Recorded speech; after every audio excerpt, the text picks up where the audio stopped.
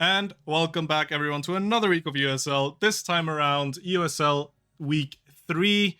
Some exciting matchups today, but before any of that starts, we're going to start with a little bit of a draft to last section here. Together with me is Umi and Cookies, both of them currently familiarizing themselves with a draft that has happened in previous EUSL weeks.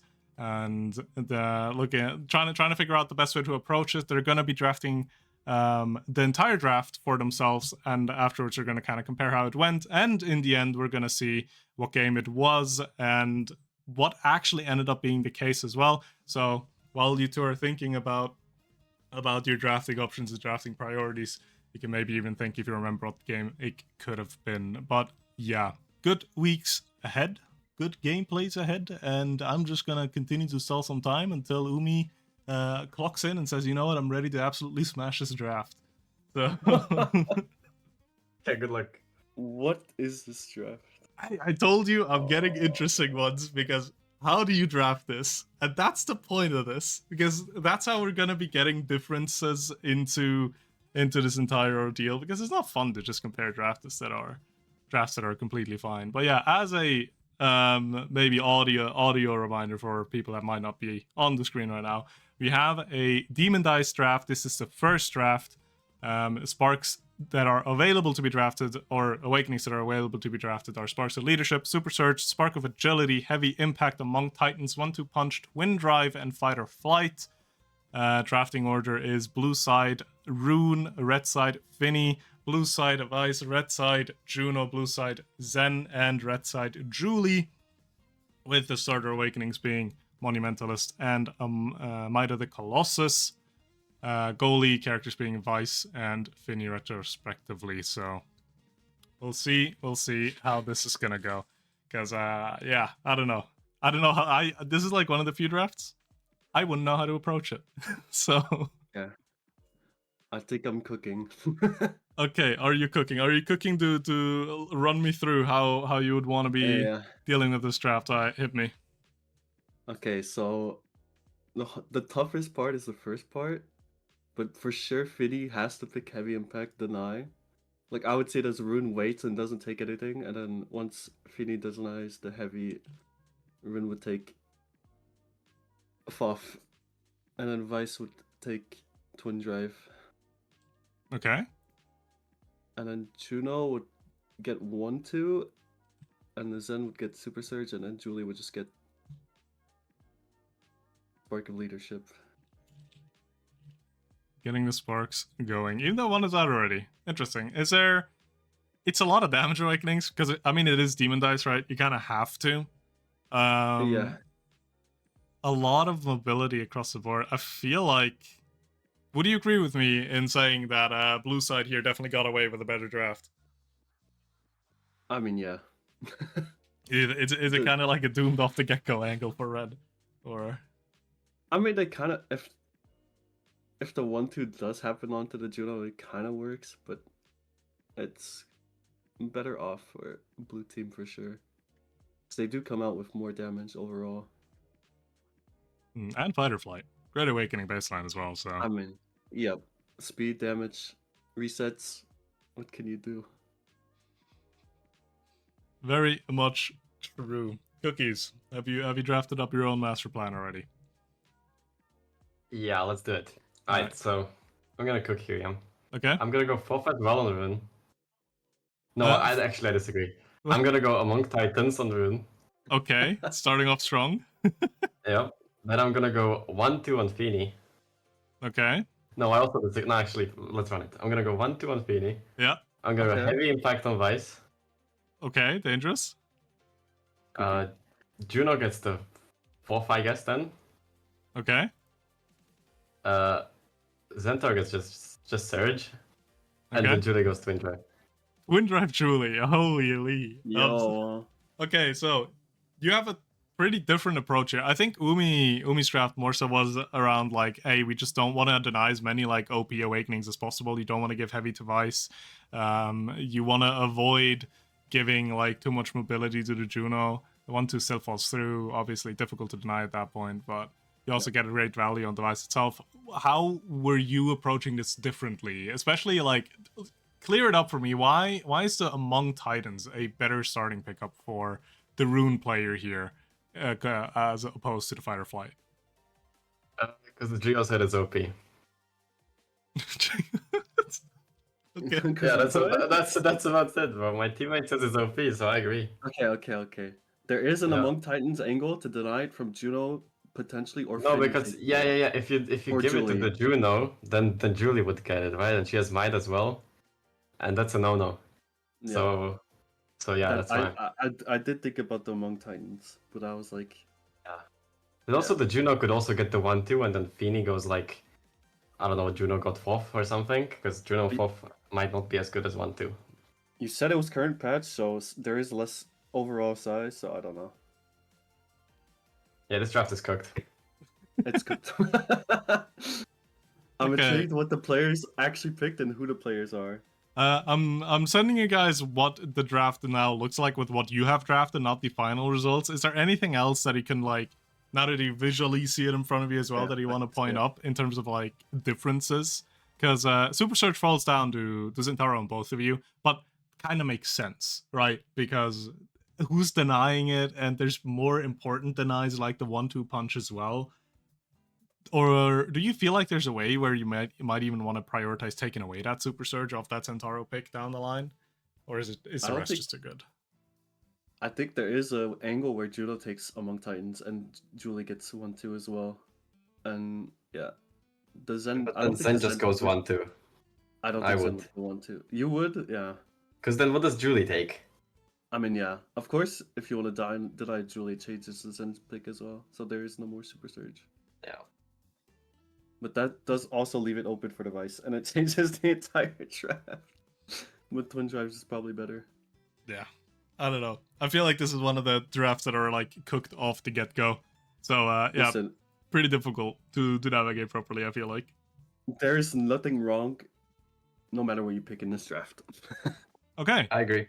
Then, do either of you have, like, an inkling what game this could have been? What series? It's this season, right? Yes. I feel like it's a Luma game. There's Or there's the Super- Ruin, so it's a Luma. I don't think I played it, so... Also, we didn't play Demon Dice. So... It's Luma for sure. I don't know against who though. Or it's I mean, it's a Zoo. Juno, so it might be Donkers. It could be a Zoo game too. Or it could be the it's girls, and Mara? it's Zoe and Julie, you know. Maybe. But then who's playing? Is it Dinford on Juno? Like, no way, right? Yeah, but it could be. I don't know. I remember there being a DD game, but I have no clue. This is a knowledge check on schedule as well, because we're 2 weeks in. That, like, certain matchups just haven't happened yet. So yeah, but like I don't check that. Okay. It could be Luma Girls because they could have gone DD. Yeah. That's what I'm saying. I was busy warming up, so I didn't see the game. So I'm guessing it's Luma DD. Luma Yeah, I agree. Girls. I agree. Yeah. okay, yeah, that's just correct. That's the only Demon Dice game we've seen so far.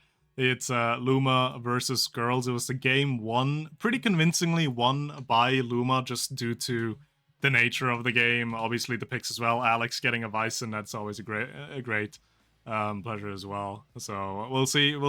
The draft did play out quite differently to what you guys were opting in for, though.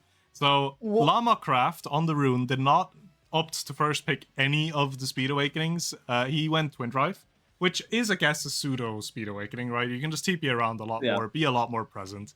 Itsuro then answered it with the Heavy Impact Deny, Azumi went for as well. Obviously important to take that off of Alex, not wanting to give that Awakening to a Vice. Alex then going for Spark of Leadership, just going into that scaling aspect of it, which I'm not seeing currently, but maybe I'm just blind. It's also possible. It's so illegal. As the because that opens up the 1-2 punch for Dinfar to pick up, which he did end up doing as well. Obviously, a great like value awakening for a Juno. And then the rest of the draft, it kind of turns into leftovers. Again, Super Surge and Centauro, I don't think there's ever a world where that kind of goes off of him for Zar, because it is just like, there's so much more that you want to be denying. And Alex isn't going to deny it off of his own Zen either. So probably in a way as well, that's why the leadership ended up being picked. I'm not even sure. I think Alex might have held his pick at that point, just to kind of see. Yeah, because you have So the 1-2 punch way and this is surge played open. out- Yeah. I think Llama waited, and Alex and Llama picked at the same time. And then I the wouldn't be. rest of it happened. I wouldn't be fully Llama certain. probably insta-picked. I think Llama That insta would be picked crazy, because but- Twin Drive I is don't also think Alex really. waited for it in. I And then think he took it. I think Twin Drive's also a really strong awakening for Finny. So I feel like Llama insta-picked it, then also denied the heavy impact. Alex then waited, because at that point you have 1-2 punch and surge open. Both awakenings that you want to get the Zen. So one's going to be denied, Zen legal. picks the other, and then you go leadership. And obviously Zoe, I mean, Zoe gets a choice between fight or flight among Titans and a spark of agility. Pandora goes Among or Fight or Flight. I don't get it. It's Demon Dice, like, and we're not going Fight or Flight. I would 100% go fight or flight. Yeah. I mean, I get that Zoe's going Spark because Alex got Spark, so you can deny, but like, It's Llama Yeah. shit. Speed Awakenings, like, no one's taking it. That's so legal. I mean, difficult to draft. Again, I would not want to be in this draft, but three very different approaches here. I feel like, again, the biggest one is probably Lamacraft, not opting for any speed there, but yeah. That was the first draft. We have another one cooked up. This time around, we're going to have the drafts we played out a little bit different. This one is a bit more interesting because it's a draft that scares a lot of people. We are on AtLab and we're on a Spark of Leadership start. Huge. So you have all the players here as well. You see the colors again, showing whichever teams it is. But this time around, Cookies, you're going to be showing us what you feel like should be drafted first. The awakenings in rotation are 1-2 punch, glass cannon, spark of strength, fight or flight, explosive entrance, adrenaline rush, extra special, and timeless creator. Red side has a team combo of Atlas in net with strike shot, spark of leadership, Estelle midfield with slick kicks, spark of leadership, and Rasmus up front with slick kicks, spark of leadership. And this the blue side will have an Era in net, momentum boost, Castelast, a Drakkar in midfield, magnetized soul, Sparkle Leadership, and a Julie up front with Pommeler Sparkle Leadership. So, decently standardized comps. Maybe a little bit more intriguing to see the Era pick up for that goalie position there. And also, only one character did not opt for the Sparkle Leadership start here, which is the Era. Obviously, Castellas, you're going to be wanting that. Most definitely there. But I feel like this could be an interesting approach again to see where the priorities are going to lie and where they actually ended up being. Because the Sparkle Leadership start, it's very scary and it's kind of boring because it just kind of stat pads everyone, but effective. So curious to see how the two of you will be approaching that draft and how we can compare it to actually ended up playing out. Now, Cookies, do you need another minute for me to yap, or we can just improvise. That's fine. Fuck it, we ball angle. What is Rasmus picking here? I mean, Rasmus is going Spark for sure, right? Spark of Strength then. There's only one Spark, so he's taking the Spark. Mm-hmm. Then Drakkar. Here's the issue. There's way too many good stuff, but it's probably Fight or Flight. Okay. Then Estelle. I would say, Glass Cannon's really maybe Explosive Entrance though. I would go Explosive Entrance. Then Julie gets Adrenaline Rush. Mm-hmm. Era gets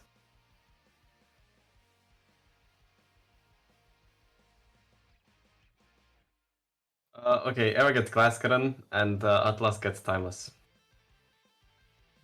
Glass Cannon and Atlas gets Timeless. Okay. Yeah, valid. Any specific reasoning between the awakenings other than just like, oh, well, obviously you have like the spark for the Erasmus, then speed for the car is going to be nice. The explosive entrance on the Estelle, does that have to do with you feeling like there's not a better choice, or did you just want to make sure that no kind of like dash enhancement finds its way down to Era? And I also don't think there's many good stuff. Like, what is Estelle taking, right? She can go Glass Cannon, but that's about it. So yeah, I would probably just go the explosive to deny, and it's also not bad to have a dash range.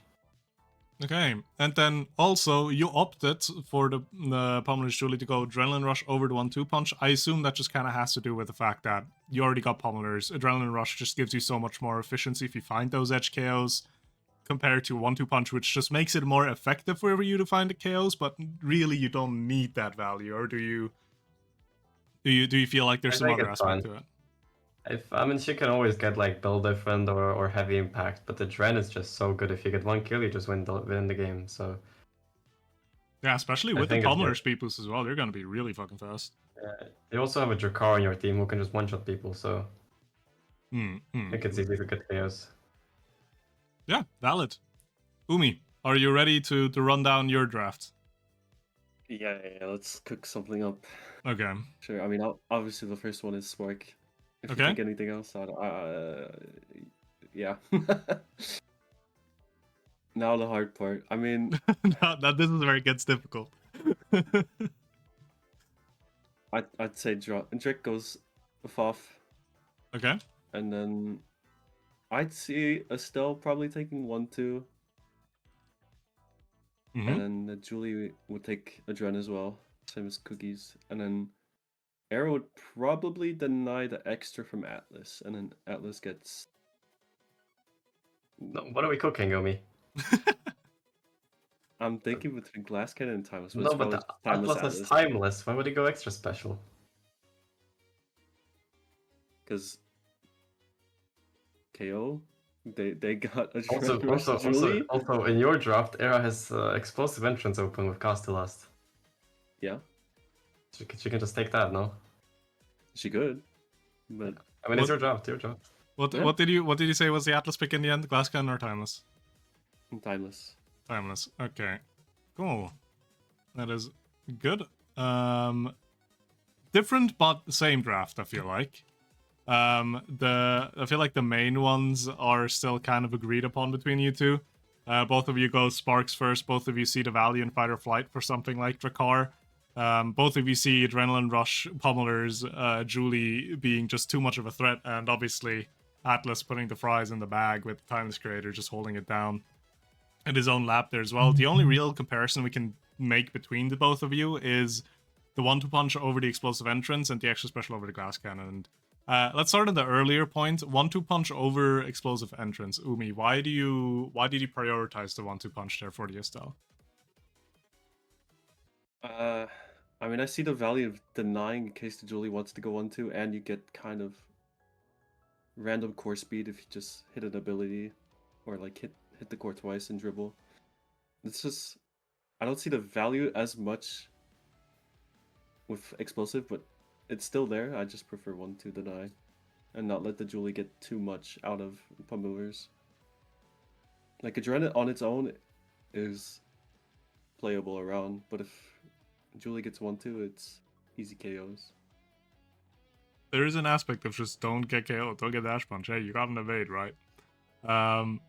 And then a discussion point that the two of you had, you can elaborate a little bit on it. The extra special was the pickup for Umi, the glass cannon was the pickup for Cookies. Obviously, Cookies, you did point out that the explosive entrance was still up. Do you feel like that just has a bit more pressure to it if this Arrow goalie pick ended up going for it? I still think it's so OP. Like, you have cost to last start, and then you get EE as well. Like, you just make your teammates so strong.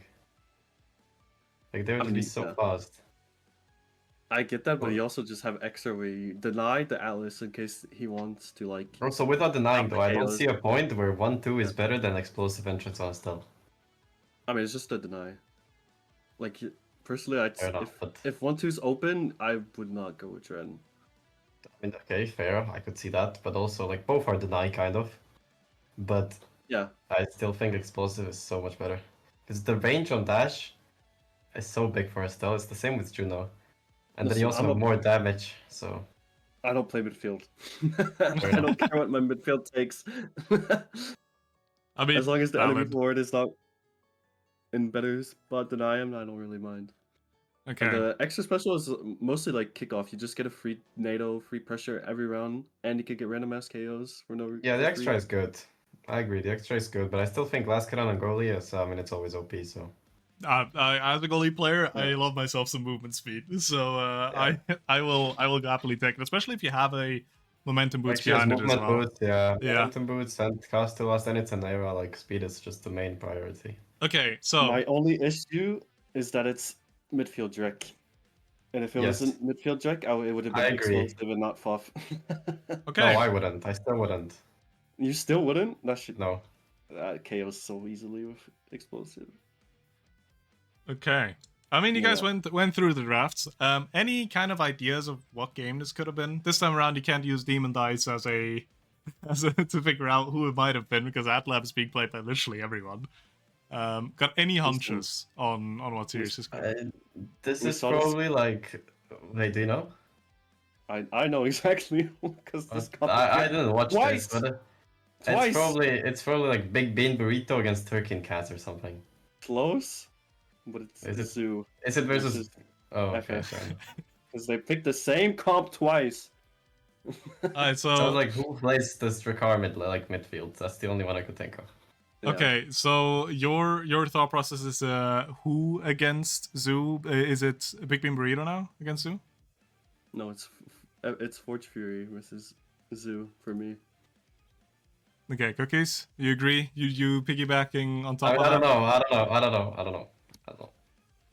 Right. I thought it was BBB against someone, but I also did, and then I thought about the comp. I was like, I've seen this multiple times, and it's Atlas Lab, so Well, I think I'm not going to reveal just yet because there's something else I want to be talking about. You did get the series correct. It is the Zoo versus Forged Fury of the last week. Now, both of you agreed on 4 Awakenings going on one person, right? Spark of Strength going on Rasmus, Fight or Flight going on to Drakkar, Adrenaline Rush going on to the Julie, and the Timeless Creator finding its way onto Atlas.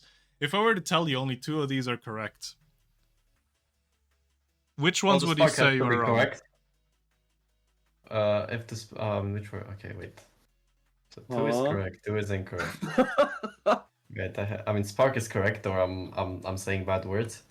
And then I'm scared this Spark isn't correct. no, it is. And then probably Timeless is correct as well. Probably the Julie went 1-2. I mean, what is Drakkar picking though? I guess EE then? Yeah. Yeah, I think so too. I think it's EE Drake and then 1-2 Julie. Yeah, it's probably the Atlas and Rasmus who are correct. And Okay. then Estelle's like Glass Cannon, and then I don't know, Foff and Era, sure. Or Yeah, Okay. whatever. Yeah, Well, sure. I don't know, so sure. the verdict is that Drakkar is not on Fight or Flight and Julie is not on the Adrenaline Rush. I can tell you half of that is correct. I'm gonna be making sure to get you that info straight up because you might be having a little bit of a word with a fellow EUSL teammate of yours. Because yeah, Drakkar did not go Fight or Flight. Has to do with the fact that Spark was still open. It was a first pick Fight or Flight for Scythen.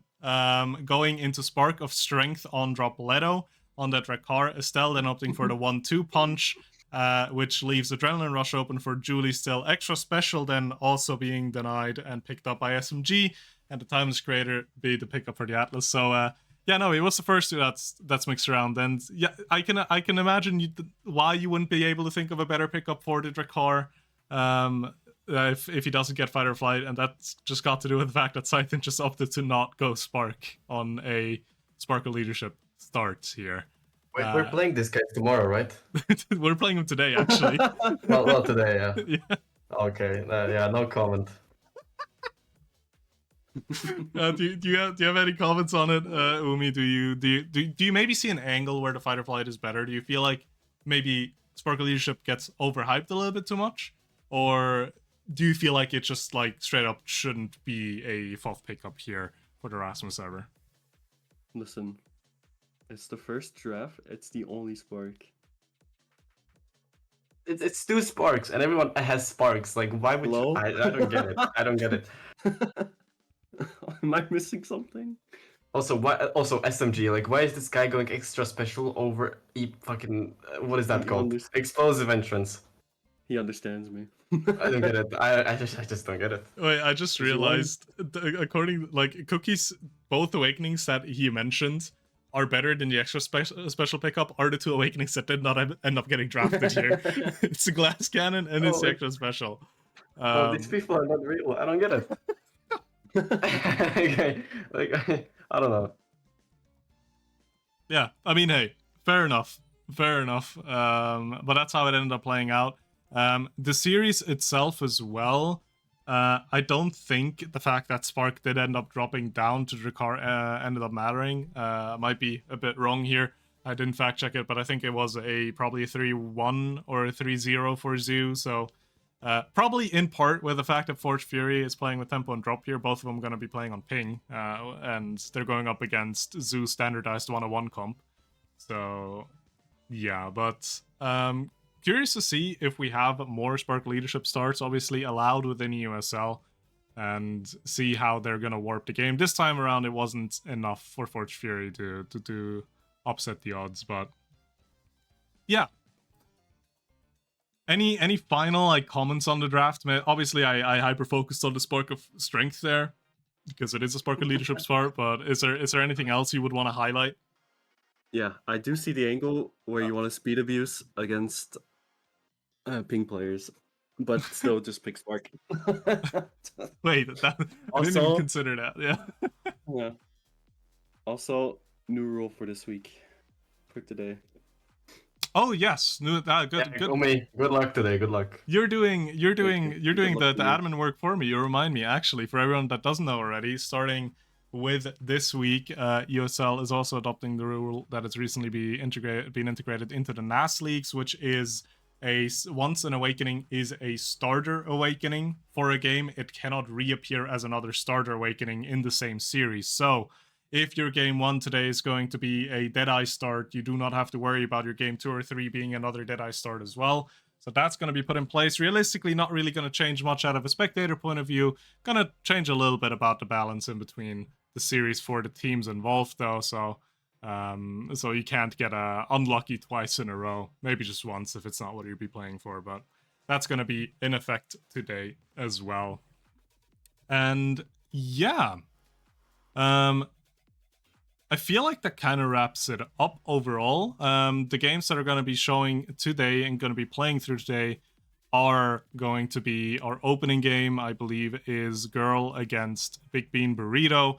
Game 2 going to be TMCT against Zoo. Game 3 going to be Turkin's Cats against Obscura. And Game 4 going to be Luminous Astrals against Forged Fury. Maybe really quick, just give me like a 2-word prediction for each of the series.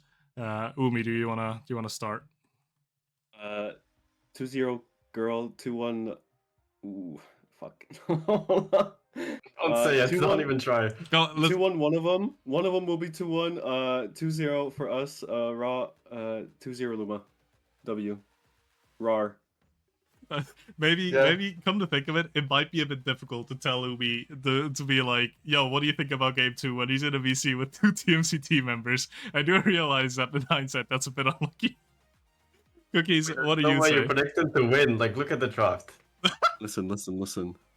One of you will win, but it won't be the teams not playing versus you.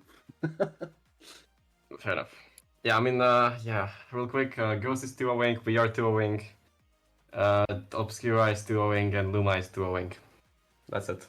Cookie's in for a boring week. You know, sometimes it'll happen as well. So it's not a boring week. It's a banger week. Everyone's 2-0 wing. I mean, it depends how you're looking at it. For me, that's a boring week because that's not entertaining to watch if it's just 2-0s. But either way, still good games coming up. We'll see how they're gonna pan out. Thanks for both of you for going through these drafts with me here. Hope you enjoyed it a little bit as well. We will be sending us to a short little break to get game 1 ready. So do not go anywhere. Umi, Cookies, any finishing words before I'm gonna send us off? Good luck, everyone. There you go. All right. Good luck. See you guys in a bit.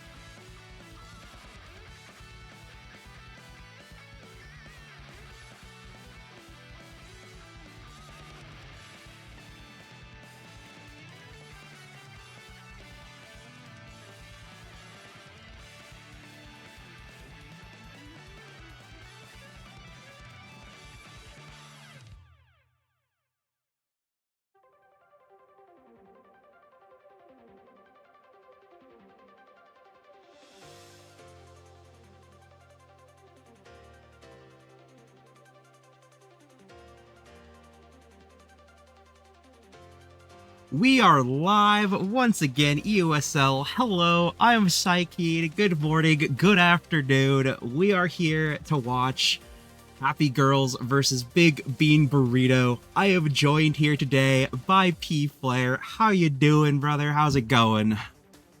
It's going good, bright-eyed and bushy-tailed, and ready for some Omega Strikers. Oh, I am so ready for some Omega Strikers myself this time. Didn't forget to unmute my mic. It's a great day already. One thing to note about this game that we're going into, Happy Girls. You're not going to be seeing the same old goalie that you're used to. No, there's a substitute today. A substitute in Fang. So look out for that. That should be interesting. That's pretty cool. That guy's playing the game. Yeah, for sure. So that's going to be a bit of a switch. That's going to be something that Big Bean Burrito are going to have to keep in mind, that the usual tactics may not work, or that they may have some gaps in the armor that can be taken advantage of that aren't usually there. So we're going to have to see how they adapt to that little switch up, but considering these two teams, I suspect that will happen, sooner than later. Oh, absolutely. I mean, I'm expecting to see some quick adaptations, some interesting gameplay here. I mean, we're on Atlas's lab. This is going to be... We have the Atlas bad, right? Coming out from Happy Girls. They know Swift Z is going to want to play that Atlas. And, if we're going...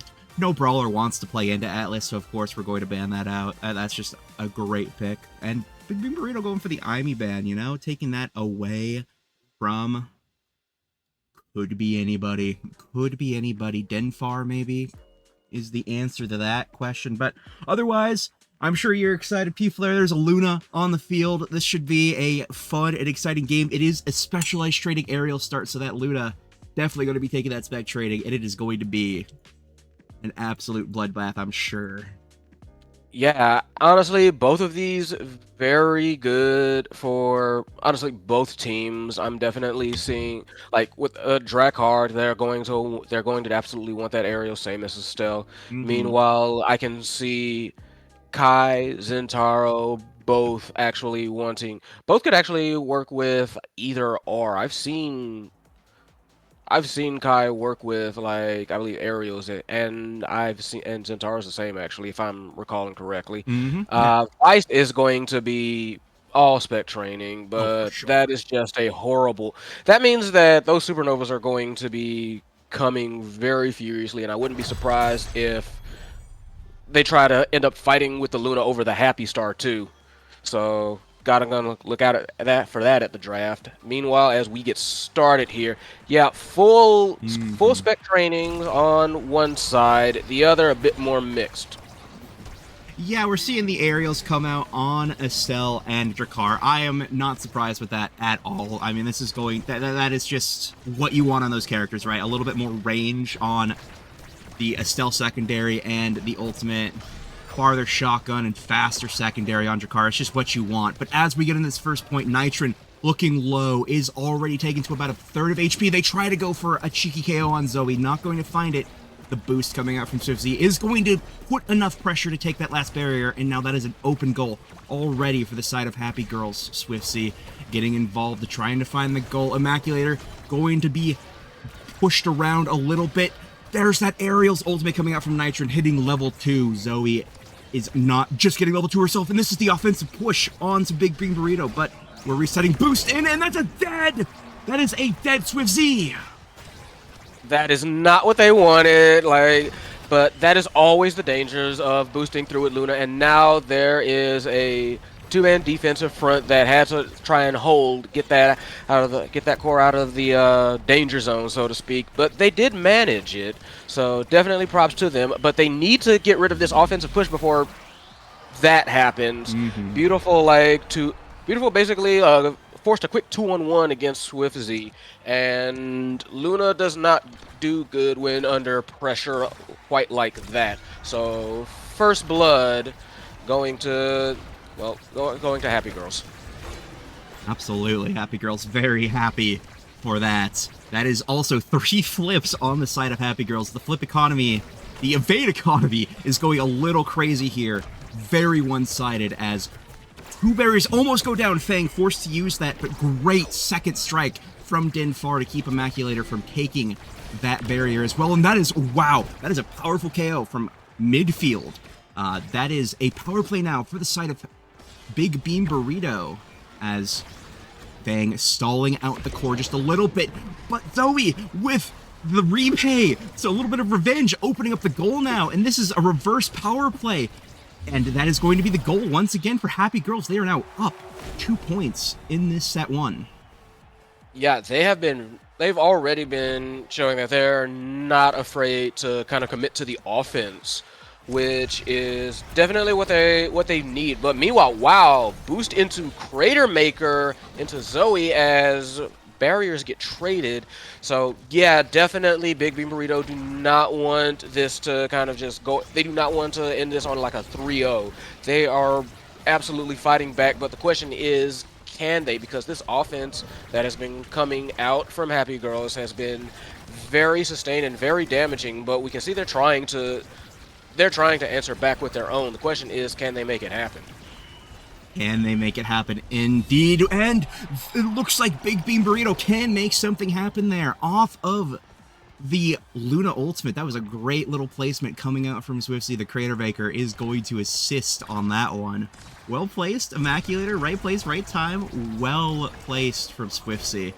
And it already looks like Zoe is chipping down Nitro, and it looks like that is going to be the game plan here, of course. I mean, you all went specialized training. You know what you're about here. You are trying to murder, right? You want blood.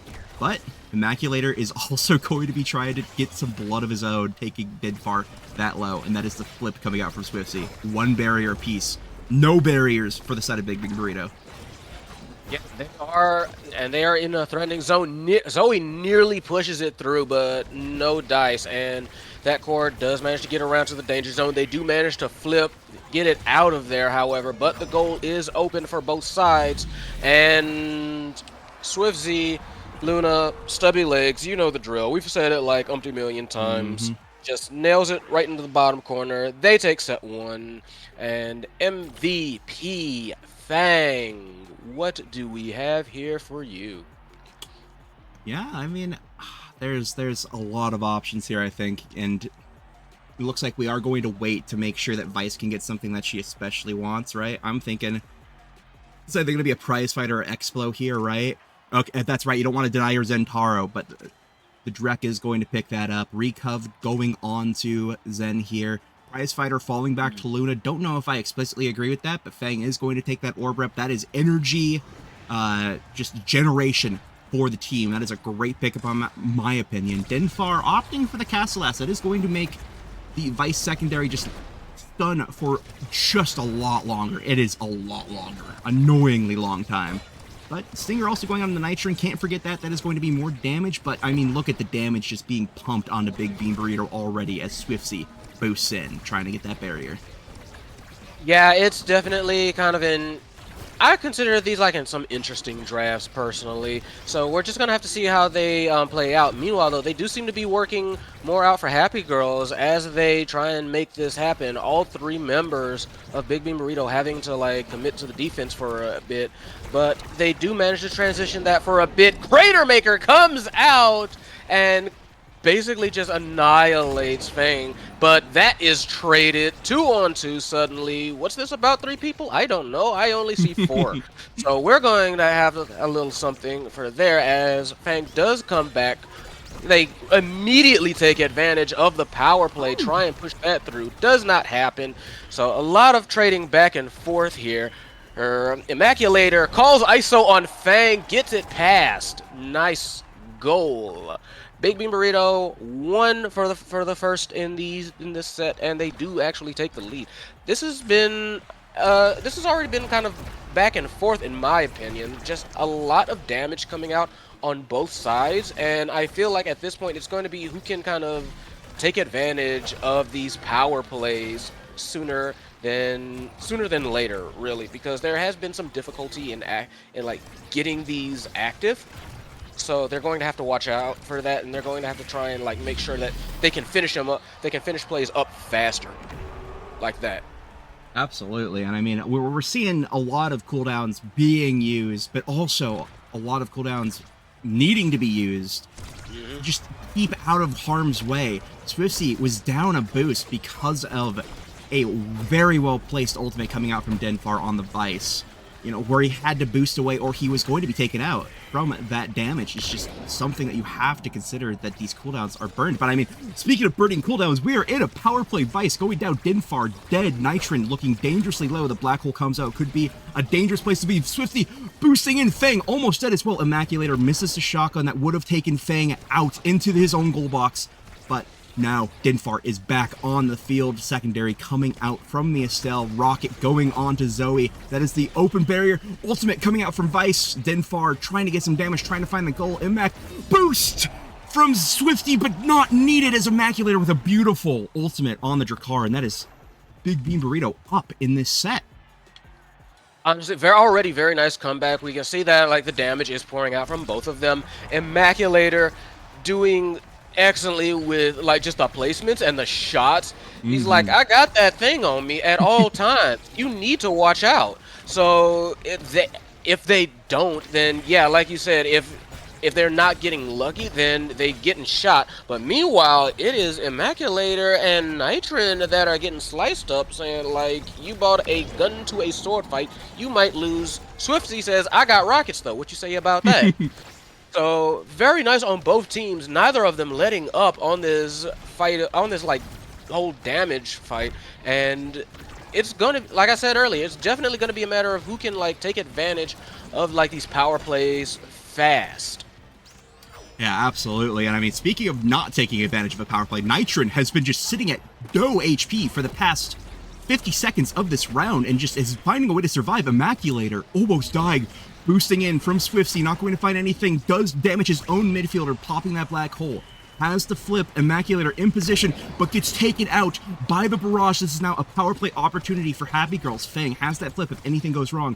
Denfar has the flip to make something happen. Zoe has the Zentaro passive, use it to get in. Swifty uses his burst, and now Immaculator back on the field. That is a double cracked team on the side of Happy Girls. This could be the big breakaway that Big Bean Burrito needs. I am not sure how they are not dead. Flip burned by Denfar.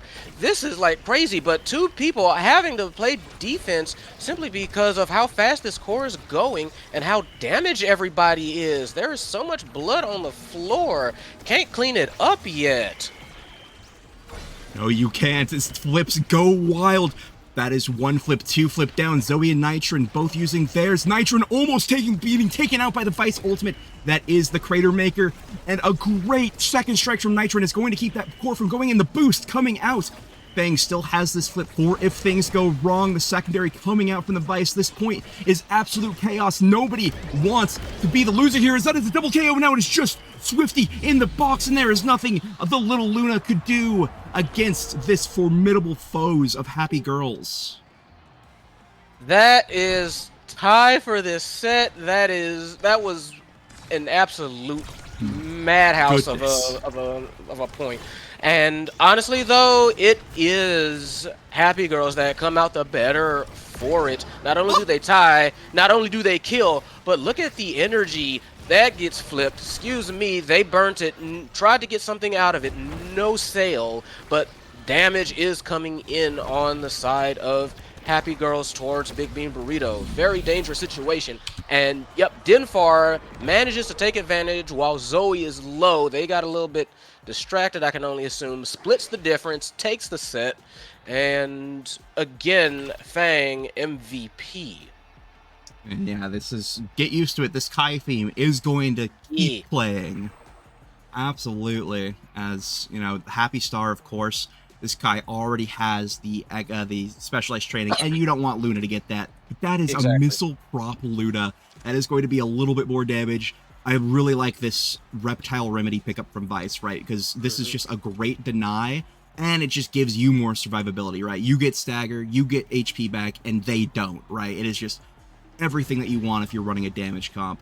And of course, Nitron, you know, that's a Super Surge deny off of Zoe, who's going to take those stacks, has the Recov drone in case things get dicey when she picks up those stacks at a beautiful Sad Boys angle, but paid for with his life. Fang is dead, and that is an 11-second point coming out from Big Beam Burrito. That was wild, and SwiftZ already got that belt online a little bit. 2 KOs for him. I have to say, like, I did like the missile prop pick, if only because that's just a little bit more like range support that allows SwiftZ to be a little bit safer, doesn't have to move up quite as hard. But you can see that Happy Girl is very much fine with moving up still. That's still kind of like their game plan and their wheelhouse. So it's something that both sides have to watch out for. Meanwhile, beautiful curve curved it around the black hole, and SwiftZ kind of thought they were in range, but no. Like, you're Luna. You're never actually in range. She's got stubby little legs. Those stubby little legs. Don't worry, SwiftZ. I didn't clip that one for the replay. It will not. Nobody will know. Nobody will know. But as we get into this next point, one barrier already down. Good bounces there, but unfortunately that is going to be one barrier down. Use the flip, yes, well done, but Zoe does have a flip of her own.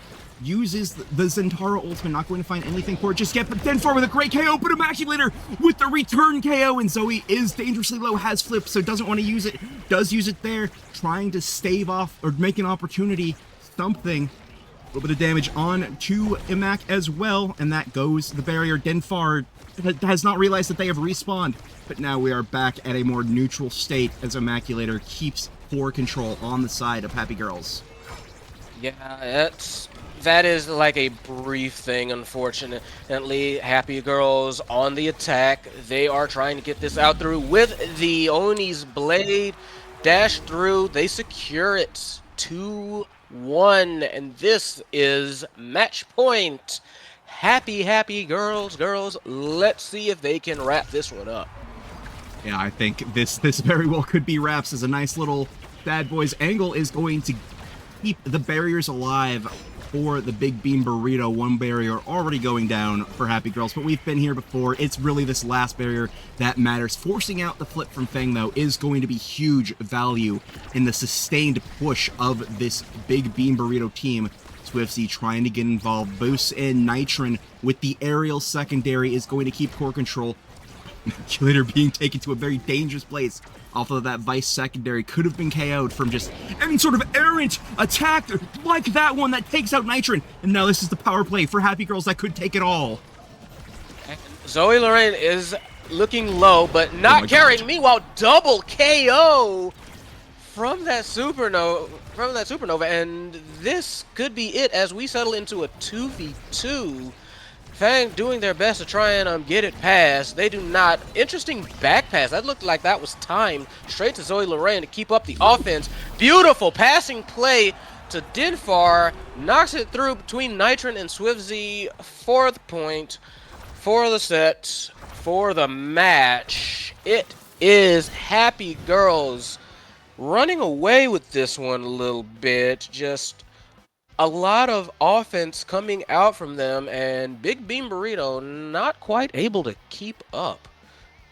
Not able to keep up indeed. Well-earned MVP from Denfar here on the Vice. I mean, wow. 23k damage, only beaten out by Zoe at 24k, but that is a total of 10 KOs on the side of Happy Girls. But I mean, Big Beam Burrito wasn't lacking behind in that department, you know, with a total of 7, you know, just 3 KOs. That's all that makes the difference. And I'm going to say, maybe it was the difference of those 3 KOs on the Luna after boosting in a couple times. Just unfortunate, but wow. What a bloody match. What a fast match. I mean, this was a 15-minute Atlas Lab game that felt like it could have gone either way, honestly. So, well played from you know, both teams. That was a very entertaining game to watch. Yeah, that was a nice starter. Very much so. Absolutely. Yeah, but I mean, it looks like we're going to be taking the game to night market next. You know, that should be a very interesting map. I know for some players it can be quite the polarizing map, right? Of course, you know, we've got Fang here, who, you know, is historied on this map with his previous team. They have played some devious comps, done some disgusting things to players on this map, and Zoe is a Julie player. They love night markets, so this could be a very dangerous place to be if you're Big Bean Burrito, right? I mean, night market's kind of infamous both for like its hitbox issues and it's basically you've got 2 lanes that you are going to have to keep a very close eye on because it's very easy to kind of it's very easy to make like a log jam in one of them.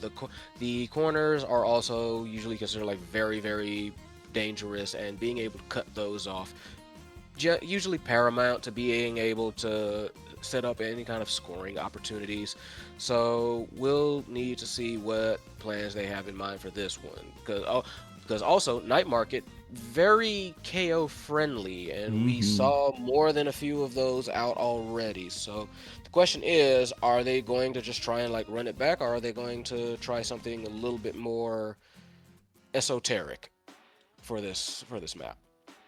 You know, I'm hoping we see something maybe a little esoteric, especially from Fang, right? I am this I can imagine he's very happy with the era buffs right now, right? I am expecting to see maybe an era ban coming into this next game, because I know he loves playing that character on this map.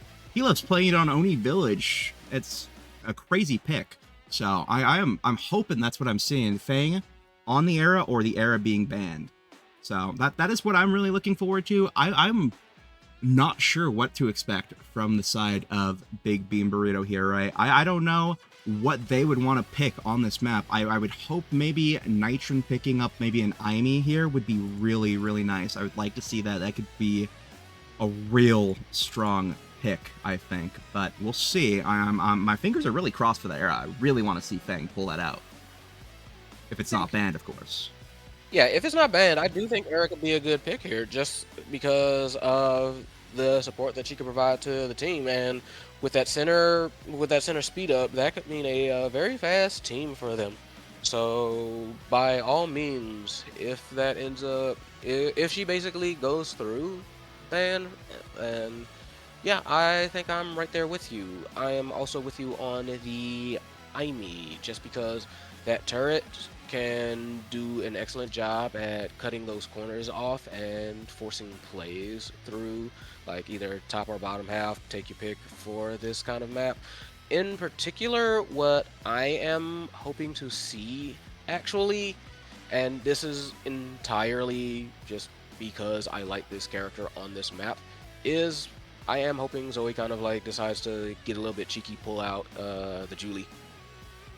Oh, I hope. If it's not banned, I want to see the Julie. Like, that would be chef's kiss what I want right now. If you're listening right now, Big Bean Burrito, don't ban Era, don't ban Julie. You can ban out Denfar, I don't care. You do whatever you need to do for Denfar. You know what? Just let them have their best picks so that we get a very entertaining game, please. That is what I want. Now, I don't care if you guys win or lose, right? Of course, I want to see the Juliet. I want to see the Era. And you're going to listen to me, because this is my broadcast, darn it.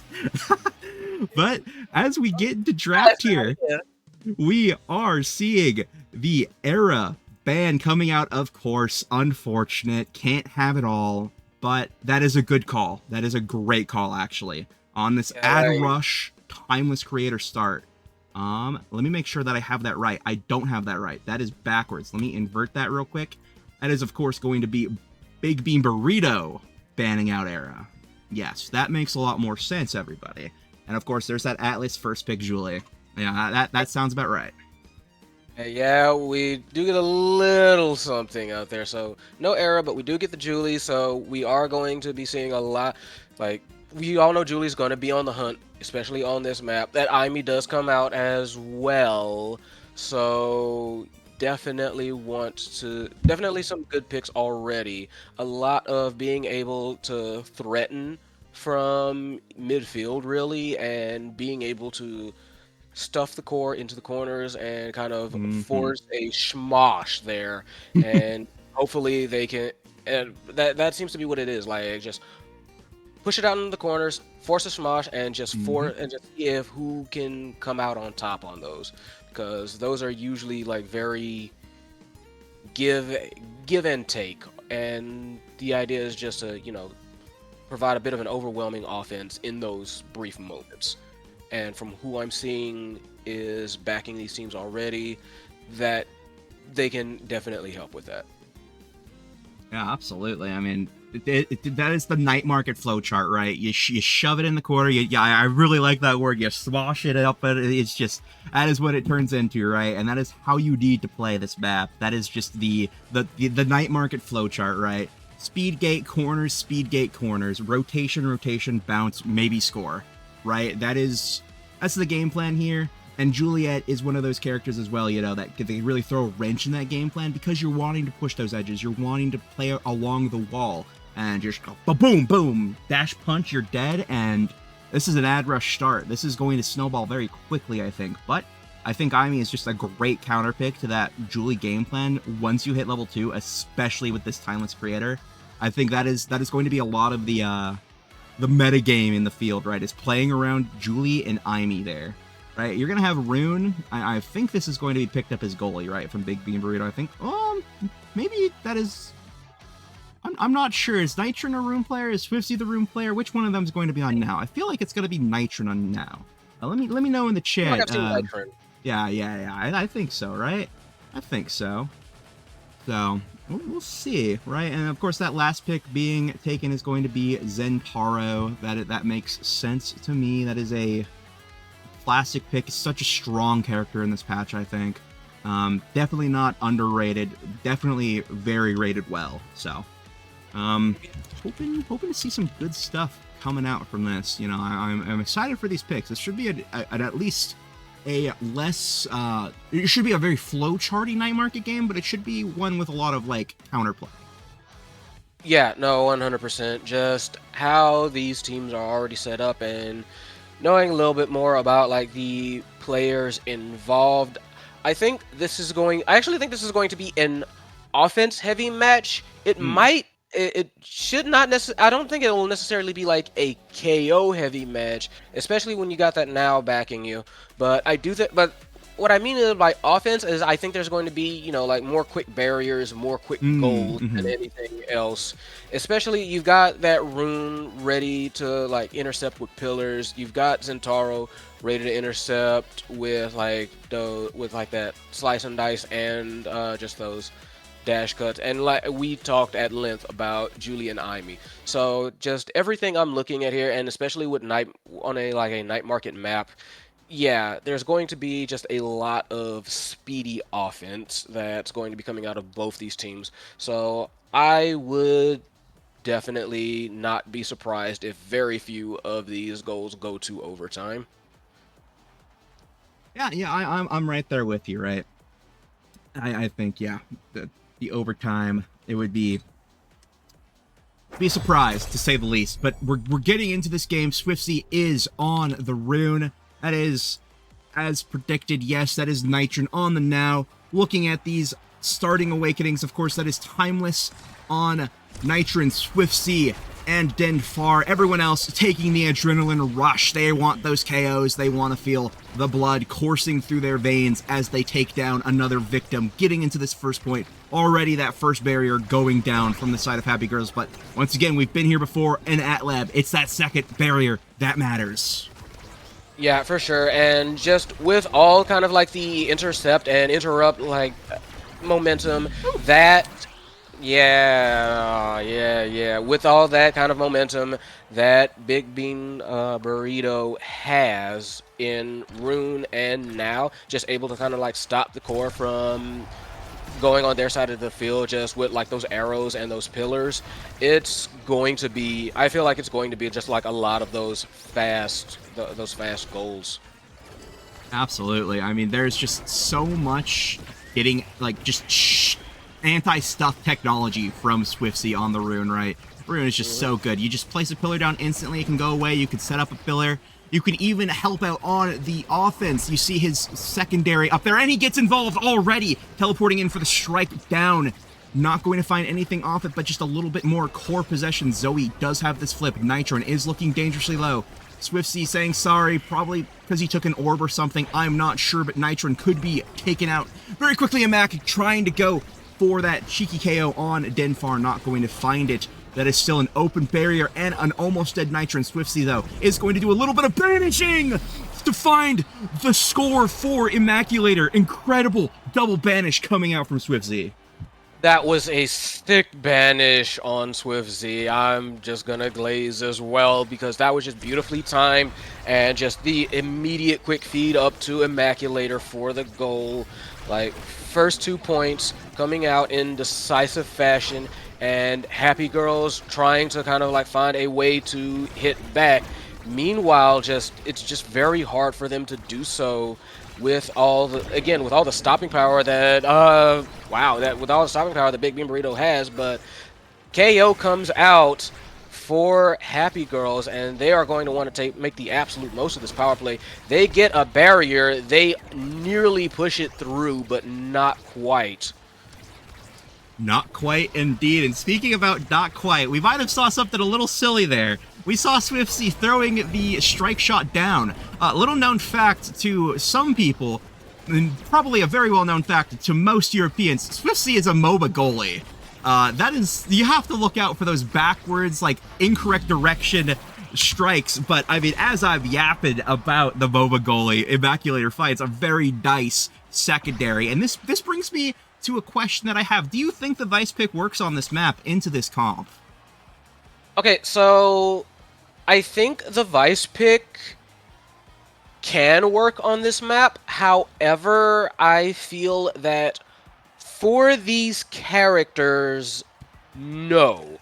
And the reason I say that is because Aimi and Zentaro are both so fast at being able to like get in position that Vice has kind of like a teleport. Vice has skills to help things out, but I feel that while she hits hard, she's a bit slow on the draw to really support this team, unless like she basically goes all in, kind of like that, immediately teleport in and immediately kind of like throws out a supernova to me like, hey, you gotta watch out for this, you gotta watch out for this, you gotta watch out for this. Otherwise, it's mostly teleport in, teleport out, and hope for the best there, which can work, but again, I just feel like it's a bit slow on the draw, and with all these kind of like interrupts that she's going against, I don't think it might work quite like how they want to, but we're gonna see. We will see indeed, as we're getting out of this draft, right? I mean, what a draft that was indeed. Very good points, by the way. I definitely like what you're saying about Vice. I feel very similarly, right?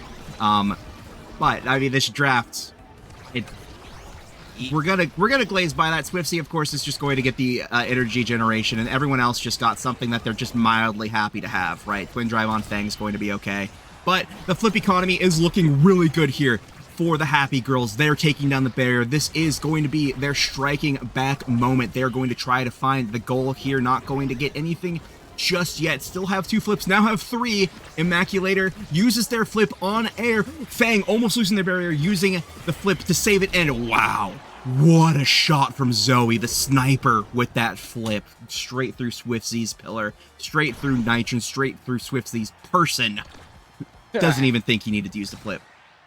No, Zoe said, like, you got these reflexes? You got these reflexes? Let's test them. Boom. No, you don't. So if they can keep that up, they will be in definitely good standing for the rest of this set as they take the initial lead. First barrier goes down. They are definitely looking to continue as Immaculator goes hunting for a little bit. So they are going to definitely still want to watch out for that as they continue this offensive push. Banish coming out, flip coming out. Just no sale, says Big Bean Burrito, but Zoe and the crew saying, I'm going to get it anyway. I will take these deals. So very nice on them to continue the offense, and very nice on Denfar with the cyber swipe. Forces it. It just catches Swiftsy a bit off guard. 2-0 for the side of Happy Girls, and they need one more to continue being happy. Happy is the life goal. Happy is the life goal indeed, and I mean, took Swiftsy off guard, took me off guard. Oh my God! Oh, Immaculator took that personally. Took out Denfar out. It is a power play for the side of Happy Girls. Dash punch into the goal. Not going to find anything off. It's just a great banish. Is going to take Fang. Danger Blue taking down. Has the flip. Might have to burn it to stay alive as cooldowns might be coming Fang's way. Not going to find any. Just tried a Nitron with a great flip. Just straight into the pocket. Is going to find the goal. Happy to have gotten that. Maybe we could have stacked a bit more damage and found a KO, but no. Take the opportunity when you can find it. That is 2 flips. Now, though, on the side of Happy Girls at this potential set point. Yeah, they are definitely going to want to make use of those. Try and push up as quickly as possible. Get those out. Double barrier. Beautiful opportunity. Flip comes out in their face. Twin strikes, and that is the set. Happy Girls striking back hard. Vice MVP. What do we have for Awakenings? I see Happy Star. I see Might of the Colossus. I see Spark Team Player. Lot of good stuff. An embarrassment of riches here. Absolutely, and I mean, Vice with her pick of the riches is going to take that heavy impact, right? That is just, you want that, you need that.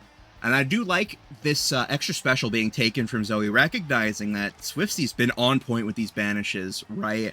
Might have wanted to save it for Imi, but Rune is not going to be unhappy to take that. In fact, Swifty would have been ecstatic.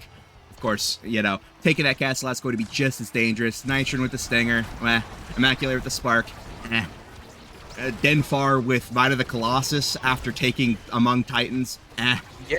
But otherwise, I think it was a very powerful draft for Fang here. Yeah, I would agree. Fang got the best pick of the litter. I do think that overall, Happy Girls got the better of that one, and it does kind of seem to be showing with that offensive push that they managed. Yeah, like you said, like that heavy strike definitely going to be adding to kind of like that offensive power that was mentioned earlier. So at this point, Fang may be slow, but they hit like a truck, and that can be just as good. Meanwhile, there's other folks that can hit just as hard, though.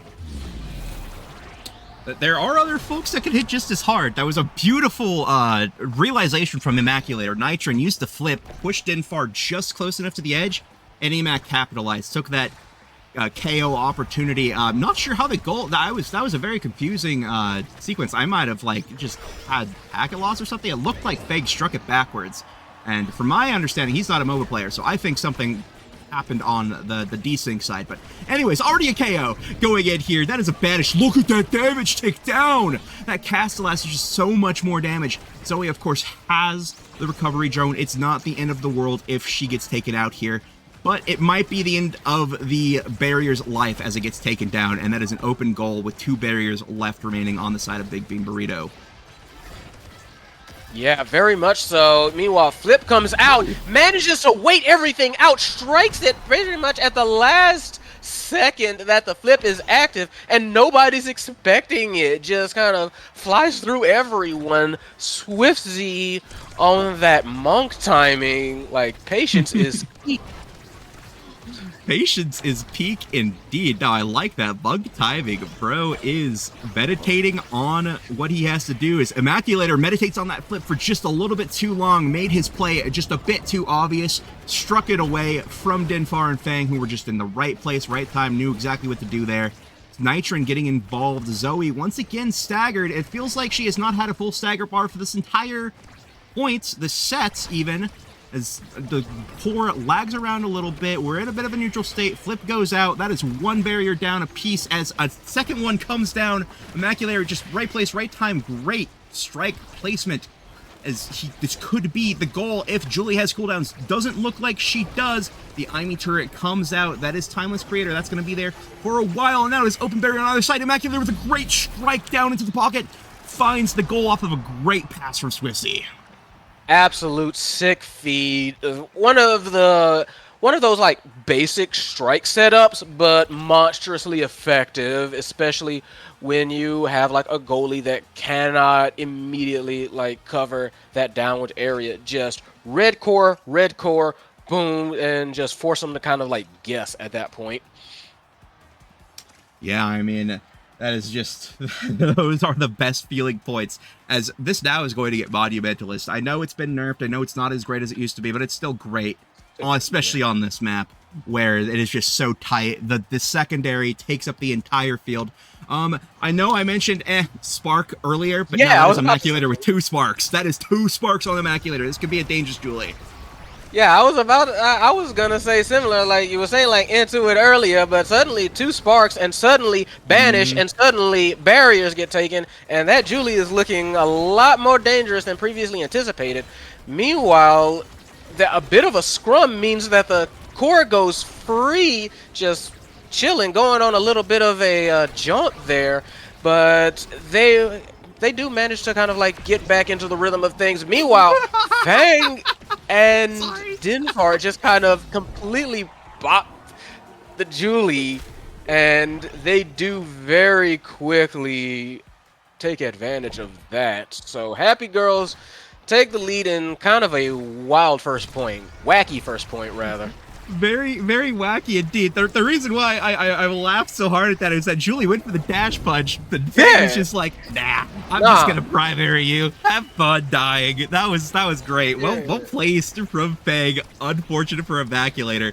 But we're getting into this point, right? That is 1 barrier down already for 2 barriers down for Big Bean Burrito. Zoe is in position with Flip. We just need to get her the ball. Dash punch goes wide. Not going to find anything just yet. And this is everything that we dreamed for. This is more than we could have ever dreamed for. That is a dead Swiftsy and the goal off of the Flip. Beautifully placed from Zoe.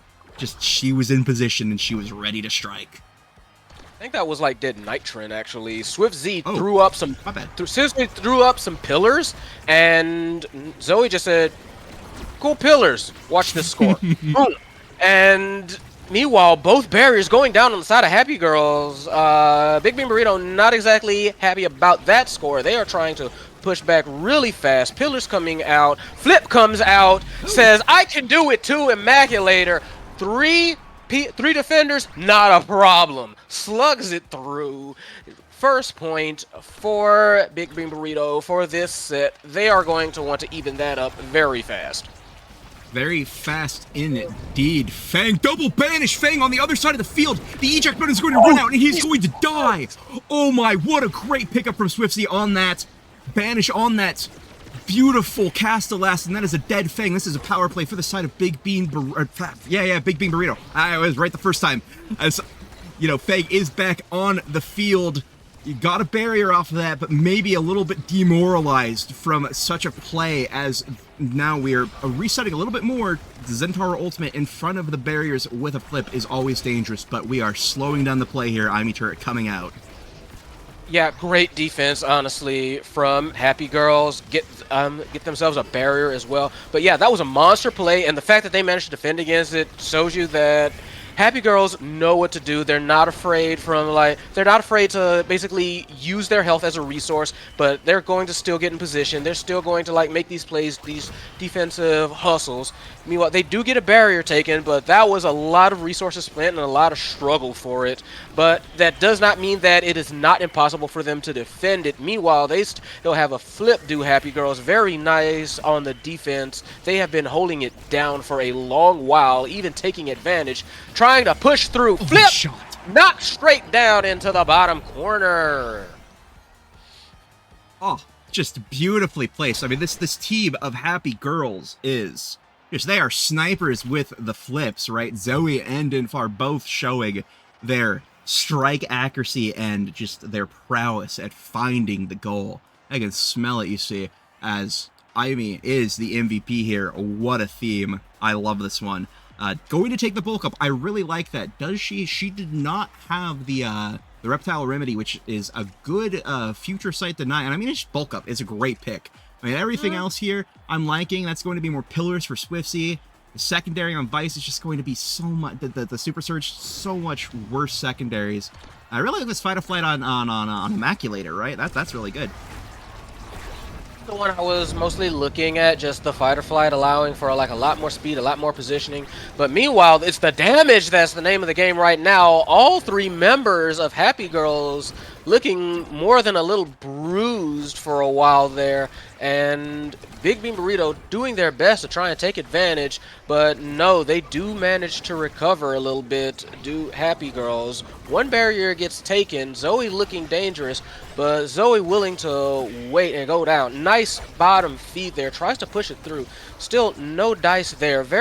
Just a very nice hold from an initially harrowing situation for Happy Girls. Even tried to take advantage of it, and just now it's Big Bean Burrito that with the excellent hold and the response. Just all this great back and forth here.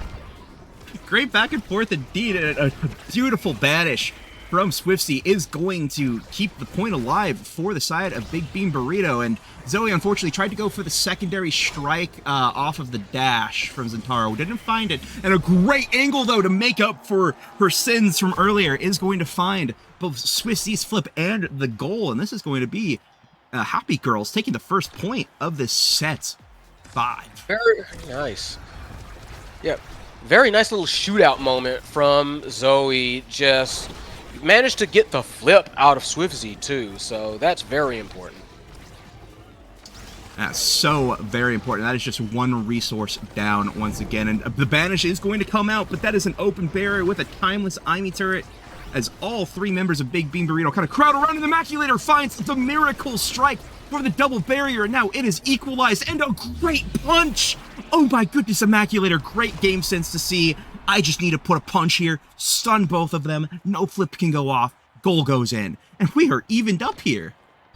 Fantastic just awareness by Immaculator. So Happy Girls, the question is, how do you respond to that? And the answer seems to be just immediate start pressing them. So they are throwing out all that they can already, and it is going to be up to Big Bean Burrito to try and like survive this, and they do seem to be doing like a good job of that, even if all 3 of them kind of have to run on the retreat there. Very nice banish to kind of slow things down a little bit. Immaculator has been on the hunt for a hot minute there, and is proving a very scary threat, especially to like this Fang, who can dish it out all the same, but at that point it's kind of just a slugfest. Slugfest indeed, and I really need to make note of a little bit of a metagame that has developed here between Fang and Swiftsy. Initially, Fang's secondaries were being abused by Swiftsy's banish, right? And a lot of just opportunity was created from that. But now, Fang is putting down these secondaries, baiting out the banish, and as you saw just a little bit earlier, when both of his teammates were banished, he then teleported in and channeled his ultimate on top of that, and oh, what a great strike shot from Swifty to save that. But Fang and Swiftsy is just little evolving game of ultimate chess here is just very fascinating to watch, and I please pay attention to it if we ever get the opportunity to see it again. But now, that is a flip going wide. Fang flip used. Zoe with the secondary is going to find the goal, and that is now Happy Girls up at set a point. You know what I mean? We're 2-1 on set 5. Yeah.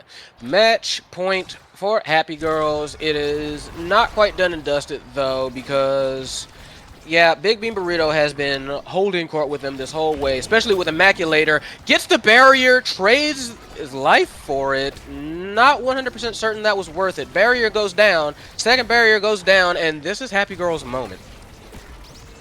This is Happy Girl's moment indeed, but Zoe, with just too much dash range, just goes through the core, doesn't have the strike opportunity, so Swifty is able to just knock it right out, and that is an open barrier. This is the chance Big Bean Burrito needs to bring this to the cinematic set 5.5. Zoe Lorraine holding on to this one, trying to go for the score. That is the unfortunate angle from the Zentaro Ultimate is going to take the set for Happy Girls, the game for Happy Girls, the series for Happy Girls. Taking this one 2-0. What a photo finish there. Well played. Just incredible positioning. Honestly, incredible positioning for everybody. There was a lot of, like, you mentioned it earlier, a lot of play, a lot of counterplay there. A lot of chess going on between these teams, in particular, kind of between the goalies. So definitely fair play to both of them for that. The damage was coming out fast and furious, though. You can kind of see it here on the stat screen. Just everybody in Happy Girls in the 30s. Nobody quite on that same level for Big Bean Burrito. Just the damage was a bit much. Just the offense was a bit much, and the persistency, the consistency, and just the whole being able to commit to these offenses and push through, I feel, is what got Happy Girls the win here. Yeah, absolutely. That just consistency is key, right? They just executed where they needed to. Just they adapted where they needed to. Fang adapting to Swiftsy, Zoe playing so beautifully with her positioning, and Dinfar just there to support it all. Beautiful secondaries. Don't think I didn't notice them, Dinfar. They were game-changing. But of course, I mean, Immaculator with so many picture-perfect strikes against Fang, finding everything. This was a beautiful series to watch. Nitron's secondaries making all of the difference with the speed-ups getting back, and Swiftsy, those banishes, those pillars. Mwah, chef's kiss. This was a series that I wish I could frame on my wall, everybody. So that is that for this series. Girls take it in honestly a close 2-0. Do not let the score fool you. That was well fought and hard fought. It was well fought and hard fought indeed. Apologies everybody, my replay broke. I don't know why this happens. It happens every time after the first one, and then it fixes itself. Whatever, it's fine. You know, as we are going to get ready for this next match, look forward to it. Me and people are still going to be here, talking your ears off. It's going to be TMCT versus the Zoo. That is our next match. That is our match 2, so looking forward to that one, people. Yeah, very much so. Need to see if the Zoo can take this one. I love TMCT, but zoos are cool. Zoos are cool indeed, and you know what? You know what you find in zoos? You find turtles. You know what? So you know, we'll see. Maybe these turtles will have escaped. But anyways, we're gonna go to the BRB screen real quick. We'll see you soon. Stay tuned. We'll be right back.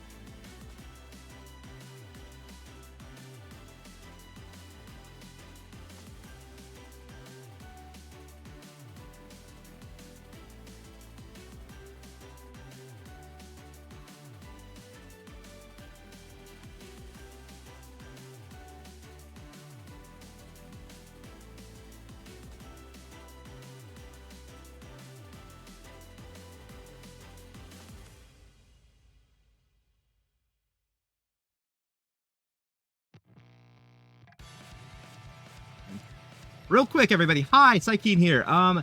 One, there's a poll running right now for the series MVP, and number two, there's a prediction now running for who will win the series, TMCT or Zoo. Vote now in the poll and spend your points now. All right, bye. See you soon.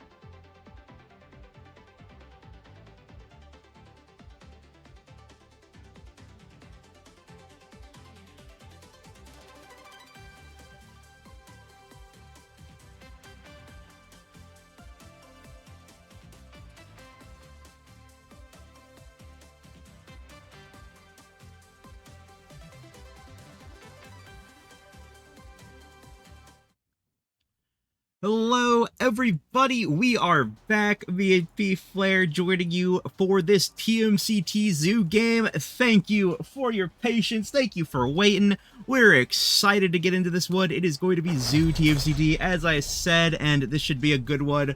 Rating Champions TMCT. What do you think about that, P Flare? How you feeling?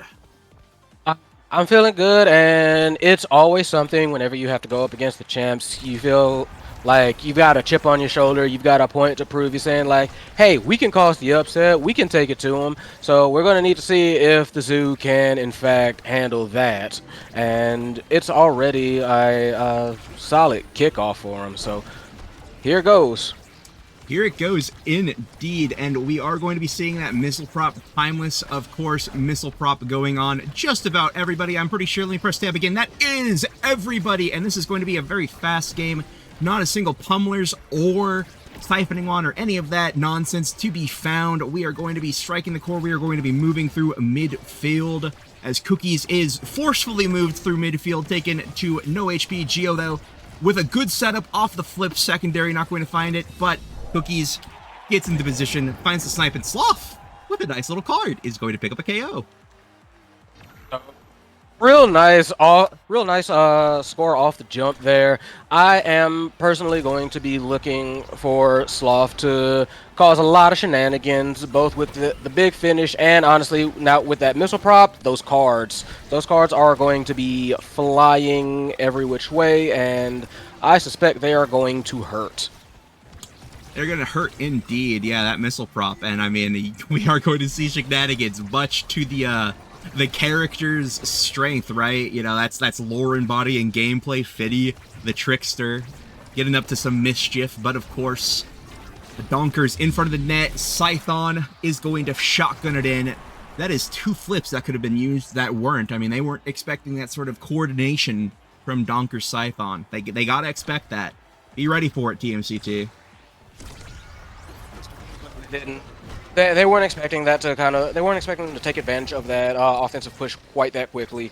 So something they're going to have to look out for, especially considering like these two characters are able to set up very fast and out of nowhere with both that rush and that stealth positioning and that stealth technique, that Xenocloak. So they have to have that in the mindset. Meanwhile, Supernova causes the power play for TMCT, and they are trying to take very quick advantage. Second barrier goes down. They are in scoring position. Not quite, though, and it's going to come down to, honestly, with all this offense that both teams have available, defense is going to be the name of the game here. Defense is the name of the game, but it's going to be really hard to defend when you're one man down, and it is going to be Geo taking the score there. Beautiful pass from Cookies to set it up. Secondary in the right place. That is going to be TMCT up by 1 point here in set one. And Scython's back on the board, but for how much longer, who knows? Yeah, these KOs have been flying already, to be frank. So a lot of what they can do is just they're going to have to be careful of their positioning, otherwise they're going to get caught out like that. But that's going to put definitely like the core at risk. It's just these scores are kind of like flying back and forth, so it's going to be a lot of high risk, high reward play, I feel, here too as well. Like, in addition to having to have some sort of like defense in mind, you may have to choose when to go for one and when to go for the other. Absolutely, and I mean, with the consistency that we're seeing coming out from this Scython-Donkers duo, you know, you're going to need to be consistent, but that consistency doesn't matter when your Mako goalie is taken out, and now it is the power play. Geo with the great little 1-1-2-2 with Scython there. Primary strike. Geo with the last primary strike is going to find the set for the side of TMCT, and that is going to be a Vice first pick MVP into this draft. Yeah, I'm looking at a lot here. I'm seeing like fight or flight, team player if you really want it. Get that core up to blinding speeds with how well these folks can hit already. They take the stacks on stacks, also very good. Kind of get some speed, mitigate one of Vice's more notable weaknesses. So yeah, I'm seeing a lot out here that pretty much everybody wants. So solid draft, even draft for both teams, but that's just going to make things move faster when you see like all of the ones that they specifically got. This was already a fast game, and it's going to get even faster. The hot shot I do like on the Estelle. It's going to mitigate some of that speed differential that is coming out from Scython getting fight or flight and Donkers getting the aerials. Hopefully the fast core will make enough space, but, you know, space will be made during the power play. Unfortunately, it is killed. No goal yet from the side of Zoo, but Giovanni striking it, trying to find something. A lot of pressure coming out of TMCT to keep this core on the side of the Zoo, but no barrier yet.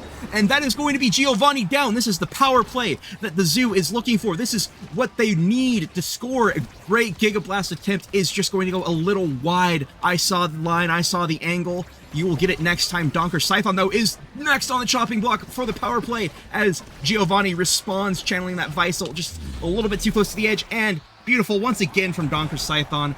Both primaries is going to secure the goal. Barrage sends it down. Shotgun sends it in. Just absolutely beautiful team play, honestly, from Donkers and Scython.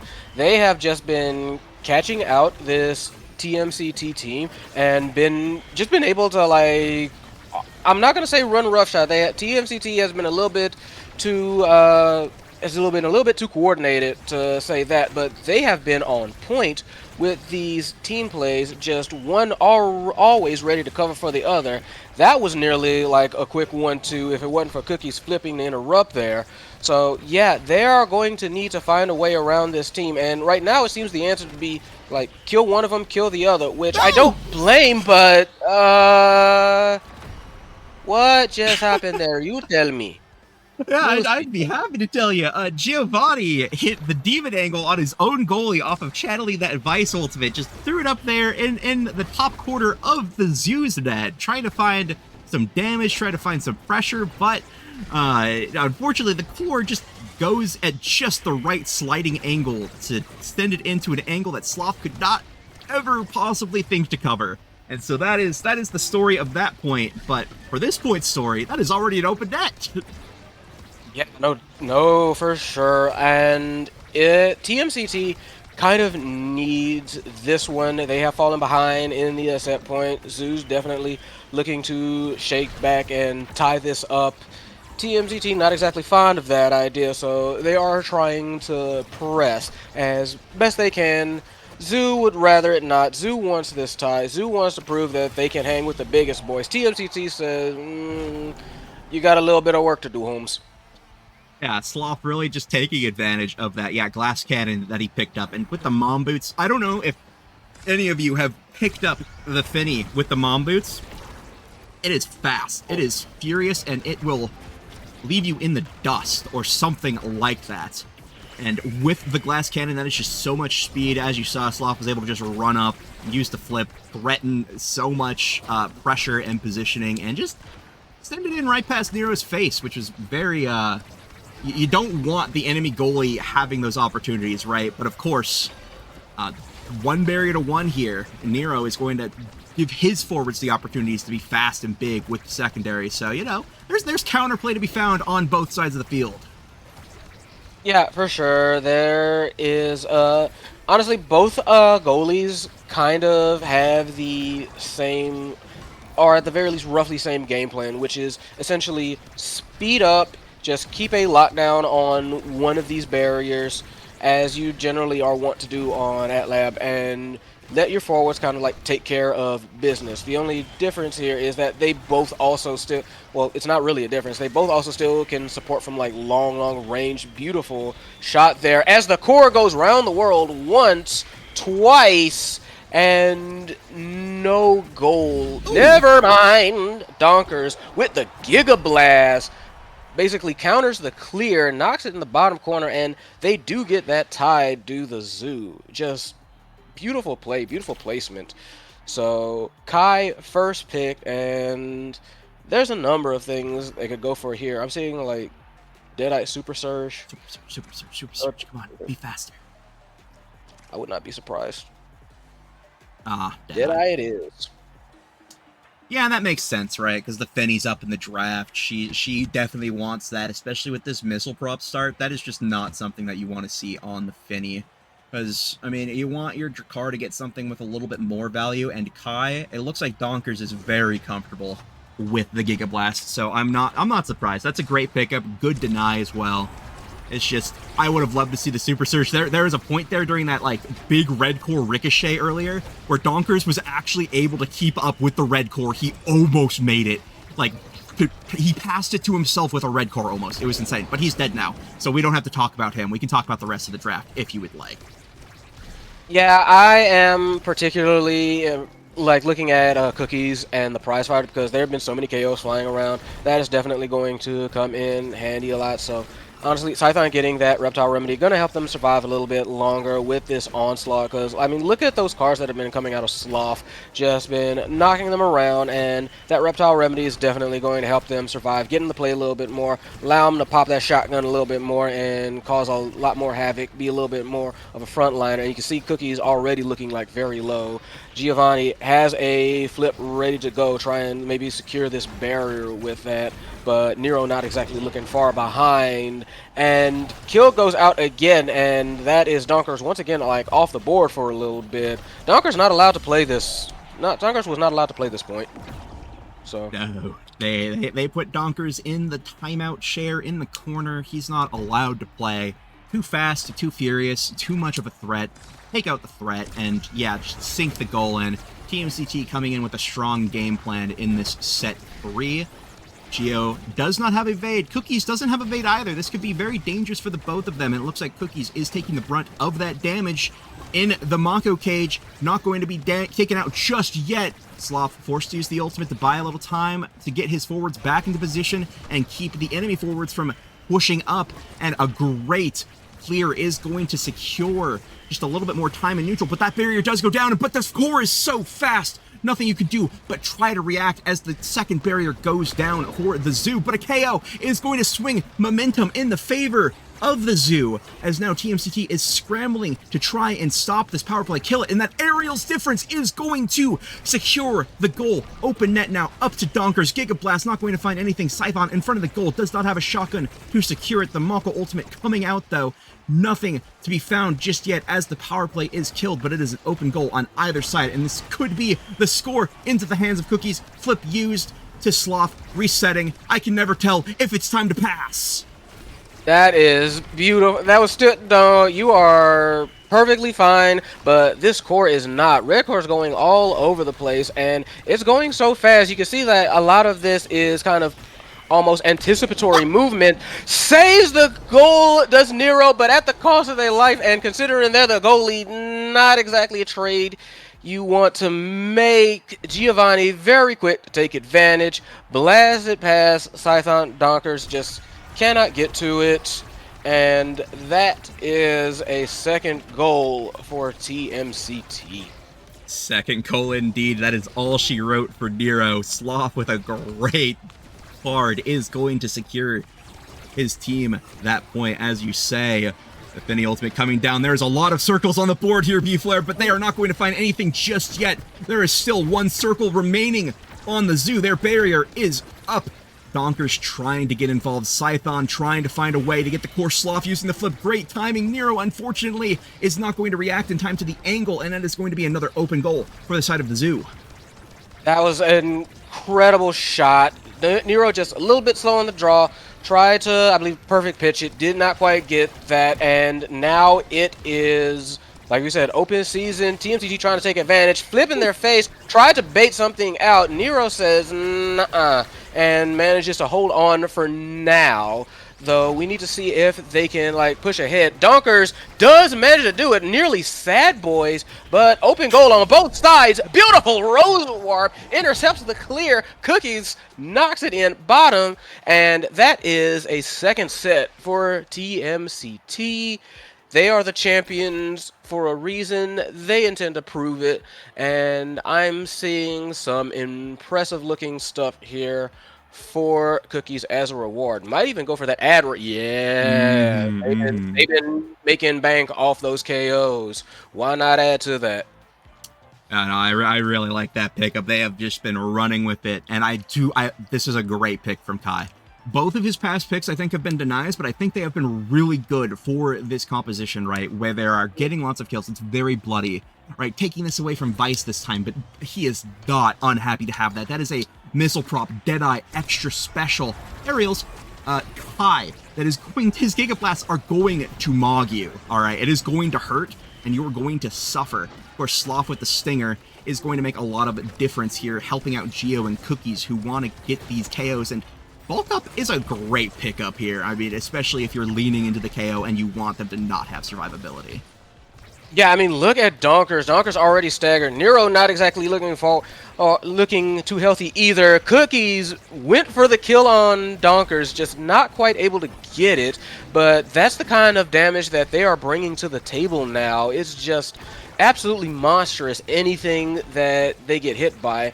As you said, though, Donkers does have a response in the form of, like, those absolutely absurd blasts, but Giovanni not caring about that right now. Gotta remember, the name of the game is to score, not necessarily to kill. Exactly, and I mean, yeah, just as you wrote it out in the history books. Oh my god! Wow, okay, back-to-back KOs on Giovanni from that Donkers Giga Blast. Is going to say, okay, maybe, yeah, we can KO people there. Watch us do both as they open up the barriers, and Slop is dead now. What the heck? I think Slop just took a shotgun to the face. I think so, and what happened to him is pretty much what you expect to happen when you take some buckshot straight to the dome. So, okay, they trying to prove, like, nah, we got that thing on us. We good. So, hey, if they gonna let fly, then let fly.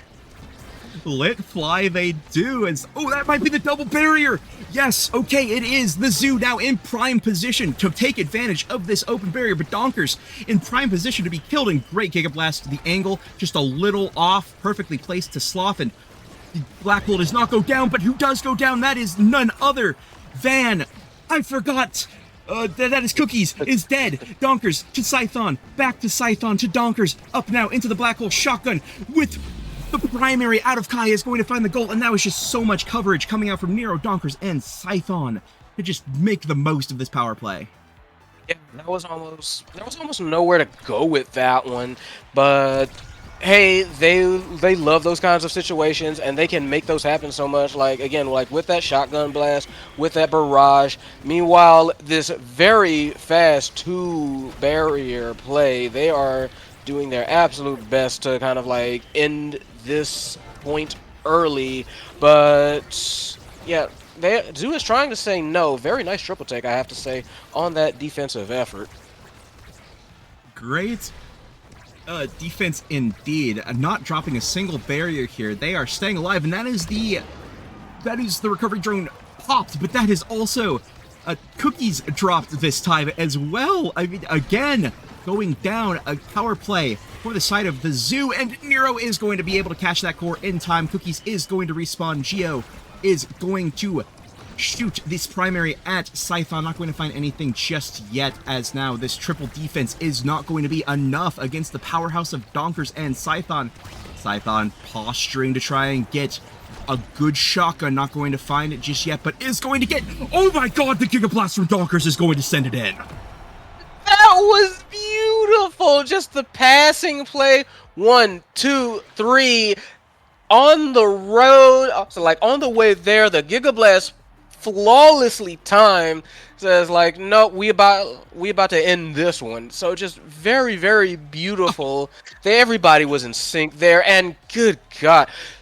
Do not get hit by the Giga Blast. Do not get hit by the Giga Blast. You will die. That is an absolute mortar shot straight to your head. That is a scary situation. Monumentalist, though, also very nice for Finny. Those are the two that I'm looking at immediately. So this is not going to get any easier, I feel, for TMCT. There is a lot of offense on the board for the Zoo, but it's a matter of knowing when to strike and knowing when to push. Like, that was an interesting little stare down. Yeah, it was. I mean, Donkers has so much aura right now, right? That Giga Blast, it does more than, oh. Well, I mean, you're going to get it back at next point anyways, Donkers, but the core does kind of slip by there. Both Scython and Donkers unable to take very strong positions because they were both staggered, so there was a lot riding on Nero just being at the right place to really make up for that. And that Giga Blast almost took out Cookies from literally midfield. Oh no, you hate to see that. That's a double barrier off the back of the secondary of Nero, but is going to defend the open goal from the Estelle primary for now. Strikes from Cookies down to Donkers. It's not going to find a Giga Blast. Is going to take Cookies down to half once again as this Scython Donkers duo once again tries to posture to take this barrier. Yeah, just a very intimidating duo there. Very nice little like coverage there with Supernova. Flip comes out, make sure that they clear it. Meanwhile, Scython just like unloaded on Cookies. Cookies has not really been allowed to like play the game. They've decided that nah, that sniper needs to go. So they just unloading straight to the dome, shells everywhere. But that does not matter when Giovanni is in beautiful position to win a little strike war and send it to match point. We are at match point. This has been such a slobber knocker of a game that, wow, we're already here. But no, that was beautifully set up from Giovanni and Cookies, exerting the pressure up top so that Nero was afraid to send it up. But the secondary was still stunning Donkers, so he could not participate in the strike war. Beautiful Sad Boys angle right there. The Dubu Huh coming out from Scython is to be expected. Donkers does not have any evade to deal with this. Geo being bounced around. Giga Blast into jail. Not much he can do. And then the Barrage trying to take him out. And unfortunately, we are all just too many cooks in the kitchen trying to take out this one Giovanni. We just need one guy to shoot him, and that's all. But now that is one barrier down. This could be it for the side of TMCD. This is what they need. Yep, and just a beautiful feed to Giovanni. Had to, basically, Nero had to guess, like, do you got the reactions for this? No. And TMCT takes the game in what was a very, honestly, a very fast, very, very, very furious match. Mm-hmm. Oh, that was dominant, fast, but also, that was a 3-2 game. I mean, it felt like when... I don't know what to say about this, because like it felt like TMCT was dominant, right? They executed so well, but when Scython Donkers were up there, you know, Shaq and Kobe just taking barriers together left and right, it seemed like it was so hard for Sloth to deal with that, and Cookies being constantly taken out. I mean, they played into this TMCT team so well. The Zoo, props to you, claps all around. Yeah, like that was honestly very impressive from both. I think the reason why it may have seemed a little bit like TMCT was always in the driver's seat was simply because I feel like TMCT converted on their goals a lot quicker. Meanwhile, from what I saw, that a lot of the Zoo's goals were a bit more hard fought. Like, they did keep up with them, absolutely, but TMCT made their shots, I think, last a little bit quicker, and the Zoo had to struggle a little bit more for their goals. But yeah, make no mistake, Zoo hung tough with them, and it was honestly, I still feel it was like a very, very, very good showing for him. Like you said, that double team of like Scython and Donkers just proving immaculate in a lot of ways. So this one is far, far from over. Oh, far from over indeed, as we see in the replay. Beautiful snipes from Sloth. I'm expecting to hopefully see a Finny ban on this Auten City. I think Finny goalie is really strong, especially with all of her speed. So I am expecting maybe a little bit of respect for the Sloth goalie. But of course, I mean, he's got so many picks in the pocket, you can't really take anything away from him, because you might want to cut out Cookies Estelle here. But I mean, that might mean that you take out Donkers Kai. He performs so well on it. We can see the damage that he can do with it. So, you know, this Auten City pick, I am a big fan of it. This is going to be a very volatile map. I am excited to see what the teams pick out here. Yeah, Auten City is going to be, I think it's going to be another, like, just a quick one, just because, you know, like, the layout of the map and just how these teams have been playing. I would not be surprised if one or both of them essentially decide that they liked what they did and they're going to keep doing it, and they're just going to do it again and again until it works. So we will see how that shakes out. And shake out it will, as I'm getting I have broadcaster privilege here. I can see the draft before any of you do, before even the players do, and I'm going to tell you, this is going to be an interesting game of Autumn City, at least. I am I'm not thrilled, but I'm not unenthused by this start. I mean, it's nothing special, but I mean, I'm pretty sure it's all going to be it's going to be very one-sided depending on what the teams are feeling. You know, I'll put it that way. As we are going to be seeing Zoo as the first pick here, of course. Team CC opting to go red side here for their pick. So they want that power pick of the pick 2-3, right? They want the double pick on this map, and I think that's super valuable on Autumn.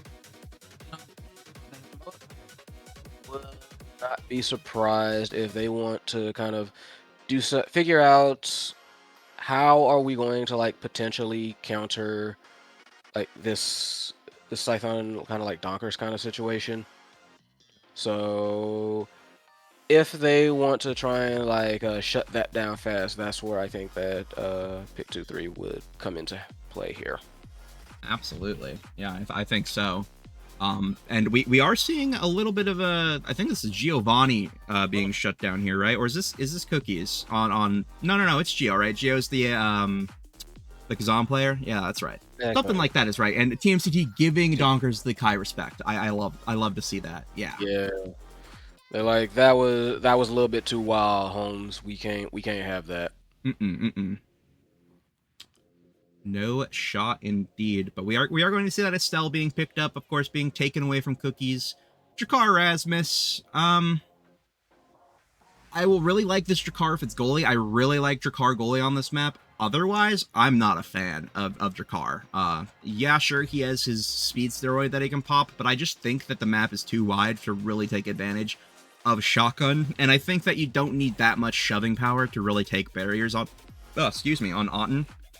So, hoping it's a sloth goalie angle. I do really like the pick. I think it's very strong in the goalie box. But of course, Rasmus, evergreen brawler on this map, so. Yeah. For the most part, I do agree with you for like the Drakkar pick. If they're going to go with them, then yeah, I think definitely better on the goalie box. We also see Zentaro, who is also kind of pretty much an evergreen pick. You can pick Zentaro on pretty much every map and get the thumbs up. But also Juno. I like the Juno. I think that in a map as wide open as this one, you need as much coverage as possible, and Juno excels in that. So definitely approve of that one. And we also see an Era get popped out. So I'm thinking, yeah, I'm looking at this team and I'm seeing like speed might be the name of the game here. Just try and rush and get these barriers and get these goals very quick. Meanwhile, on the other end of things, I'm seeing coverage. I'm seeing just try and fill the map as much as possible and make sure they can't just like break through for free. I definitely agree. I think it's going to be an uphill battle, right, to try and get in there. There is so much coverage that is going to be coming out. I'm excited to see where this Estelle and where these Junos are being placed, right? Because I think both of them can work very well as goalie, right? I think either one, perfect pick. They'll be able to influence whatever they need and just very well. Era, I am excited to see. I just like Era. She's my favorite striker in the game. She's my favorite one to play.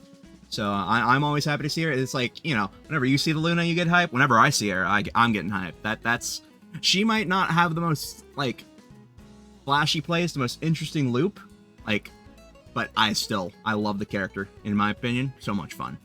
But no, I can absolutely support that. Yeah, absolutely. I'm glad to hear that. I mean, honestly, I think Luna's way cooler, but I like Era more. Yeah, I'll give you that for sure. I like it. This is nice, but I like this. exactly. But Yeah, we are getting to the game here. You know, we're on Otten. This is Zoo's pick. The Zoo picked Otten. Let it be known we're here because of them, and I applaud them for it. I am grateful because I love Otten City. I do. Lots of people don't like it. I do. So. Yeah, no, it's very interesting. Although I am surprised by who's in the goalie box. Estelle, Nero on the Estelle in the goalie box instead of the Juno as I had anticipated. However, it does seem like yes, the Drakkar is in the goalie box for TMCT. So definitely going to see if that works out for them. Both barriers just like immediately taken. Like I said, those barriers are not going to be long for this world with these team comps. I'm not remotely surprised.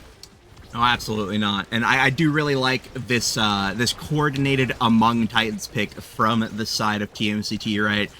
They want big Rasmus, of course. It's just that is what Rasmus wants. He wants size. Every Rasmus player will tell you it does not feel like you're playing the game when you don't have a size awakening. And this guy has 3 now, so that's pretty great. I do really, the Sloth pickup on Drakkar, I'm very excited to see as the flip comes out. Scython into the Blobo, not going to find it just yet. Cookies is low. We're still on the first point, and now we are in overtime. Yeah, not too surprised as they do manage to feed it in. Donkers feeds to Scython, who feeds it in the top corner. Sloth just not able to get to it. But yeah, this is a very interesting, like, just a team setup. And I'm sorry, I'm still looking at Cookies. That is just a giant man out there. So it's going to be hard to play around that. Like, look at that chain snipe. They just feed it up into him. Flip goes out, holds it in. Nice little teamwork there. That was a little cheeky. Yeah, I liked that. Yeah. No, that was really. I love the releasing the mini NATO, right? You know, you don't fully form it. You can get a lot of value out of surprising people with it. It still can touch and influence the core. It just doesn't influence the players as much. And hey, sometimes core influence is all you need. You know, you don't always have to be thinking about maximum efficiency, 2 players, or, you know, player core, 1 ability. But yeah, no, this Cookies character is so big, right? You know, taking up so much space it's going to be so hard because he could just dominate both midfield and the forward position with how big his primary is and how big his strike box is. This is so much for one little Scython to deal with, and Donkers is going to be peppering him, and that is going to be the recovery drone pop. But this barrier is still up for Sloth. That is impressive work, and we're almost at overtime. Yeah, they had to burn a flip just to avoid that going in. They do, however, manage to get that goal. They do manage to get that barrier, and they are going to definitely want to try and like make a play for this one very quickly. It feels to me like the longer these points last, wow, I was about to say the longer they points last, then the more favorable it is for TMCT. But Scython, like, basically looks at Sloth from a distance, says, "Guess, I dare you to guess," and just hit it in and did not manage to guess in time. Yeah, which is, I mean, that is incredible aura from Scython because Sloth had flip, and I'm pretty sure he had secondary, right? So, like, he didn't really need to guess, but Scython just, yeah, he put him in the chamber. Absolutely. That was very well played.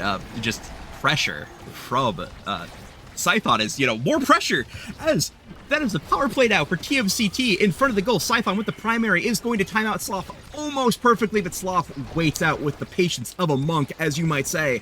As Cookies is respond, and now the flip coming out for Giovanni. Primary is going to secure the goal. That fast primary, and to another primary from Cookies. The death touch, the big death touch, is going to secure the goal.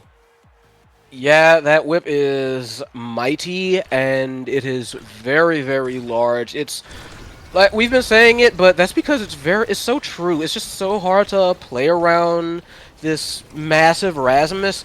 So I have been seeing that the solution that they may be trying to find is to try and play through him, but that's a tall order. So, and no pun intended. I was gonna say, like, if you try and like KO this massive Cookies, that's chances that they've got to try and like KO you. Yeah, absolutely. And I thought that I honestly forgot that the arrow was on Cookie's side. I thought he was about to be taken out, but Sloth with some incredible defense there. As I, caster curse him, he just unfortunately strikes just a little bit too late, but kept it held for so long. Geo and Cookies are very low, but does not matter when you're Giant Rasmus, but Nero perfectly placed in the back of his net is able to save the goal through the primary, just spaced well enough, and now Donkers is going to be in front of the net. Sloth has flipped, sends it up top. Sloth unfortunately showing his age there as he just hits the core scored on him. No flip used as we go into the set. Yeah, I mean, Cookies tried to save it just a hair too slow. Sloth just got past, and Juno with the rewards here. There's a lot here for, I mean, I'm seeing like prime time, extra special, timeless even, I think. So who knows what they go for. They waiting a long time. Long time indeed. As this Juno is going to pick up primetime, yeah.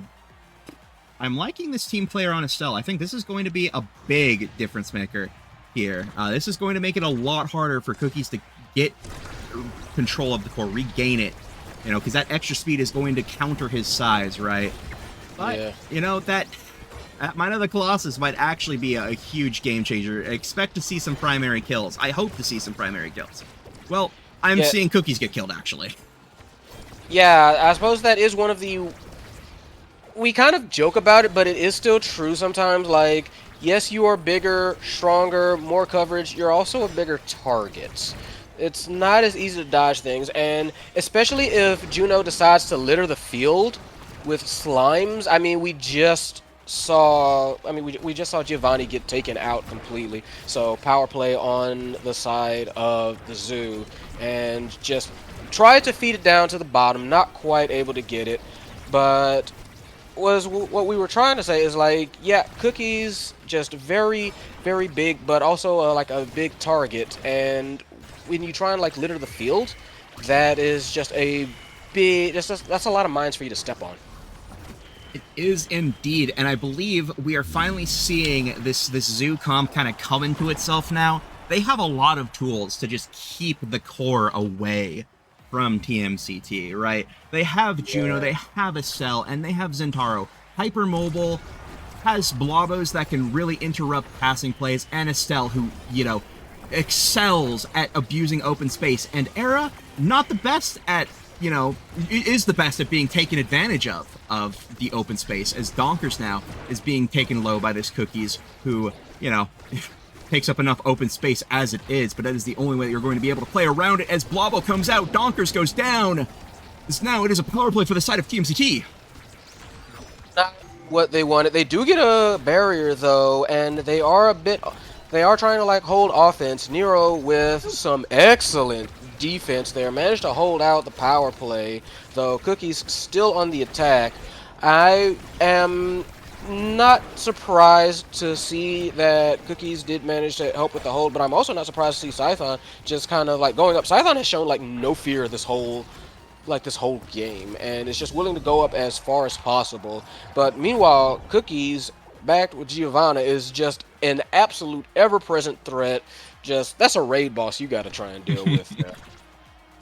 Definitely a raid boss, absolutely. I mean, he hasn't even got his first health bar taken down, right? He still has that recovery jar to this set, so that is a Titan that is not falling. But speaking of Titans, all of that speed that the triple among taken from the zoo is able to provide is like part of what is enabling that Scython character to be able to play that aggressively, play in a way that is so comfortable and so fearless, right? He almost takes out Cookies with that secondary, not going to find it just yet. Unfortunately, that is a flip in front of the net. Cookies uses it just a little bit too early, thought that he would have his hands on it, did not. Into the Blobo, trying to send it up through the pass, and that is just going to be the secondary out of Rasmus, going to checkmate Nero there through a strike war. Yeah, that massive size paying like dividends upon dividends. And I do like, you mentioned how the zoo is doing very good at being able to like try and strike around Cookies because they are this kind of ever-present threat. They've been able to get like some fairly consistent barriers. Their only problem though is that they haven't been able to kind of finish off these potential points. So they need to find a way to kind of like wrap things up. Meanwhile, that is Cookie's first health bar being taken down. The question is, can they finish it, or can Cookies and the rest of TMCT kind of like rally before this becomes a problem? We see Cookies on the back foot, and there's the KO, and this is the opportunity that the Zoo very, very much want.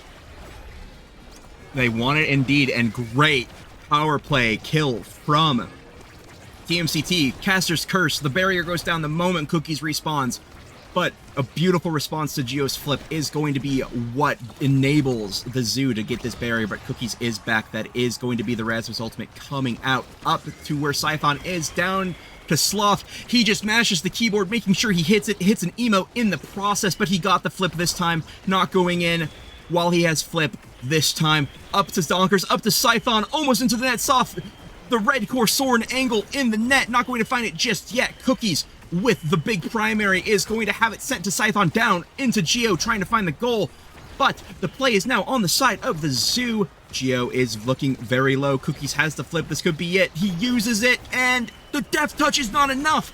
Donkers with a great save is going to keep it alive. Scython is not going to find the goal, but is going to find Donkers, who might find the goal here. Primary coming out. Blabo, not enough. Shotgun from Sloth is going to send it back to Donkers. Geo looking very low. Cookies looking also low, misses his ultimate strike after he catches it. Great find, but not going to find it. Two blobs in front of the net, trying to set up Scython into Donkers, past the Donkers, past the Scython into the Estelle ultimate.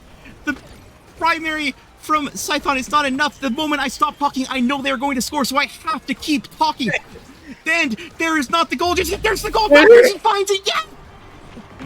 That was absolutely absurd. That core was absolutely screaming. That was not the end of the set, by the way. That was just the tying goal. So, hey, we've got even more of that to go. But I have to say, that was absurd speed and just a lot of just bullheaded commitment from the Zoo, which, make no mistake, that is a very good thing in the face of like this horribly oversized Rasmus and this very scarily speedy like Giovanni.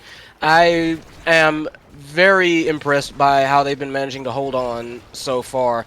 I will say like one thing really quick though, I am a little bit worried that their passing plays, as good as they are, I feel like they're trying to pass through Cookies. I feel like they're trying to rely a little bit too much on like their speed to try and get what would ideally be the optimal passes, but Cookies is just so large that they can just on reaction they're just too big. Like those passing plays might work on a slightly smaller Rasmus, but as giant as they are, it's not really functioning how they want it to, because like Cookies is doing a lot of intercepting here, and they have to find an alternate way to kind of like deal with that, because just kind of like relying on core speed I don't think is going to work specifically if they're trying to like pass through the Rasmus. No, absolutely, and I have to glaze Nero here for a second. I think that was like the fourth evade clear off of the Rasmus primary that we found, and I mean that is obviously that's TMCT's partial win condition here, right? I mean that is what they put so much stock into, that's the era pick to make him even bigger and faster, right? That is what this team is built around, is that size, and Nero is playing around it perfectly, right? And it is definitely on, the onus is on Donkers and Scython to, he can reaction check it. He's so big. You're absolutely right. And just a little bit more speed on Donkers. That's going to be fight or flight. Yeah, and it's so big. Yeah, that's Bill Diff. Wowzers. So big.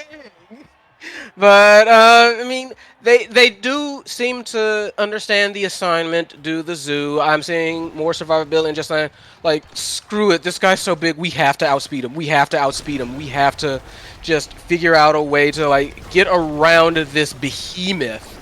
And look at the size. Look at the size of that guy.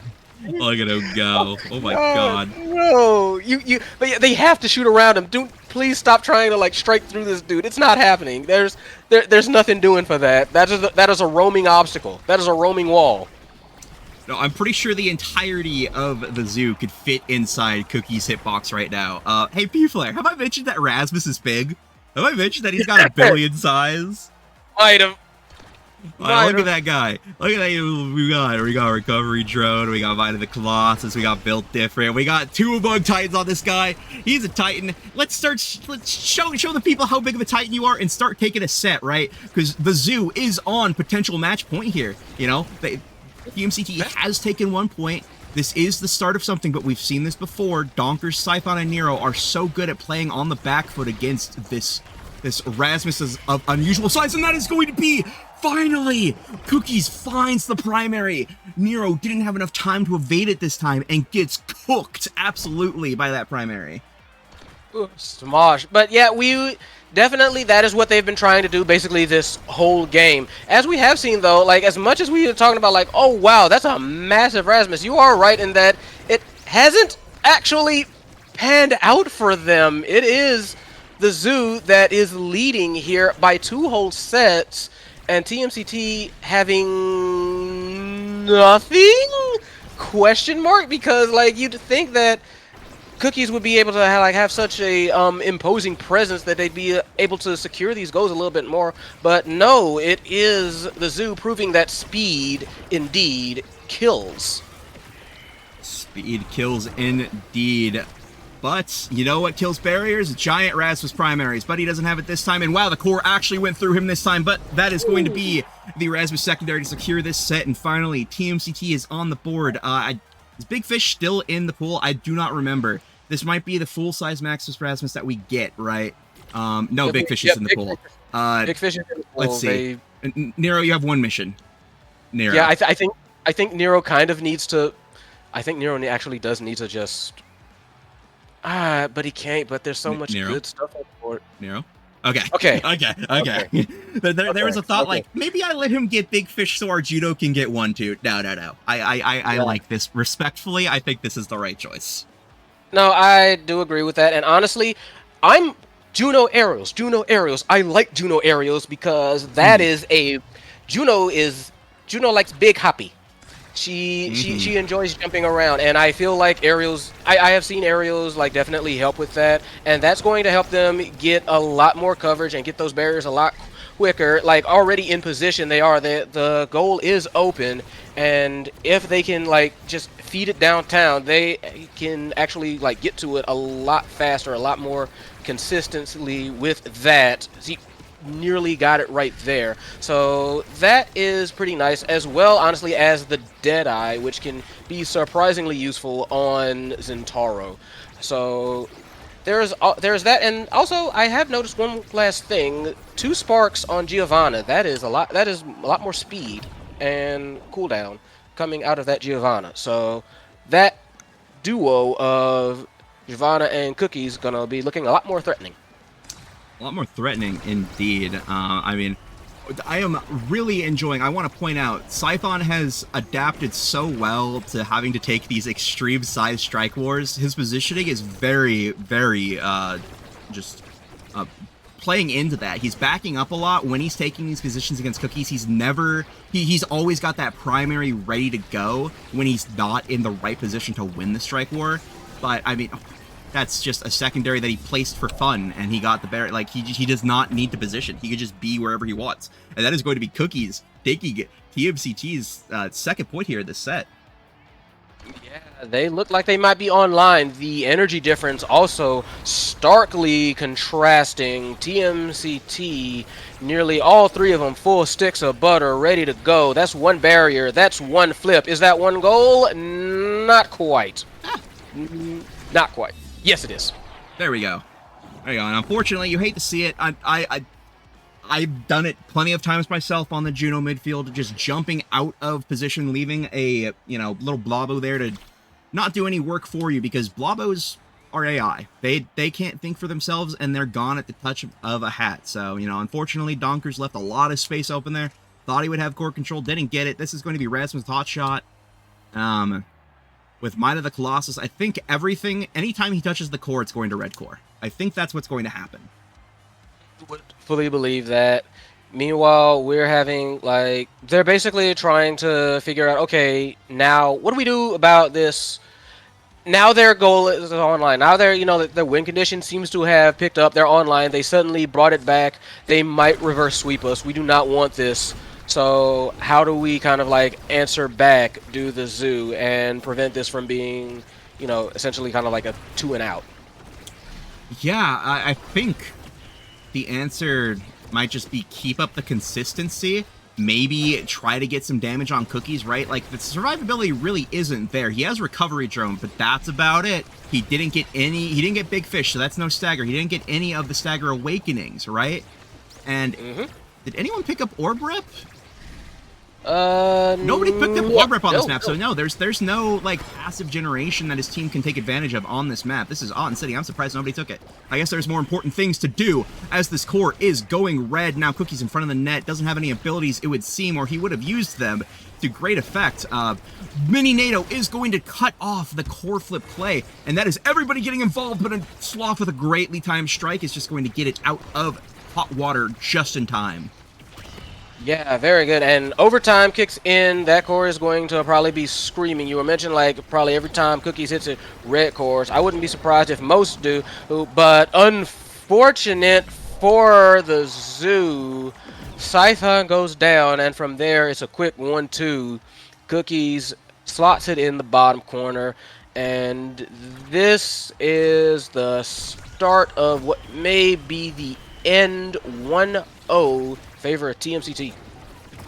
That is definitely looking TMCT favored as just the pressure that is being exerted on the zoo. Their goal box is already open. That is one flip coming out from Cookies, passing up to Geo, who is taken dangerously low. Donkers with the flip, uses the Blobbo bounce, trying to find a way to get in on Sloth, who also has a flip. There is just so much to fight through. Cookies with a great Rasmus ultimate is going to hook it to himself, keep the pressure up on Nero. Flip comes out, not going to find it. Shotgun from Sloth finds its mark once again, and now Sloth postured to try to look up, trying to push up with the flip, try to put a score in, but no, Geo and Cookie's looking dangerously low, so he is going to be playing a little bit back, but loses the strike word to Donkers, who is going to open up the goal, and now Death Touch is going to secure it, and is going to secure Nero. That is Cookies.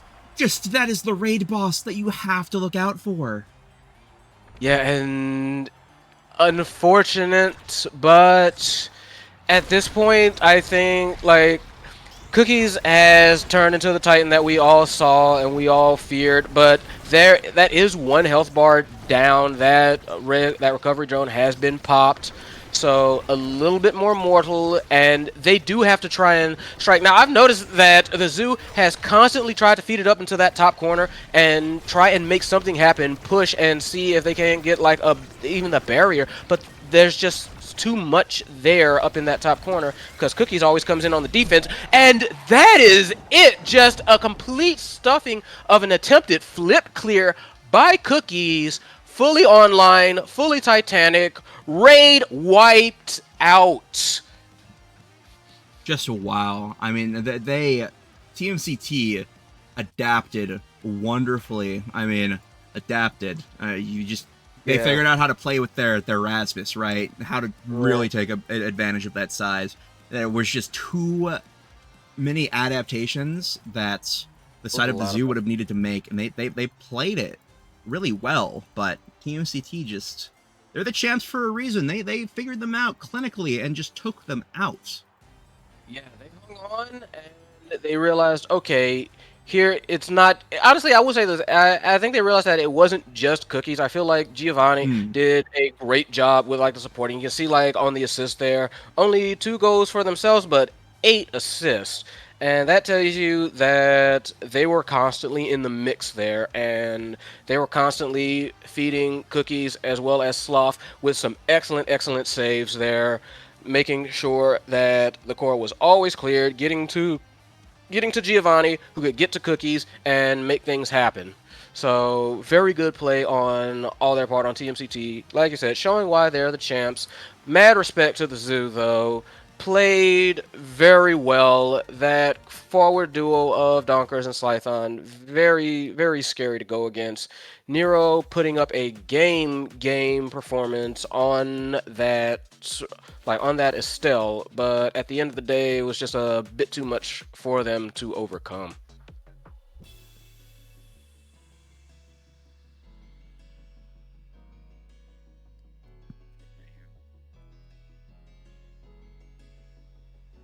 I think that might be it for us. Also, I think Oh, yes.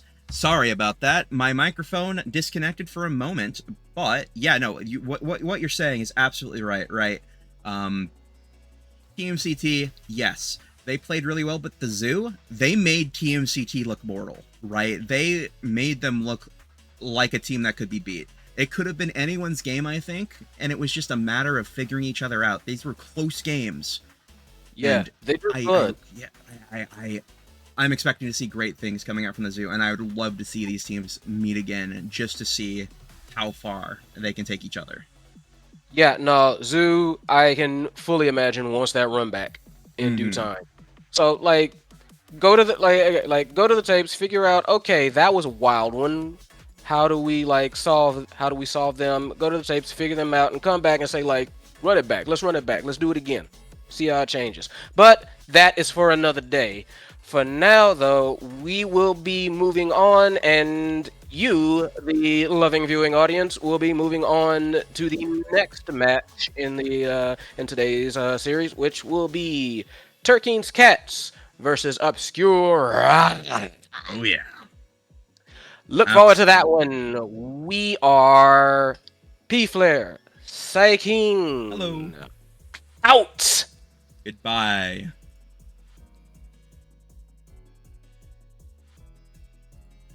Oh, real quick, don't forget to vote in the poll. Thank you, bye.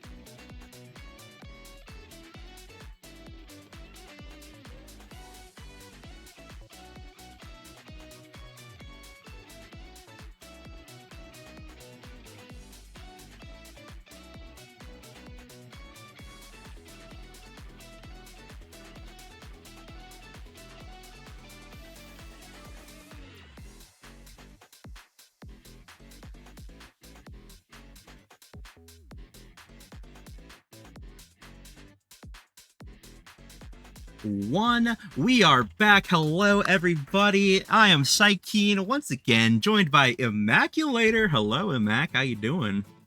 Hello, hello. I am doing average. Oh, yeah. I was doing well, then lost first series. Ooh, that's and right. and now I'm here, but I can't lose this series, so it can only go up from here. I love the positivity, and you're absolutely right. Can only go up from here. This is going to be a real fun series. We've got Obscure Raw versus Turkeen's Cats, right? So both teams 0-2, so this is really going to be a proving ground for the both of them. So we're getting into this Taiko Temple game, right? These teams already drafted, already ready to go. You know, we've got Super Surge Big Fish, and we've got a Kazan who's going to probably be taking... Kazan's in tar. That's got to be Kazan goalie, yeah? That's what I'm thinking? You agree with that one? 99% certain. Yeah, okay. I know Turkeen's Cats. I know what they're cooking. It's probably the team we've scrimmed the most. I know what they're doing. Excellent. Oh, you know what? Yeah, I like that. We've got a professional opinion here. You know, VOP player. We can watch the games. We don't play them, right? You're an actual player, so you know what these players are thinking as we get into this first set. No barriers down yet, off of kickoff. You like to see that happening. Kitty Bagel piloting this Kazan perfectly well. Yuki, of course, on her ever beautiful Aimi. The gameplay is to be expected wonderful and pristine. As one barrier does go down, though, Aimi can only hold so much, but Spring Maestro might also be going down soon. Yeah, Spring getting the orb, getting a bit of stagger back, but still a lot of damage output. Didn't expect it, honestly, from that team, but then again, they're also permanently on core, so they can use both the abilities to damage and to core control. Second barrier lost, both sides now open goal. I do think Kazan probably has a harder time to defend against Kai and Drakkar, but I'm ready to be proven wrong by Kitty Bagel. Ready to be proven wrong indeed. As the flip goes out, Venom Yami with the receive does get it up to Ruris, who is, I believe, Umirel, right? That's Umi? Correct. Yes, all right, and a great score for the both of them. Choking the frog there, you know, saying, hey, you should have scored that, you noob. I gave you the flip, do something with it. But, I mean, Venom might be taken out himself, taken down to no HP, standing on the orb. Great shotgun from Umi is going to save his life. Bought him enough time and is going to get the KO. This is now a power play, Amac. It is indeed, but Kitty Bagel does have the flip. Really nice defense, doesn't even need the flip right now. Does use it in the end, still loses barrier sadly. But they are 3 again, so going on the offensive, trying to get that second barrier. Do get it in the end. Venom kind of low. Oh! Okay. Turkeen gets a good angle there. Nice hit on the bottom barrier, on the bottom wall. Don't think it was fully intentional, but it doesn't matter if the core goes in. Exactly. Hey, as long as that one goes up in the score box over there, that's all we care about, right? And Turkeen's not complaining, I am sure. Venom now uses the Giga Blast, trying to posture for something, uses a lot of damage. Flip comes out from Spring Maestro. Probably to try to prevent a double barrier opportunity that he possibly saw. But that is going to be the ultimate coming out from Aimi, as both barriers go down. Just a little bit of defense to keep this core, you know, out of the hands of the forwards of Cats, as now one barrier goes down from Umi's shotgun. Great primary find, but Turkeen is going to find the kill. But Venom is going to find the kill in return. Now it is a double power play, effectively nullifying it. This is a 2v2. Now it is Zentaro versus Aimi, a battle of the ages. Not going to find anything off of it, as both players are going to respawn. The power play is killed and nothing is found from either team. Yeah. A bit unfortunate getting the power play and then instantly dying, but or getting KO'd. Cough cough. Losing both barriers here to the flip as well. You kind of don't want to lose the barriers, but I feel like every time enemy uses flip, it's always a good thing. Because that one can't be used to score on you. Yeah, absolutely. I mean, flip for a barrier, yeah, that's good, but that is still the flip out, and I agree. And wow, just getting the flip off, that is what you know, you don't want that to happen, right? You don't want the open net flip to be a possibility, as Yuki, she had to guess where was Turkeen going to send it. Dashes down, but Turkeen goes up, and that is all she wrote for that set. And now this is Turkeen's Cats on set point. Turkeen is kind of stuck in the corner, but somehow, even after all of that, they still defend both barriers. Actually, not caster cursing right now, never mind. Oh. Was about to say, not caster cursing somehow. You were trying to give them the double barrier. I see what's going on here. I know No. your allegiances lie. If anything, I'm an unbiased caster that has no preferences at all. Never. But I do like the people in Turkeen's Cats more. Oh, okay. Get a little spicy. I am unbiased. That's I am fake. unbiased. Unbiased. I love it. Unbiased casting as unbiasedly Turkeen manages to take out that first barrier, finally equalizing the playing field as a great Finny ultimate coming out from Spring Maestro. Yuki saying sorry, not sure for why. Maybe took an orb that Venom was trying to posture for because he is so low, but I mean, hey, there's plenty of orbs coming up. Turkeen's going to take one, get a little bit more HP because Turkeen's looking very low. Venom just pushes him into the orb just enough to get his stagger bar back. That is gotta feel bad if you're Venom Yami. Oh, Finny special in the wrong direction, but they're still on the offense. It's kind of hard to go through Kai and Amy if they put down the ult, but we do have flip advantage. Not anymore. I was about to say flip advantage on the side of Ipsura. Doesn't matter. Turkeen's Cats gets the core in the corner and scores for first set. And it's going to be a very strong showing from Turkeen's Cats here, right? As they all do the Imi Yap emotes. Those cats are meowing as now Kazan is at the top of this draft. Probably going to be picking up that Might of the Colossus. Absolutely does. I would have also considered bulk up, but you know, Kitty Bagel has started with Big Fish, Powerhouse Pauldrons, might as well go all the way with the Might of the Colossus. Imi, of course, picking up that heavy impact, that's cool and all. I really like the Zentaro getting the bulk up, right? That is really nice. And of course, Kai with Fight or Flight is disgusting, especially because Venom already has Super Surge and Mag Souls. Yeah. Getting more speed on that Kai, also never something to complain about. Also, in reference to last game, guys, Kazan kinda big. Cookies reference! Big Kazan! Let's go! Big Kazan, not Rasmus. Not Rasmus this time. But you know what? Kazan works for Rasmus, you know, he probably told him, Oh, hey, really nice double barrier. it was a Getting it beautiful perfectly strike. in the center. Oh, Venom gets KO'd. Really nice sequence there from Kitty Bagel. Nice defense. They have the advantage. Gets it through the ult. Didn't expect it. Was about to say. Gets it through the ult, but just goes in instantly. Yeah, that was very well played from Turkine there. Just perfectly placed strike, you know. I thought for sure. Oh, great flip from Yuki. Is going to get one barrier. I thought maybe there's a chance for two, but unfortunately not. Ends up losing her barrier, so I guess she did get two barriers for the price of one. But Venom Yami and Umi are just a powerhouse in the midfield there, pushing up, taking a barrier, getting a kill, doing everything you need. But unfortunately, Umi is going to whiff that flip. Yuki having to run back on defense to catch that core, and now the power play has been killed, but at what cost? Another power play. I was about to say, another power play. Turkeen's Cats on the defense has to see if they can defend. Kai in that situation really scary.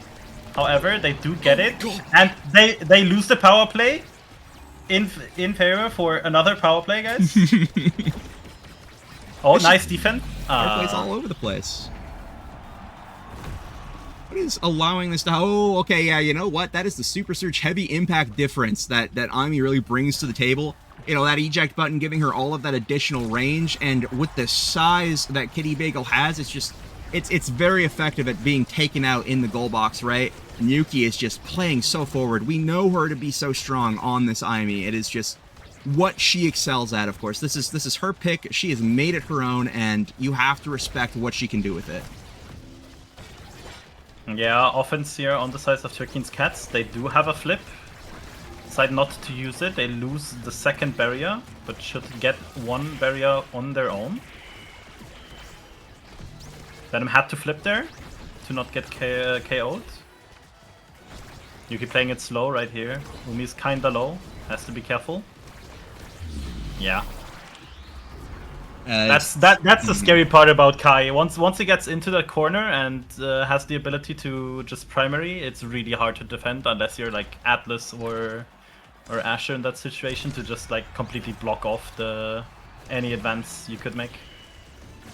Yeah, absolutely. I mean, and it's just that there's not enough tools in Kazan's toolbox. It's shocking to hear, right? The guy has 2 forms, but Barrage just kind of cuts through everything that guy wants to accomplish.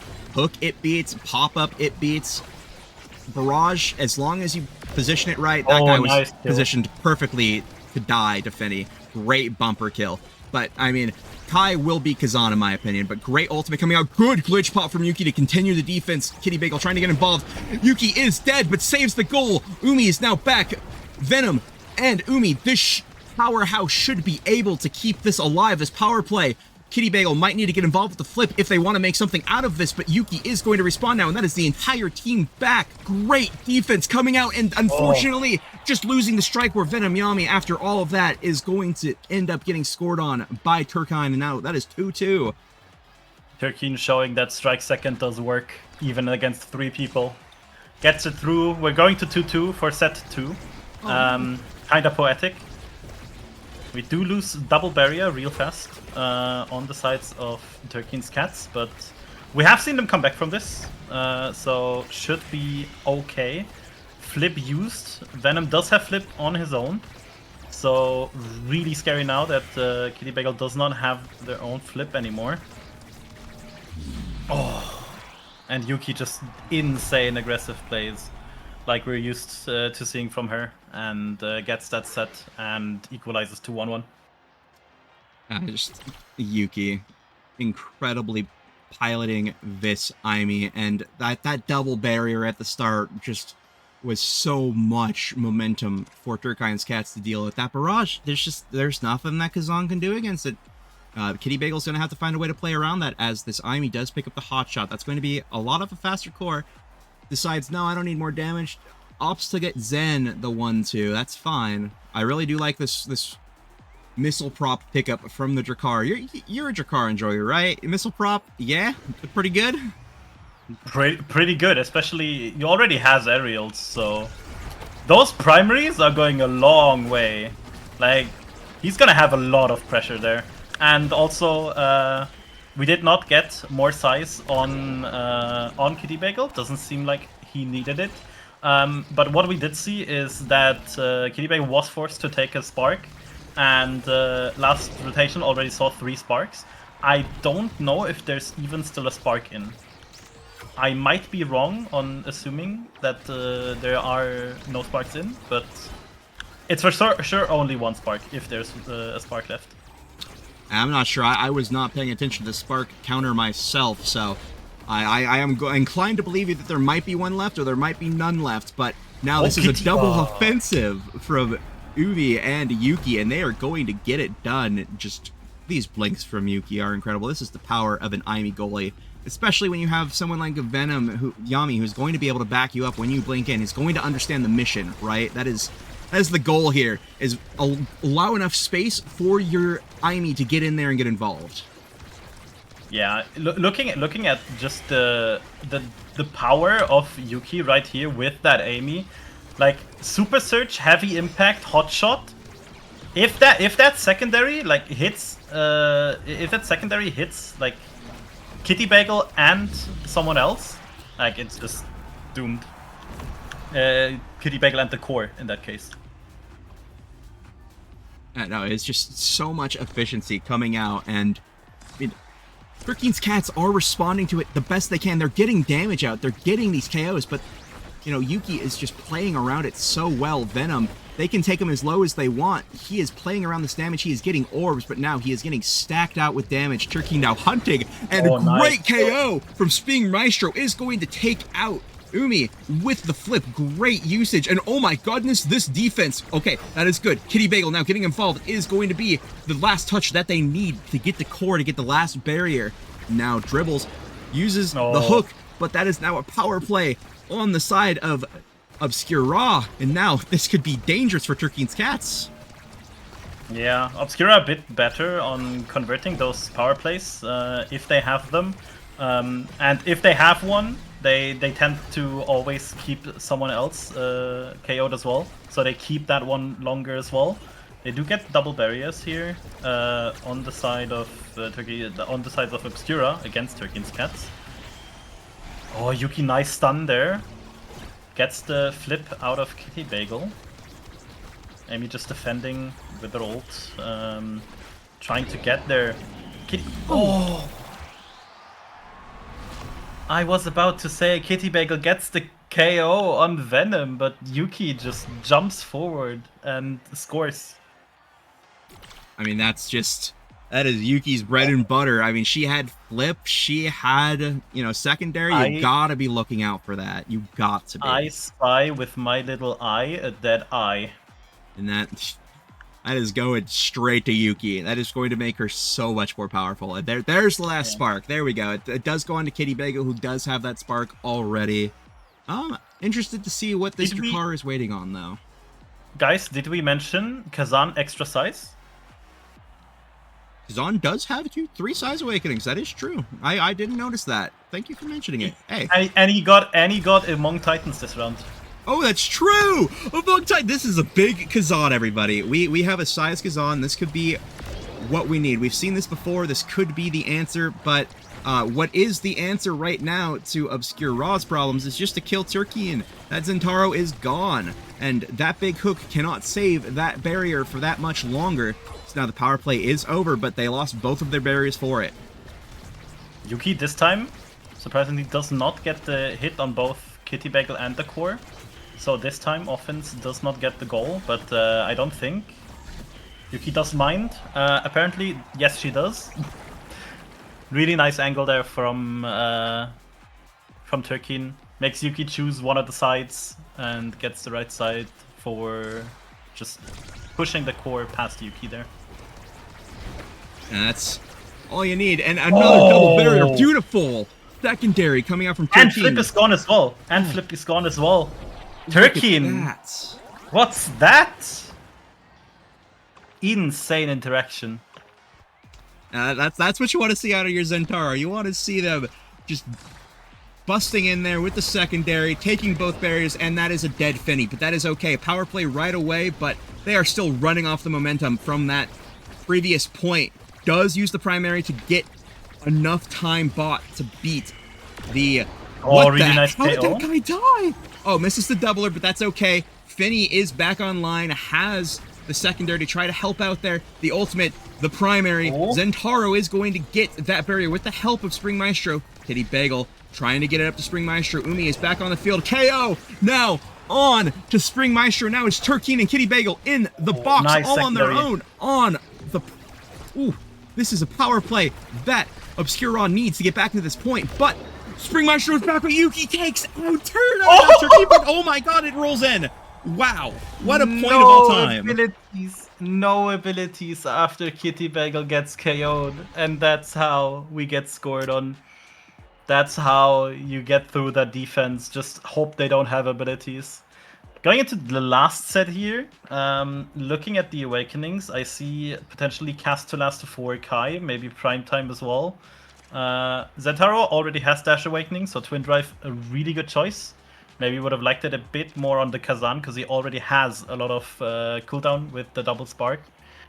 Team Player, also, I did not see that, so like Team this. Player makes more sense. Makes more sense, honestly.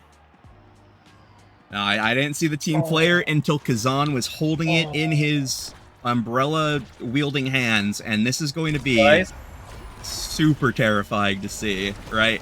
I see something even worse, even more terrifying. Look at the last awakening that the Amy got. Yeah, this is an ad rush Yuki, and we're already seeing the payoff of that. I mean, the Spring Maestro is pretty much perma-dead, it feels like. But you know what? Spring Maestro is still getting so much value out of their time alive. Nice. And oh my, what a kill! These secondaries from Turkine are insane, constantly getting tons of value out of them. Getting in position and getting KOs. That is excellent positioning, as a great strike from Spring Maestro is going to get the barrier.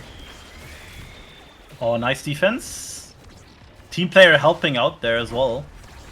A lot of power with the Spark of Power and the Cauldrons. They do get... I did not see how that one went. Ah, okay, it was the Feeny special. So good to have the stream open so you can look over and see what happened a few seconds ago. Yeah, exactly. We get to peer a bit into the past. We're in the future right now. You guys don't know it. But no barriers have been taken yet, so keep that in mind. But Kitty Bagel now up to Spring Maestro, who's Turkey's trying to kill Venom Yami, gets his recovery drone. That is big, massive value. As the flip might need to be used here, doesn't use it just yet. Venom is going to just be bounced around. The flip is going to send him into the drum. It's going to send him into the goal box and kill him ultimately. Kitty Bagel with a great strike is going to find the barrier there, and Lich the patience patience! just beautifully from Spring Maestro. Beautiful. Okay, but can we talk about how incredibly well Turkey's Cats keeps the damage up? Yes. They make sure that Yuki doesn't get to KO as much as she might want to, especially with those awakenings, right? She wants to always have the damage going, but with the offense and power plays that Turkey's Cats has, she kind of has to use them defensively, and that just makes it harder for the defense itself, for the offense, I mean. And with the team player Kazan, power plays are really fast as well. Like Yeah, there's close so form, much to deal with. Yeah, and I do get another power play. It's already match point, I just realized. For Yeah, no, Turkey's... we're at match point. Yuki and Umi are going to have to do everything that they can to keep this barrier from falling. I mean, Yuki using the flip out of fear, you know, you need to do that, right? Because if you lose this barrier, you could lose this game, and you need Umi to get back onto the field so that you can play as a team. Or Venom, my apologies, but I mean, doesn't matter. Umi's off the field now too, and Yuki is almost taken out, losing the barrier. It might just be Venom's time to shine here, as Yuki is fighting for her life in the corner, but great strike from Venom. Perfect timing is going to keep this play alive as Umi is back on the field. This barrier will not fall. Finally falls. Kitty Bagel and Spring Maestro just not able to defend. Might have to find another KO before the core goes in. Yuki is being taken down. She gets out because of so much fear that Turkine was putting in. Had the flip, tried to find a way, but unfortunately, that is going to be all she wrote for Obscure Raw in this game one. That is Cats taking this one. Turkey's Cats. Well played. Insane game one. Absolutely. Like, that was anybody's game. Last set went giga hard. Like, I was expecting Yuki to just permanently be able to KO, but Turkey's Cats really just went out there, managed to get everything that they wanted, kept everyone staggered on the enemy team. Like, looking at these damage numbers, it did not feel like that in the beginning of the game. It really didn't. It really felt like this was going to be a very Obscure Raw favored game, but that's just the way of Omega Strikers. You make adaptations, you get your drafts that can really get you back in the game, and that is exactly what Turkey's Cats did. They found their win condition, they played into it beautifully. Kitty Bagel played a great Kazan goalie, figured out how to play into that Kai, how to play around the Drakkar, and eventually how to play around this Aimi who's blinking into you. You just don't give her the chance. You put so much pressure that she has to use her abilities on the defense. And that is exactly what they accomplished with this 14 KOs on the side of Turkey's Cats. But you know what? It was 14 KOs on the side of Obscure Raw as well. So this was a very tight match. Yeah, if you look at the goals, it doesn't look like it because it's 11-7. But like even then, just like the game was so incredibly even until the last set. Last set, Turkey's Cats just perfectly like played it out the way you want to in that situation. Kazan had all of the size he ever wanted. Got double Spark with Spark of Strength and Spark of Focus, which is insanely good in my opinion. Right? You have more cooldowns, you have more strength, you have the team player in the end as well, just making sure that all the time you have red core, because you have already the extra power from pauldrons and from the sparks. So Kitty Bagel really out here holding down the fort against a really good offense from Umi and Venom and Yuki most of the times. And in the end, just Kitty Bagel honestly on the defense, just making sure that Obscura has no way to win this game in the end. Yeah, I'm excited to see, you know, what they're going to be able to turn around here, right? What is going to be the adjusted game plan for Atlas Lab, right? You know, this is also going to be a map that definitely favors a goalie who wants to blink in, so, you know, they might consider not allowing Yuki onto that Aimi again. But you know what? Maybe they think, okay, we've got her number. We know what she wants to do. We know how to play around it now. So they might just leave it up, go for something that's going to exert pressure on Atlas Lab, right? More damage. You've got the black hole in the center. This is you can get a lot of KOs on this map. Atlas Lab, famous for it. You can stack the damage real quick if you're not careful. It would be kind of hilarious if we're going to AdLab and then we don't see any KOs. I know these two teams will not play like that, but it would still be funny if we see like two completely core control teams going into the game. But yeah, I don't think it's gonna happen. Yeah, I mean, what's also not going to happen is the wait, let me double check that I have this right. Yeah, yeah, that is right. It is. We are seeing Obscura banning out the Kazan, yes, so that is going to be no more Kitty Bagel Kazan, right? And that they are giving too much. They have given the respect that it deserves, right? They have diagnosed that as the problem, especially with this recovery drone start. You know, size start. Nuh-uh, not happening again. As we get the Kai picked out here, probably for Venom once again. So pay attention to Guys, that. I didn't know if you noticed, but the last game and the game before, Rasmus and Kazan were really big. So it makes sense that they banned Kazan right here because of the size awakening. We do get to see Amy and Drakkar picked up. I'm 99% sure that's Spring on Amy and maybe possibly Turkeen on Drakkar.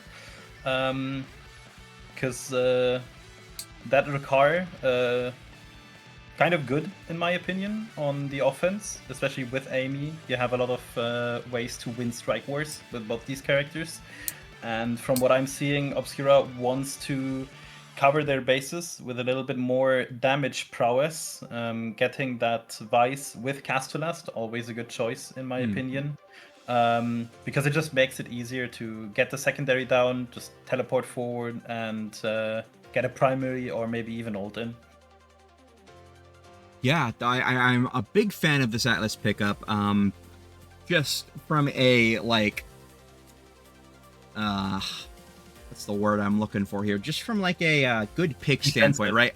I don't like watching Atlas, but I think it's the correct choice. I think this is, like, I want to win, so I'm going to pick this, right? This is good. Against damage, he puts out damage himself. It is an excellent pick here that I think is a great pickup, especially against this Vice, which is going to be very scary, as we've seen all day today. I think Vice has had presence in every single series so far. I mean, honestly, kind of makes sense. I think Vice is really strong right now. She can play both midfield and goalie. Has a lot of damage. Has a lot of utility as well. Something I always see people forget, that the primary does slow for not even a short time, especially with Castellast. So that one's also with the secondary and the primary, you have a lot of control over the enemy movement. Absolutely, and I mean, having that kind of control is so very important, especially against a team that wants to just blitz you down, right? So if you have to demand that they respect you, that is already so much going in your favor.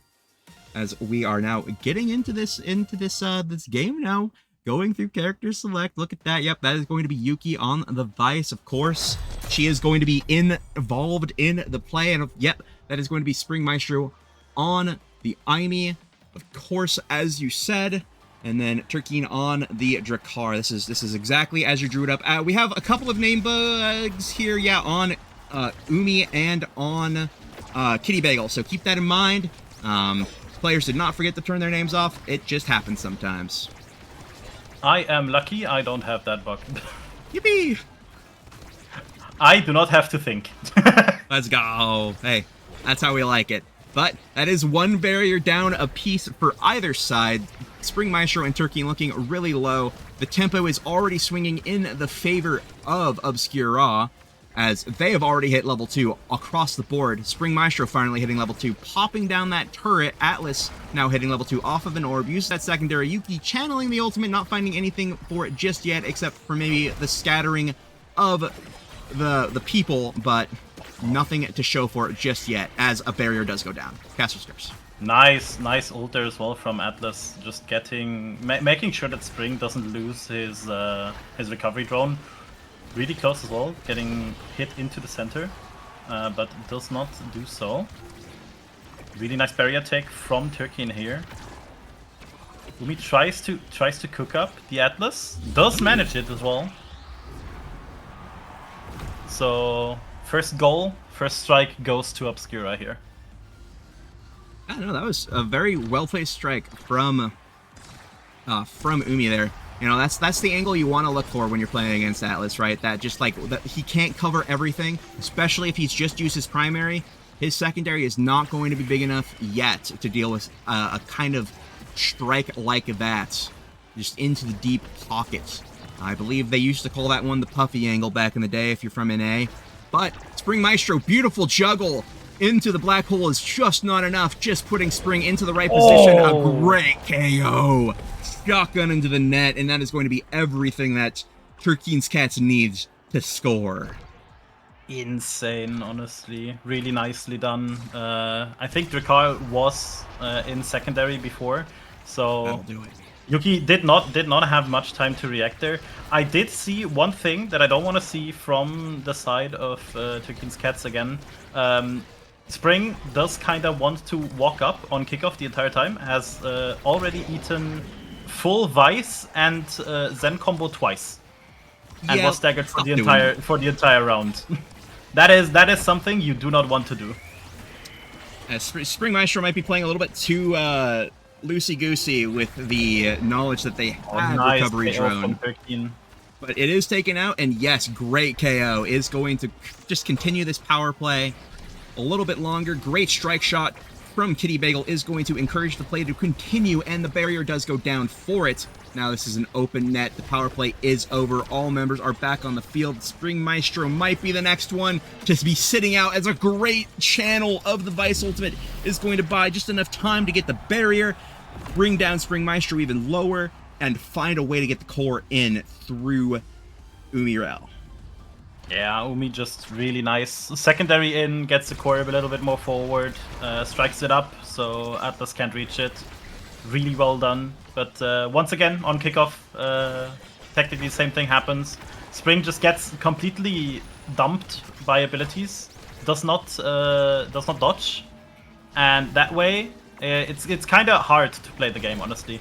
Because you're already starting out the round staggered, and Umi does have siphoning, so your regeneration is really delayed once you get staggered. Yeah, they definitely need to make an adaptation in that front, right? You don't have the recovery drone anymore, Spring Maestro. You can't be playing this fast and loose with your life any longer, especially on this kickoff where so much damage is being dumped onto you. Your Atlas only has an ult, what, every 40 seconds? He can't be there to bail you out, and I mean, Yuki can be anywhere on the map that she wants. She can take your orbs, she can pressure you, as Umi can pressure this barrier, taking the open goal now, as both teams have an open goal. Umi with Venom with a great shot across the map. Atlas is just not big enough with that secondary yet to stop it. Well played from Venom. Barely not enough there. Barely not enough to defend. Obscura going up set 1. I do see a lot of things here. A bit of size, guys. Did you know that some characters do like size? They might. Oh, let me see on that team. I don't know. I'm not seeing a Kazan or a Rasmus. I'm not interested. You know what I mean? Zentaro double size. Zentaro Whoa. double size, guys. Never mind. I'm interested. This is a big Zentaro. That's recovery drone. That is big fish. That is Bug Titans. Who cares about the rest of the draft? Sure, the Aimi got Adrenaline Rush in this very kill-heavy game. Sure, Yuki got Hot Shot. That is going to be cooldowns. Don't want to see heavy impact on that Vice anytime soon. And Atlas, maybe an answer to some of these pixel, like, perfect near misses with the monumental creations. This could be everything we need. And of course, Turkan got a Spark, but, like, Sparks or whatever. Who cares? It's only one Spark. That's not going to be an issue anytime soon. Clueless. Clueless indeed. I mean, if Tear Queen's Cats wants to win this, they will eventually have to win a set. And if that Drakkar gets like a second Spark because there are 2 Sparks already, right? And you then get first pick and another Spark, that might be an issue. Nah. I don't see that happening. What are you talking about? Those are hypotheticals that we will, as of right now, not see because Obscura is really forcing their prowess up on that Turkin's Cats defense. Absolutely. Oh. I mean, another flip coming out from Venom. Just the dead eye on that guy, the sniper. Doesn't find anything for it yet. Atlas was ready for that. Kitty Bagel. Great strike shot with Venom. Uses the primary into Venom's primary. Not going to find anything. And the red core out of the Drakkar secondary is going to send it in. That might have been Spark of Strength overtime into Drakkar secondary. I don't know if it naturally red cores without any boost, but it did that time, and that's all that matters. Overtime Drakkar. It's done. I am a Drakkar player, and I do think that only secondary does not. Okay. I might be wrong. I'm willing to believe that it is not enough, because I don't think that it does either from the times that I've Because that's funnier. Because honestly, that's funnier. Absolutely. Because saying Sparks did not matter, or do not matter right now, and then Spark mattering would be kind of fire. Exactly. Like that is the ultimate caster's curse, right? I was just like, yeah, don't have to worry about it right now. Drakkar secondary, red core, near dead at overtime, GG. But I mean, speaking of potential GGs, Zentaro Umira looking pretty low, does manage to get his Sagarwar back to a stabilized state, the Vice secondary coming out, but that Monumentalist secondary is not going to stick around for long enough. As the Vice channels her ult, does find the barrier. That is an open goal. Spring Maestro in the perfect position to receive that pass from Venom, trying to score off of the core flip, but there's still one core flip in front of the net. Yuki getting involved, not finding it just yet. They are trying to take out Umi. Does get taken out, but has the recovery drone, has another life bar to play with, uses their flip there, trying to just get rid of the pressure so that he can stay alive up front, as now this play is starting to stabilize in favor of Turkin's Cats. Yeah, but they still have one barrier to take, and the offense from the side of Obscura, always something to be scared of. Venom on that Kai, really scary. We saw it last game on Taiko as well. Him just having the ability to almost guarantee goals when he gets to that corner. Atlas good at covering those, but oh, really nice. Really nice KO from Turkin. Gets out of the secondary, instant primary. I don't think that Umi expected that one. I don't think he paid attention to that. So really nice punish there. Really nice punish indeed. Yuki using the secondary, thinking the core is going to find its way over there just in case. Uses their flip now to get some of this pressure off. Spring Maestro has the flip. Umi with the Zentaro ultimate in front of the net. Venom now pushing up, uses the Giga Blast, not going to find anything just yet. Secondary from Alice is good. The barrier does go down on the side of Obscura. This could be what Turkin's Cats is looking for. Spring Maestro now being taken low, loses their recovery drone, has no evade, could be next on the chopping block, waiting for an Atlas. Open barriers on either side. Blink goes wide, not finding anything. Turkin with the ball, secondary through both Spring Maestro and Turkin is a lot of damage to worry about, as now Yuki is in front of the net. Umi thought that he was going to have a chance with the core, uses the flip, doesn't find anything. Turkin trying to find a way to place this ball in a way that Spring Maestro can take advantage of it, but Spring might be taken out, but the Atlas ult in time kills Spring Maestro just enough, but oh, that is a tragedy. Use core flip ping incoming.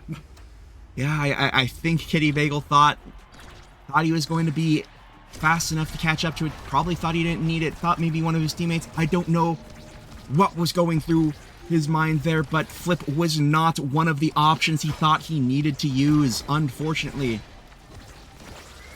A really, really scary flip. Actual defense and double barrier. Kitty Bagel, hello? No, Kitty Bagel is seeing things that we are not capable of. That is what Kitty Bagel was saving the flip for, was that play as, oh my god, what Emmanuel said, boys, you love to see it. Incredible control and knowledge of that Atlas Lab barrier. You love to see it. Spring Maestro now with the glitch pop, trying to find something. Turkeen looking very low, almost gets taken out, but had the evade prepped and ready. Knew that is where Kitty Bagel wanted to send it, knew that is what the enemy team wanted to do. The Atlas ult come out just a millisecond too late, as now it is power play in favor of Obscura, but Venom Rami might be taken out next, but Spring Maestro unfortunately not able to find the KO with the flip. And now there's the KO. Now it is power play for the side of Turkeen's Cats. Venom did get KO'd. Adrenaline Rush procced from the side of Spring. But they do play it really slow. Well done by Obscura. Oh. Don't think that's pretty that isn't pretty defendable. That was wow, they just walked that one in. They rolled out the red carpet and said, hey, here you go. Beautiful stuff, I suppose. Yeah, you love to see it. Venom now with the core, trying to find a way to get this barrier. Does find it with the help of Umi. Great glitch pop coming out to keep. Oh my goodness, again! Wow. I mean, that's just, you can't make that up. That is impressive. Now I do have to say, I don't think that one was intentional. No, that one was not intentional. That was, you know, a little bit of luck, a little bit of nurturing the circumstances that we find ourselves in, which is very nice. The Atlas ultimate does come down, heal up the team just a little bit, but there is no evade on Turkine, so this could be a little risky. Great primary coming up from Atlas, but now the options are limited as, yes, Yuki teleports in, she's up there, strikes it into the top quarter. Has to play it away from the Zentaro with the flip, and Yuki just perfectly covering the only escape option, honestly. Making sure that we go 2-2-2. A bit of a patience game there. I think they've reflected on what you were mentioning, the whole kickoff shenanigans. You know, they're taking it slow now. And it appears Ra is responding in kind by, we're just gonna wait for you to do something so that we could abuse you. And wow, okay, great strike. I love it. That was insane save. Honestly, insane save. Sadly, did not amount to anything because Yuki is just better. It is true, and sometimes that's just the case. And apologies, once again, I'm casting the French team, and I said something in French, which is crazy. This happens every time. I'm sorry. Please don't kill me or whatever. Anyways, Twin Drive on Atlas is being picked up. That is wonderful. We'd love to see that. That is going to be more options for Kitty Bagel to defend with, and of course, Fight or Flight on Kai. Beautiful. Vice with, I mean, wow, this draft is insane. Everybody got what they wanted. Okay. Like, literally everybody got what they wanted. Double spark, guys? Double spark? Is it an issue? Is it an issue yet? Nah, we'll wait for 3. I mean, looking at how this draft did go out, everybody got what they wanted, but I do think just from the potential, I do think that Turkeen's Cats have lost this draft, even though they do get Twin Drive Atlas, they do get Second Spark. I think you can't underestimate the already high damage potential from the sides of Obscura, from the Vice and the Zen, and they get Build Diff and the extra special, and Kai with Foth always just something to be scared of. Yeah, no, I definitely think while, yeah, everyone mostly got what they wanted, Aimee probably didn't get something that great. I mean, it is 1-2 punch to just make more out of that ad rush, but wow, I mean, the side of Obscura got just they made out like bandits, right? This Vice is going to be the threat. Yuki is going to be in there. I'm imagining, okay, yeah, we're going on to Spring Maestro, and oh no, Turkeen got involved too, and you don't have Flip, you don't want to be doing that, but fortunately, you do have an Atlas, you do have that Atlas ultimate, the Celestial Intervention to really heal you back up, and now it's almost Venom being taken out. Fortunately, is able to live, I'm pretty sure, based solely on the fact that he had Among Titans there. That is great, but one barrier going down. Venom is still looking low. Glitch Pop coming out. The Kitty Cannon, the cyber security turret is coming down, but that is both barriers going down, and now the ultimate coming out from Yuki. Fast core all around. Middle popped. Glitch Pop coming out. Not going to find anything, and this could be anyone's goal. Yuki setting up the secondary in position with Venom, and now that is going to be Turkine nice with a great strike out of secondary. Really nice strike. Also, one thing I do want to mention, looking at the history of today, guys, Zentaro's kind of big. There's just been sides in every single game. You know what?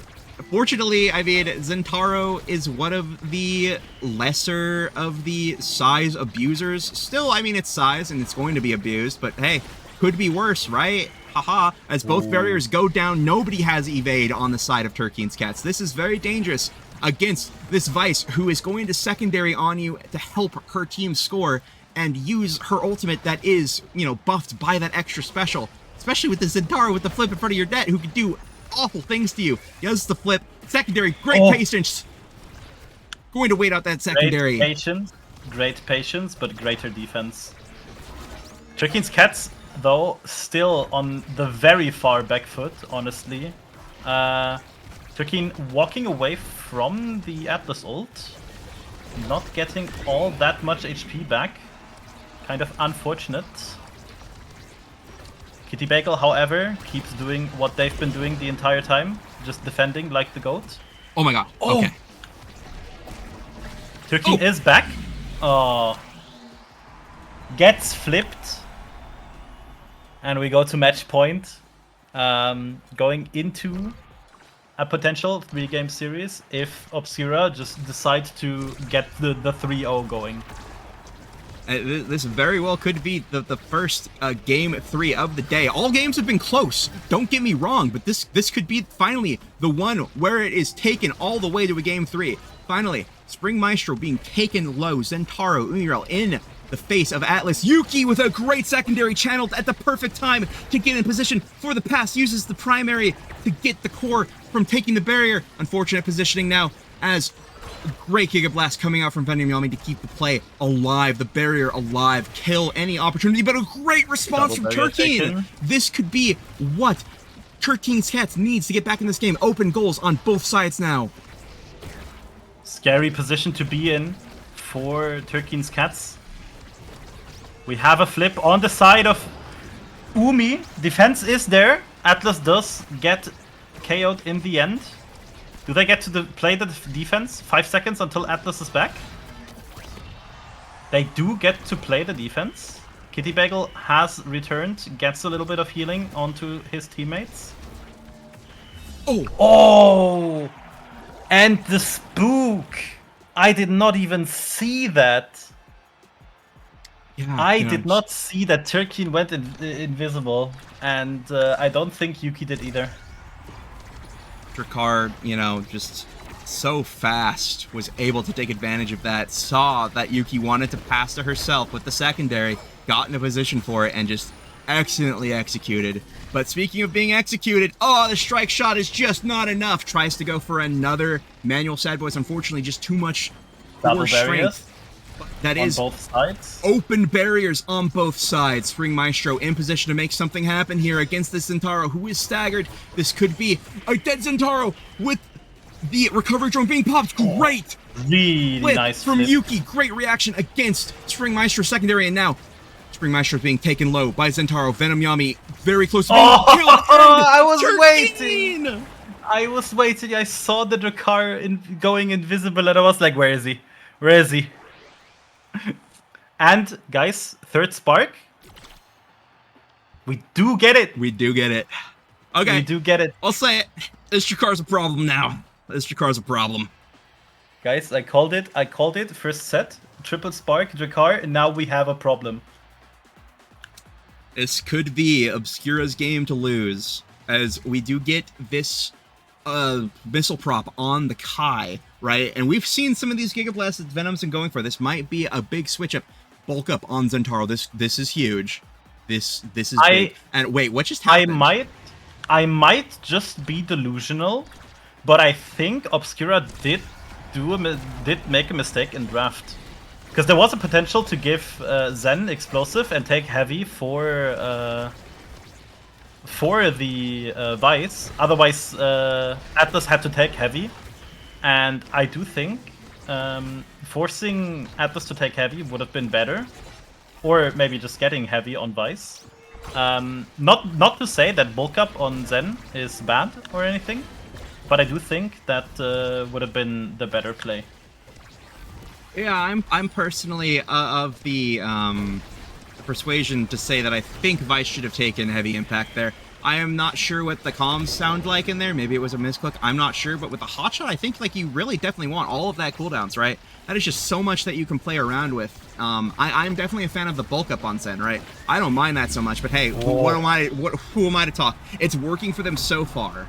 And I mean, Yuki has been getting so much value out of her secondaries, so it makes sense. But, you know, we'll see how this plays out. If you win, nobody cares how you did it. Exactly. Nobody's going back in week 7, looking at your series and saying like, oh yeah, that not taking heavy there was a big misplay. Yeah, I mean, you won, right? You made it. That's all that matters. And so, yeah, both barriers going down. Giga Blast coming out from Venomami. Not going to find anything just yet. The ultimate coming out from Zentaro is going to kill Spring Maestro's first life bar. Has another one thanks to the recovery drone. Yuki up clear. And a great KO coming out from Turkeen to even things out. Barrier down. This could be the cinema game that we've been waiting for all day. Okay, guys. Good offense. Unfortunate not getting the right angle on the glitch pop. Venom on the offense. It's really hard to get past this Atlas with Monumentalist, Castulast, Twin Drive, and Timeless. Like, this Atlas has so much to defend with. Like, if he presses secondary. But Umi does not care. Does not care at all. What a find from Umi. Well-placed strike is just going to get it past both Spring Maestro and Kitty Bagel. I mean, yeah, this Atlas build, in theory, is just excellent, but he still has his typical weaknesses, which is, you know, something quick surprising him. So that is going to be possibly... double dead boys? That's crazy. Back to back? You love to see it, and that is Barry going down. Only one, though. Second flip coming out. Yuki, the defending powerhouse, is going to defend a second flip and the Drakkar shotgun. Just not enough space for Turkeen's Cats to play around with here to beat Yuki, who is almost got flipped. But, you know, speaking of somebody who's almost something, that is a KO of Umi, and that is a dead Zentaro. This is a power play now. This is what Turkeen's Cats need to get back into the set. Look at all of the healing that Atlas ult can provide. It just stays there for so long. Yeah, like Spring could have been healed twice fully. I feel like Giga missed on Spring. Does get the orb, but does not feel like it really matters. And it doesn't really matter at this point, as look at all of this being stacked on top of Kitty, but is just patient enough and uses just enough proper spacing and just is fearless. But this is now a power play. This could be it for Turkeen's Cats in this game. Now, Obscura has to play around the power play, has to play around their advantage if they want to take this game. Venom now with the primary is going to find it. And Yuki, the one to put the nail in the coffin. Well played, and yes, we are going to a Game 3. Game 3 incoming. I feel like this series so far has been about what goalie can suffer through the most and still win. Yeah, absolutely. Like game one, it was just Kitty Bagel trying his best to defend everything, and it did work in the end. And right here, it was just Yuki with that special and with that Just with that damage, like look at those damage numbers from Obscura's side. Like 2 people almost having 100,000 damage, and the game didn't even go that long. It was just 25 minutes. Like, that's a lot of damage. That's a lot of damage, and you know what? For all of that damage, that's not a lot of KOs. You know, we saw more in game 1, right? Both teams having 14, but now this time it's 8 to 7 KOs this time. So, you know, that is... To be fair, one of the sides that did not as much damage had Atlas That's and one so recovery real. gun. That's such a great point, and why the damage numbers are so high and the KOs are so low. I did not think about it that way, and you nailed it. That is absolutely true. But I mean, what a game. I mean, Turkey's Cats almost, you know, swung it in their favor. That was very well played to hang on and try to break through, but unfortunately it was not in the cards, so we will be going to a game 3 for this series, and I believe we're going to be playing on Gates of Obscura. So while we get that draft ready, for all of you who aren't subscribed, enjoy a nice little 1-minute ad break so that anyone who joins can not have a pre-roll ad. So I'll see you soon. Trust me, they have not even figured out their draft yet, so we're good. Enjoy. But yeah, for those of you who are still around, we are getting into draft pretty soon now. It looks like Obscura is going to be blue side for this game 3. So that's they're gonna have a lot of picking power there. So good to keep that in mind. I mean, if we go to Obscura, there is no way that Obscura can lose, right? Right? Real, right? I didn't think about the synergy. Right? You're so right. It has to be, guys. It has to be. Oh, what a start. What a start. All right, you all can't see this because, of course, I can, and you can't, and I'm going to continue to taunt you with it. This is going to be an exciting game 3. I mean, the players might be either cringing or cheering at this start, but this is going to be one for the history books. That I guarantee is going you. to be one for the history books, and we get like what? We get like, I don't know. What are mid awakenings? Orb Rep? Orb Rep. Oh yeah, start, we get Orb Rep starts. What else would be really boring? Orb Rep Castellast, I guess, would be like a really boring start. Not for Obscura. They have a Kai player. Oh, I guess so. Yeah. That makes sense. Yeah. But yeah, but we have to wait. We have to wait until they actually start, because otherwise the teams could watch the stream. Absolutely. And they've started. They're in there. They're in there. They're in the draft. They have started their bans, and look at this. It is Hot Shot Deadeye. It is Hot Shot Deadeye. Oh damn. Who would have guessed that we get a Vice ban against Yuki and a Kazan ban? Actually, yeah, why do we get a Kazan ban? Well, yeah, that's from Obscura, right? Because they're banning out Yuki's Kazan, but I'm not sure why Turkey's Cats want to ban Vice. I guess like they're scared of them first picking it, but of course they're going to first pick Kai. I mean that's what Venom's been playing all day. That's what he played in both games, so he's gonna keep running it back.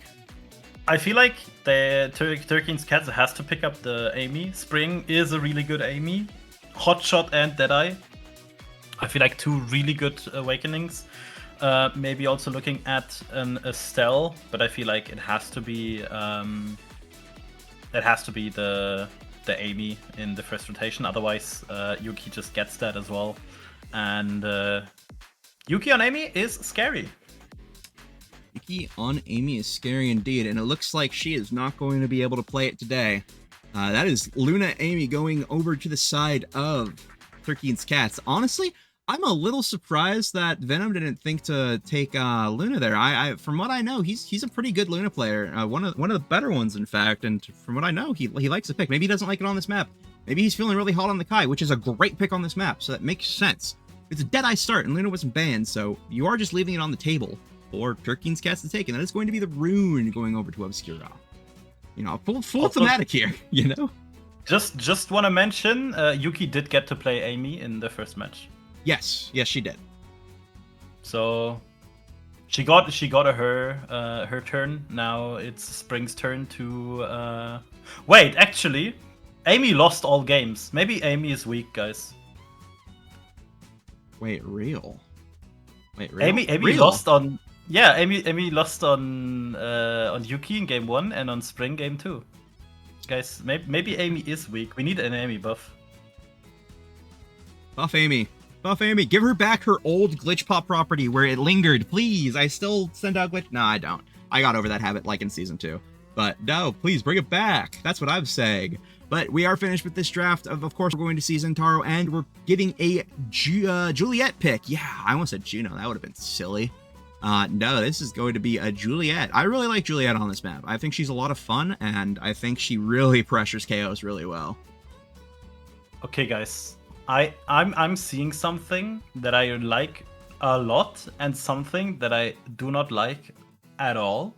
Tell me about it. One of those things is actually Yuki on Kai, which I like a lot.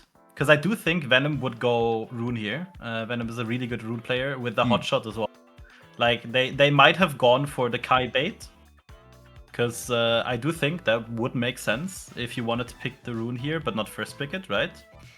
But also, I don't like the fact that that we have a little bit less defense on the side of Cats.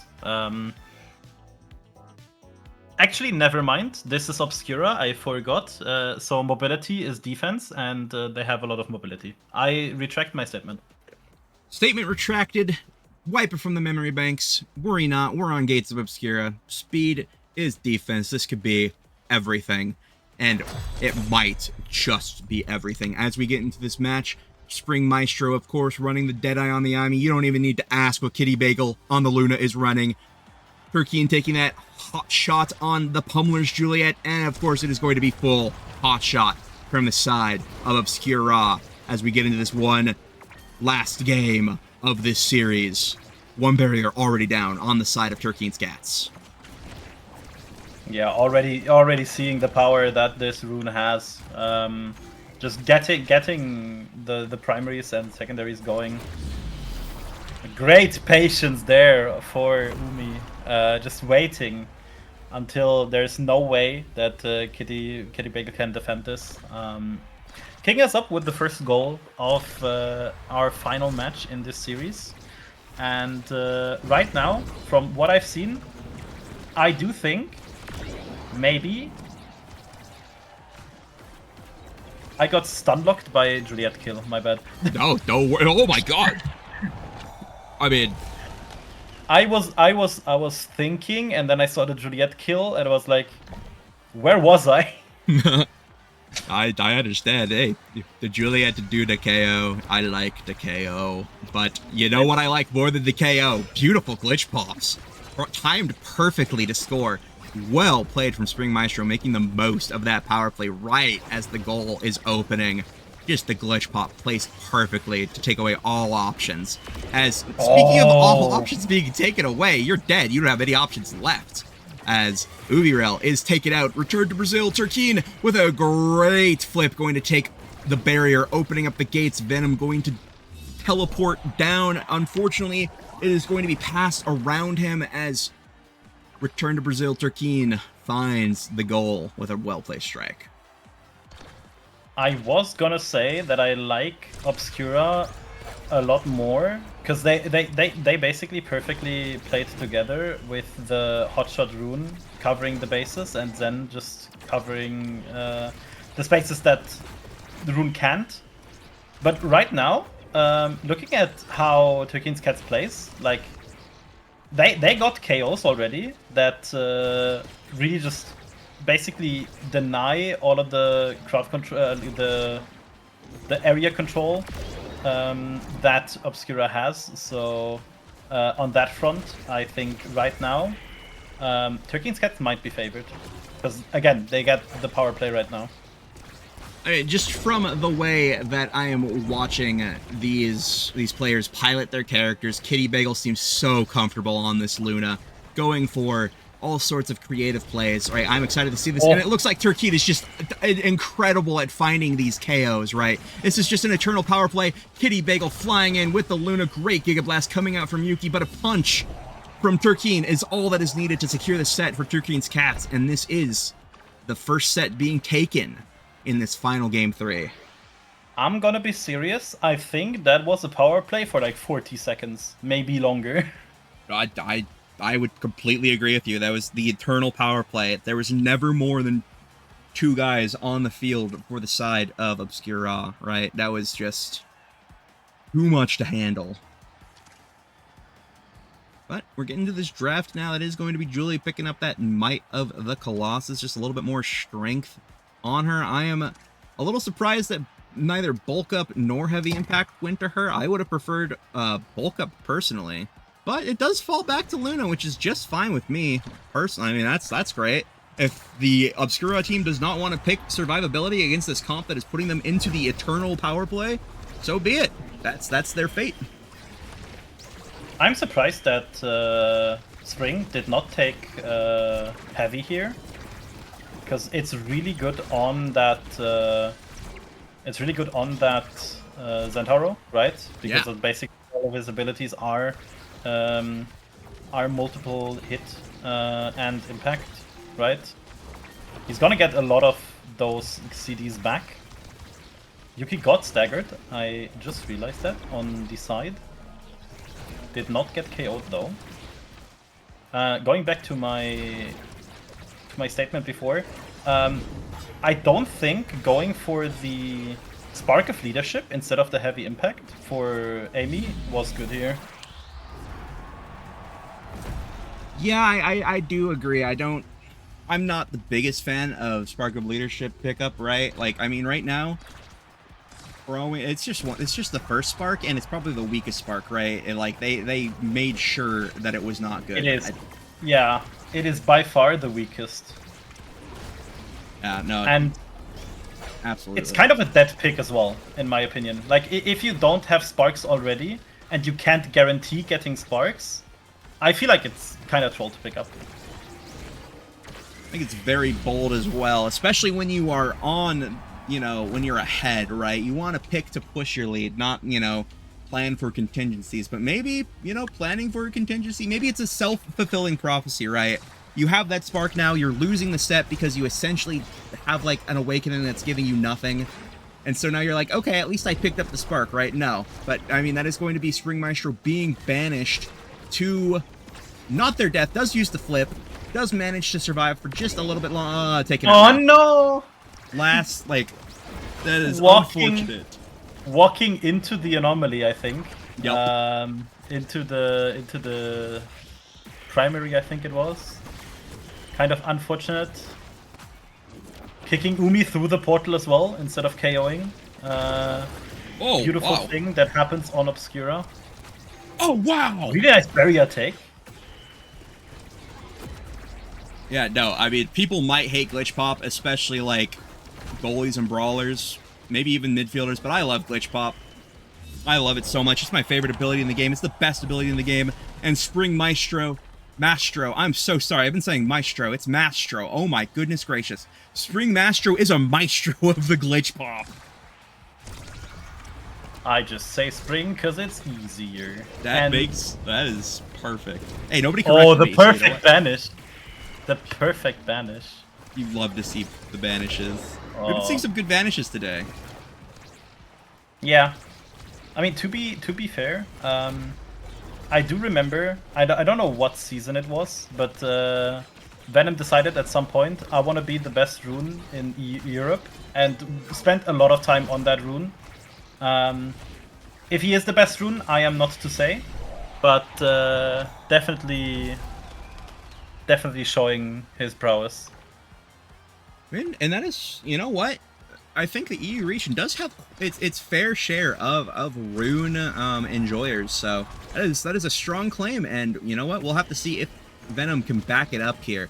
One barrier does go down thanks to his pressure and a great double banish, but a rocket from Kitty Bagel is going to just take off a little bit of that pressure by getting Umi so low. But You know, there's no lower place than being dead, and that is exactly what Spring Mastro is right now, and that is a power play on the set point. Great pillar from Venom, cut off the options, living up to that title of the attempted aspiring best rune EU. So, taking their first set, the second set, Obscura. I see a bit of size, guys.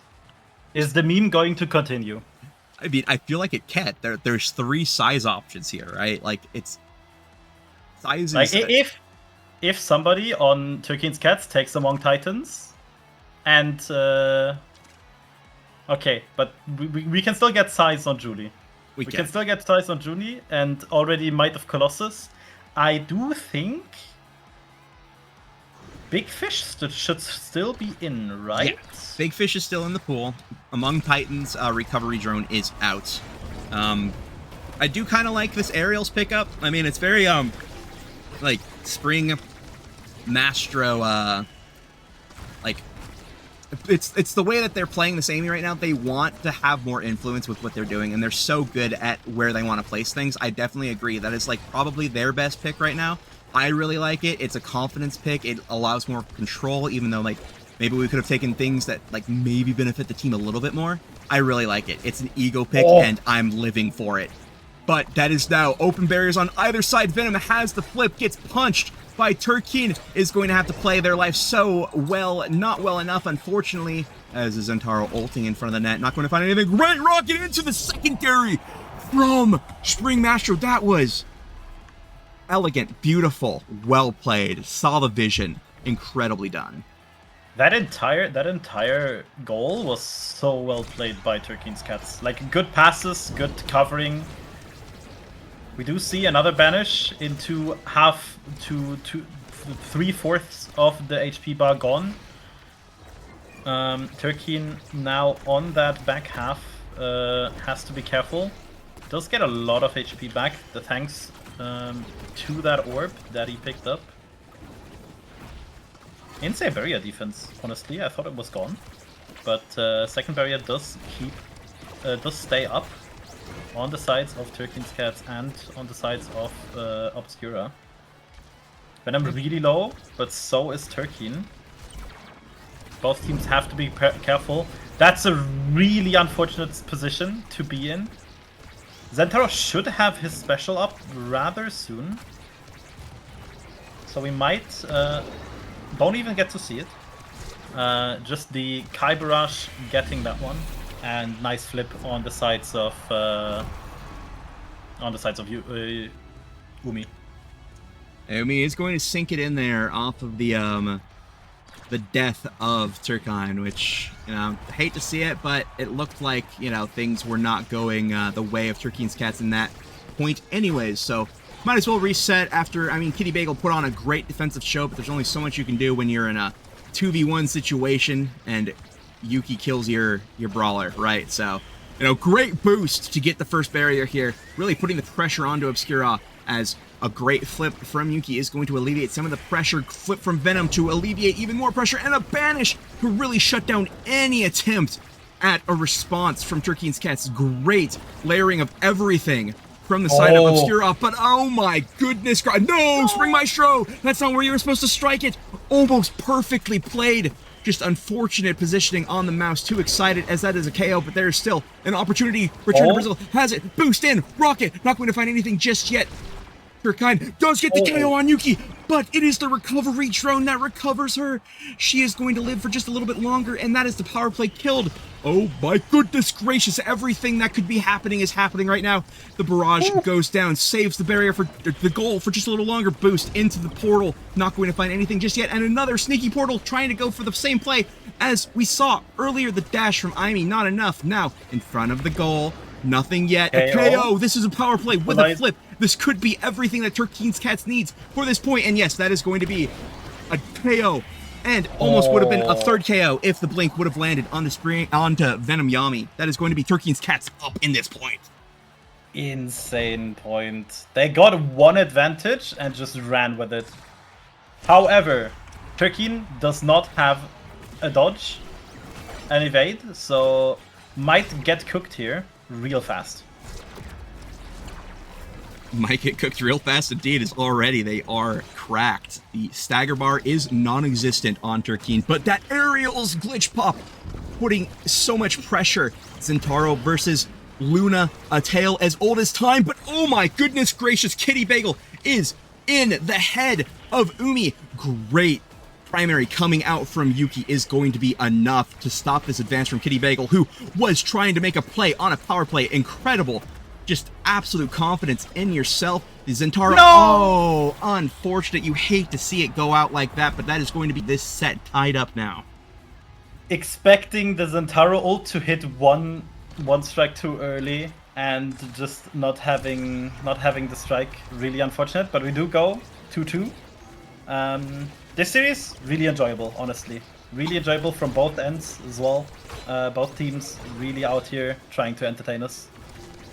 Absolutely, and I mean, Lightning unfortunately will not strike twice there. The strike layerings were just not enough for that second time, but oh, a great stroke of luck through the barriers is going to get the core back to the Imi turret. Unfortunately, not going to get anything off it just yet, but there will be a barrier taken off of a great strike from Turkey, but now that is going to be a lot of abilities in front of the net. Zentaro ultimate into the primary is not going to be enough. Now, Venom with the flip is going to send it up to Umi, not going to find anything with it, going to defend that flip for now. Spring Mastro has the flip. Oh, almost read the down clear, but went too fast with it. Umi almost securing the set, but almost is not enough. When we are in this game, and a great strike from Kitty Bagel is not going to find a goal yet for the side of Obscura, and now, yes, there we go. Venom has spent enough time watching Umi play into this and knows exactly now the read on Kitty Bagel. And this is going to be Obscura taking this set. It is insanity. Pure insanity, honestly. Like, this round goes hard. So incredibly hard. This entire series, cinema. Cinema, chat. Cinema. Absolute cinema. Absolutely. We get into this draft, though, that's going to be Luna with the missile prop. That is going to be Venom. That is a scary, scary extra special, right? We've seen what Venom's been doing with these banishes. That is just a lot. And hey, look, that's a spark on the Spark of Leadership Imi.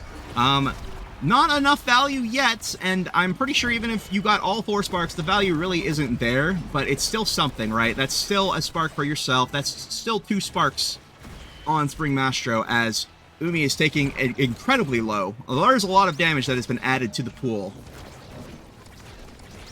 I just had to check to be certain. There's no prize fighter in the game yet. So we might actually get to see, if we go to set 5, there's going to be a lot of funny things happening. Turkey gets KO'd here though. Oh, massive double banish. Massive. Perfectly getting Kitty Bagel out of the possibility to strike that. Not that it would have probably defended, because Umi was with the secondary right on the Luna, but you never know. And look at those pillars, man. Just this extra special might have been the final nail in the awakening coffin for Turkeen's Cats. Venom Yami might just be the best. Oh, not good enough. You have to know how to strike. First, if you're going to be the best at anything, strikes it at the corner, trying to find it into that little needle pinpoint area. And as it bounces back, Kitty Bagel was ready for it that time, but not ready for the red core this time. As it goes into the goal, Yuki finding a great angle to get it in. This might be anticlimactic if this goes down the way I think it does. I think this set has been so much faster on the side of Obscura. Oh! Just because of that extra special. We do get a power play. Oh my goodness. Recovery drone gone. Oh my god. Yes.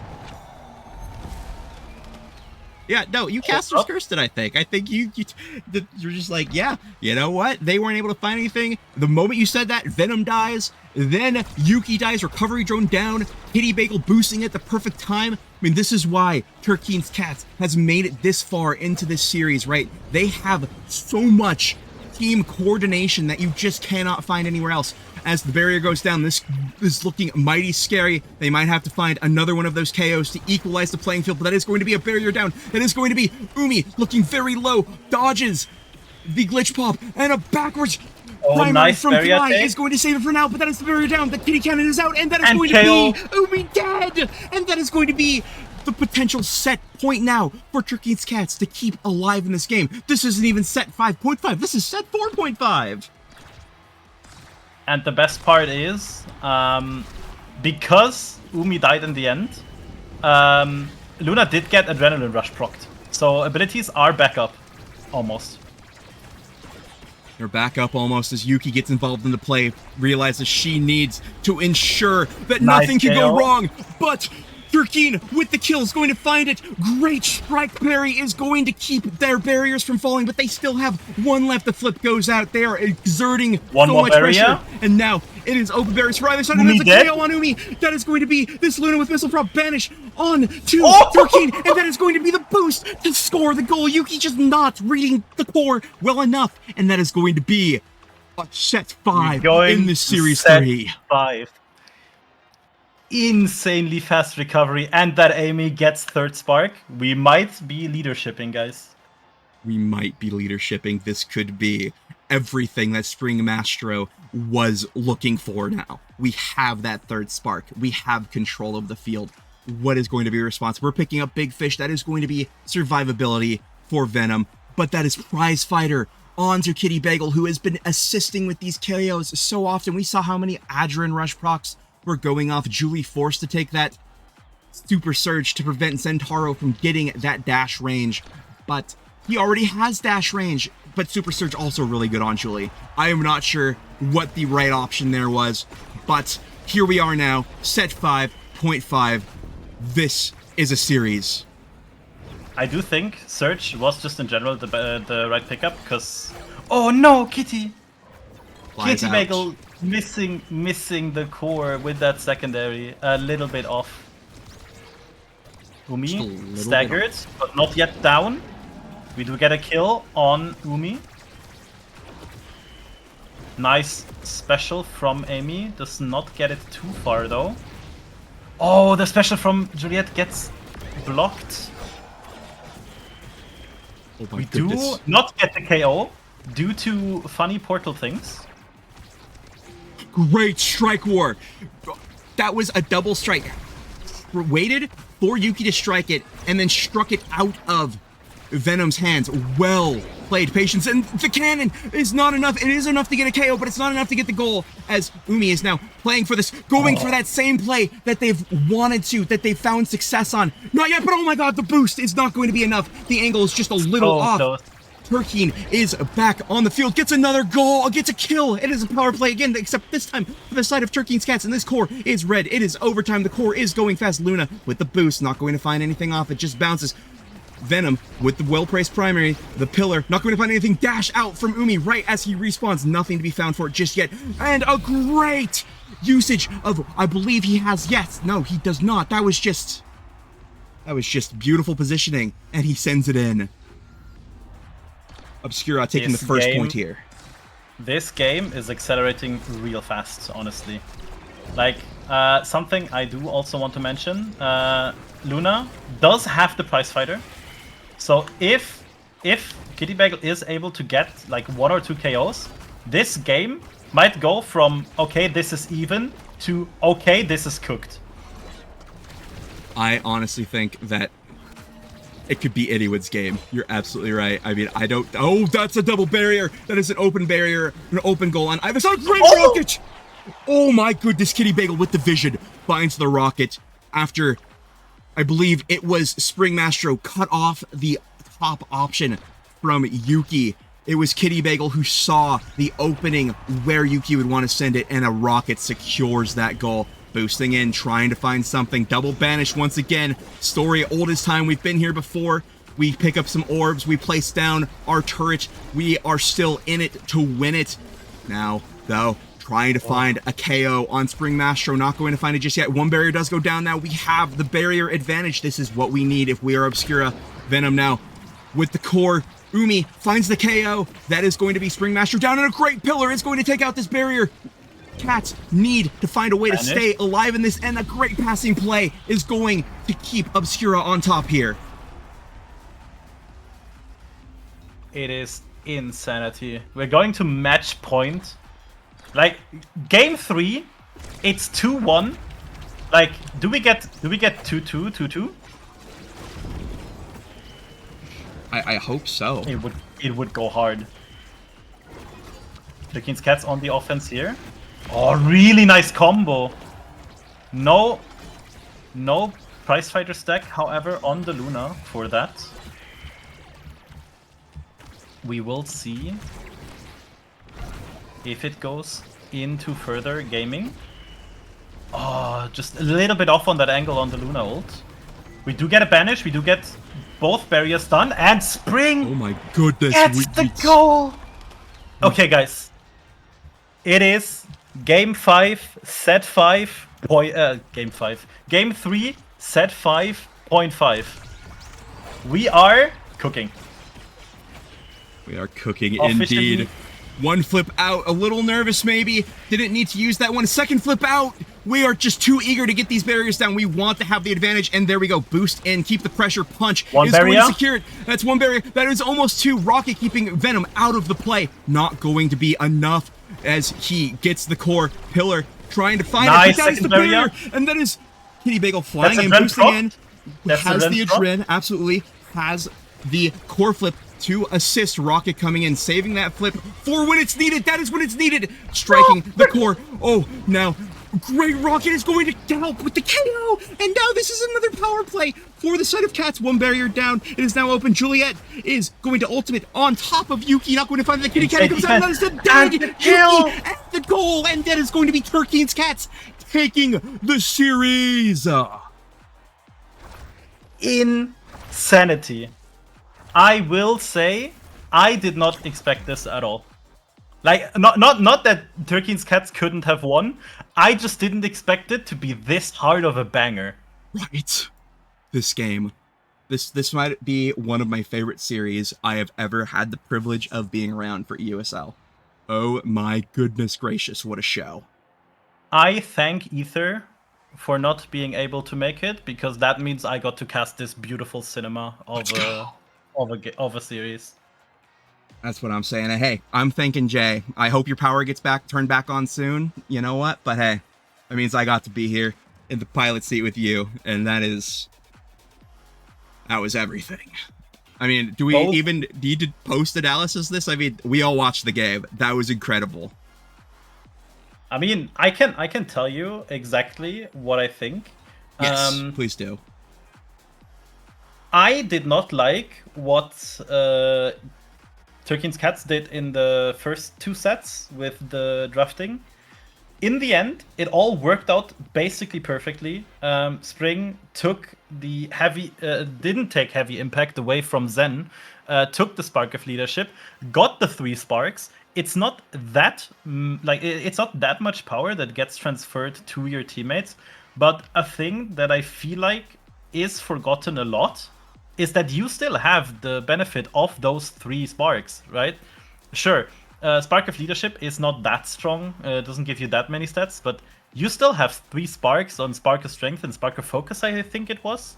And like just giving that little bit of cooldown onto your Luna and onto your Juliet, especially Kitty Bagel had already the Adren Rush and the Prize Fighter.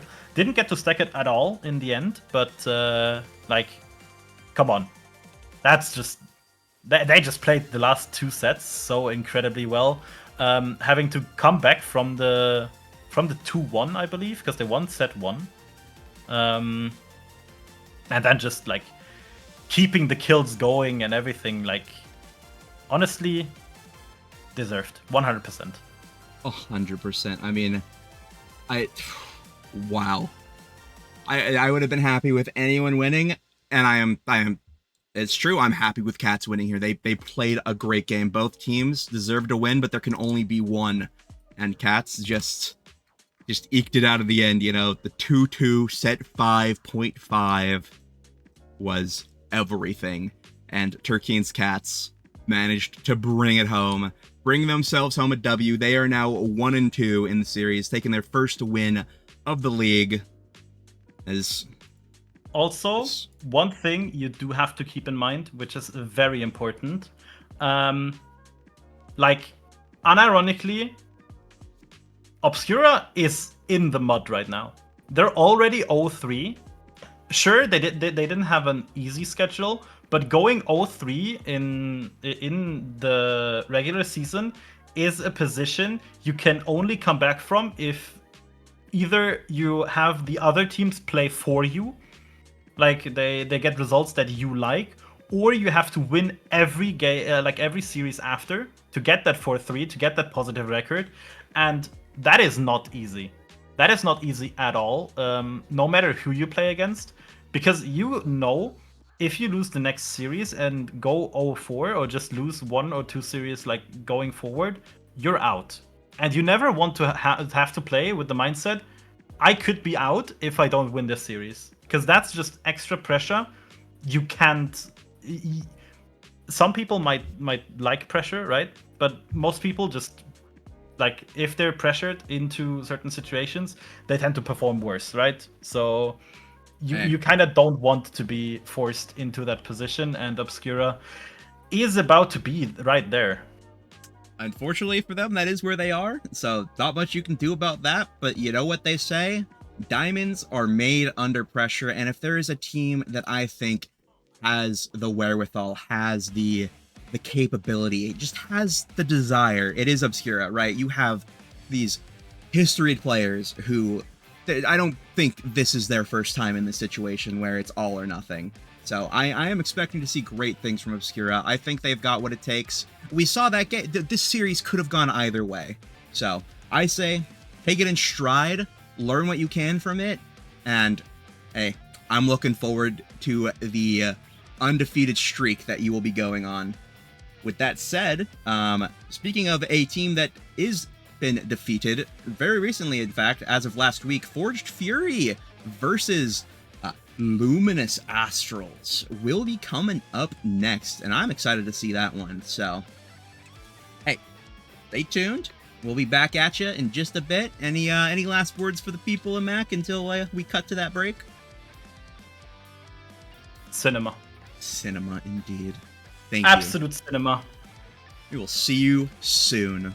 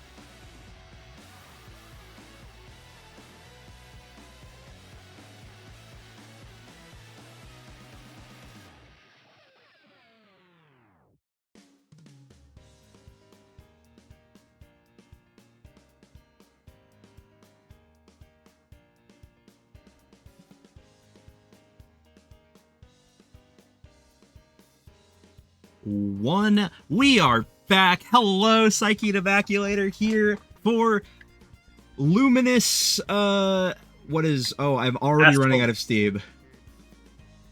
Luminous Save me. Astrals. Astrals, yeah, it's such a cool name.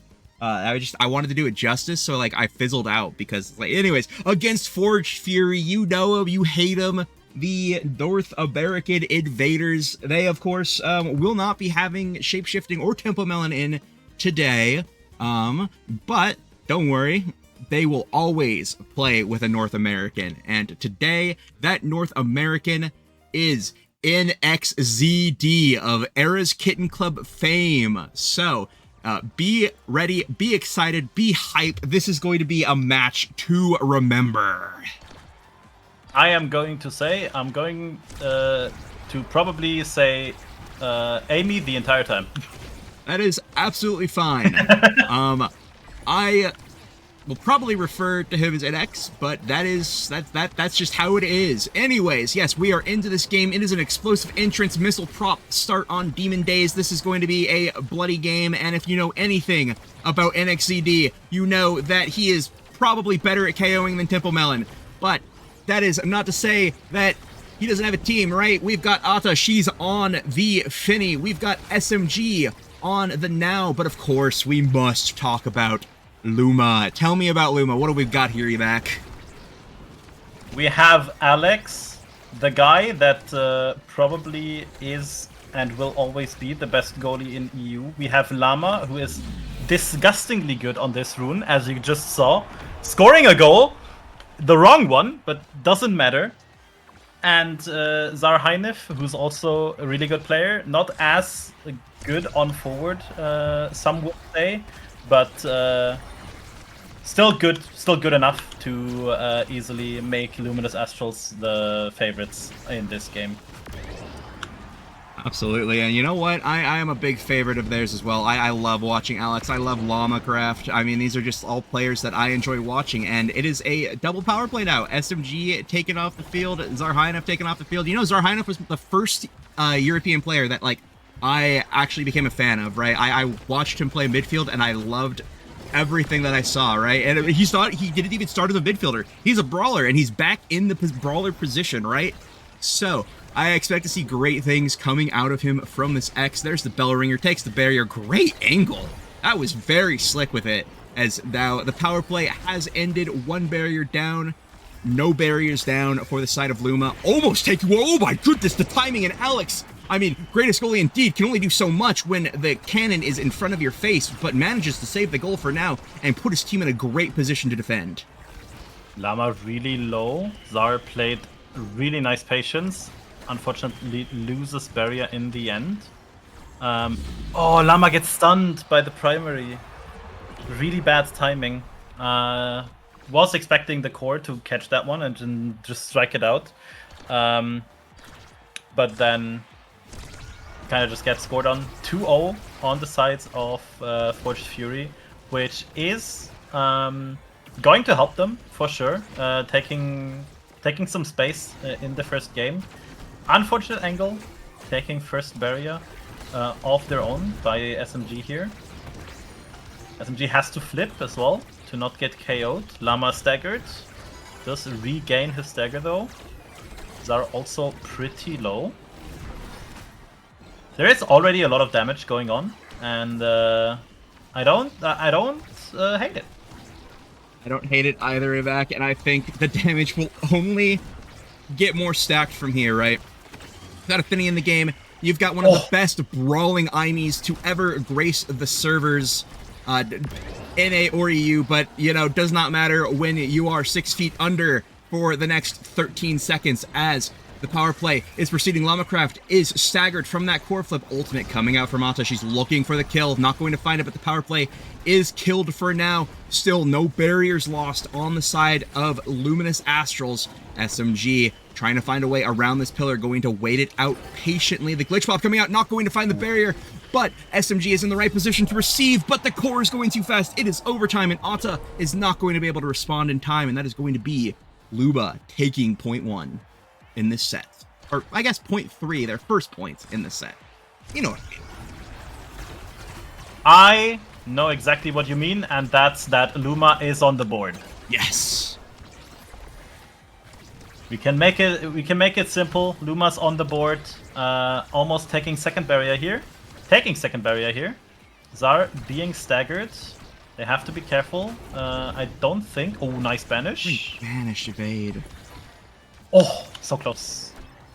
So close. Alex far forward, honestly. But that's usually where you expect him to be. On the Atlas pick, just playing it safe on DD, understandably so. If you have the enemy team with Amy and Fini, I think makes sense to go that Atlas. Saves himself as well. Really nicely done. And now on the offense, Secondary. Llama does have his flip and does get it in the end. It finds the goal. Nice little corner pocket there, sends it in. Great flip, great secondary, really putting a lot of pressure on Ata. As now the pressure is on this set that looked to be so in Forged Fury's favor is now slowly slipping away as Alex is getting more comfortable with defending against this team as Lamacraft and Zarhina find their way into the plays. Barriers are standing at 1 apiece. One more hit on those will spell doom for whoever goes down first, as there are quite a few flips on the board, but there's a lot more than doom being spelled. There might be death and destruction as Zarhina is taken down from the flip. Lamacraft might be next on the chopping block. A great card coming out from Ata is going to get the barrier stunned long enough, and a great angle. NXCD and SMG playing better than SMG and Temple Melon ever could. Finding the goal, finding the set. Well played. I'm so sorry, Tempo, if you're listening. I was about to say, the shade thrown to Tempo Melon there is not accepted. Her, okay, she's my best friend. It's okay. I will not stand for this slander. Prize Fighter being picked up here, really nice. Hotshot going to either Atlas or Rune, makes sense. Fini probably looking at 1-2 punch here. And then the rest just tries to get a little bit more on the defensive side. Makes sense to get the recovery drone, take it away from the X. And then probably, yeah, either Spark or Might of the Colossus, taking Might in the end. Size and power, always something you want to see on X. But do keep in mind, one side effect of getting size is getting size. You are a bigger target. You are easier to hit, and technically easier to KO as well. So we have to see if there will be a lot more damage going on Zar. Doesn't look like it quite just yet. However, SMG gets a lot of damage dealt to him. Dealt to him indeed. Nice. Immaculate defense there from Ata, SMG, and NXCD, just perfectly laying their strikes to get the core out. Looked like a lot of close calls. Now sending it up towards where the staggered Zarhina is. Does get the orb, is able to restore some of his stagger. NX is on the cusp of getting flip, and if I have any knowledge about this, I think the flip is going to be used for kills here. I think it is going to be, yeah, for damage. Tries to find Zarhina in the corner there, but only sends him back towards the orb. We are addicted to try and get Zarhina to live. Zar's still alive. Never mind, shouldn't have said anything. Llama also staggered. I don't actually know if the ult is up for Alex. Oh, nice pillar there. Taking second barrier. And they're back on the offense. Llama no longer staggered, however, still somewhat low. Now he is low. Great perfect ultimate. Yeah, perfect special. Defends the barrier as well. The core goes fast. The core goes fast, really fast. The core is zooming. We are in overtime now. Flip is used, and that is a KO! Opening up the net. This could be Forged Fury's point to win, or it could be their point to lose, depending on how these found barriers go. As the core is sent. Flip used, KO found, and the goal is scored. A whole cavalcade of teamwork culminating in everything that Forged Fury needed to win that point. Insane combo there. Amy just gets a little bit of damage down, and Ata is able to just get the primary across the field. Llama already, again, really low. It's hard to play defense for them if they're that low the entire time. And honestly, right now, it's looking kind of grim for Luminous Astrals. And Luminous Astrals could be on the forward step here. Yes, Pillar goes down. Great banish. Zarheinif using that X Maximus to find the last barrier there. SMG teleporting back to assist Ata if he needs it. NXZD, though, on the cusp of this flip. Not going to find it just yet. Doesn't have abilities. Has the glitch pop to make something work here. The Aimee turret coming down, tries to flip for the kill, not going to find it. Zarheinif is just living forever, but now he's taken out. NXCD stacking those prize fighters. I believe he's already at 3 stacks, and SMG, not a fan of being patient, shoots it right into the Atlas secondary. Alex, well played, getting SMG's flip to work for him. And as I can see, yeah, that is 3 prize fighter stacks, also 150 stacks on Alex. So, we're stacking. We're stacking indeed. I think we already have all of the stacking awakenings out. Yes. Unless I am delusional, which might as well be the case. It could be both. Nice barrier take from Luminous Astrals here. But once again, Llama just getting a lot of damage dealt to him. Unfortunate defense there from Ata. Gets their second barrier taken. Open goal now. They kind of have to convert here. Oh, wow. Really nice primary. Nice attempt on the strike there from NX. Yeah, Not going to find it. Zara's getting a lot of damage dealt to him. He doesn't get to stack up either flip or dodges even at this point. Has to keep like his life. Has to keep staying in the field, honestly. And that one is not that easy. Oh! Never mind, I said nothing. I said nothing, Zar just scores because he's better. I mean, and that's essentially what he's going to have to do here, right? He's going to be cherry picking for a goal because he is being boxed around by the entirety of Forged Fury, right? He can't really play for his setups. He has to let his team kind of work for him and just be at the right place, right time. That's what he needs to try to do right now. And he executed that perfectly, right? He saved his abilities. He didn't use them to try and make something happen. He waited for something to happen and took advantage of it, which is exactly what he needs to do.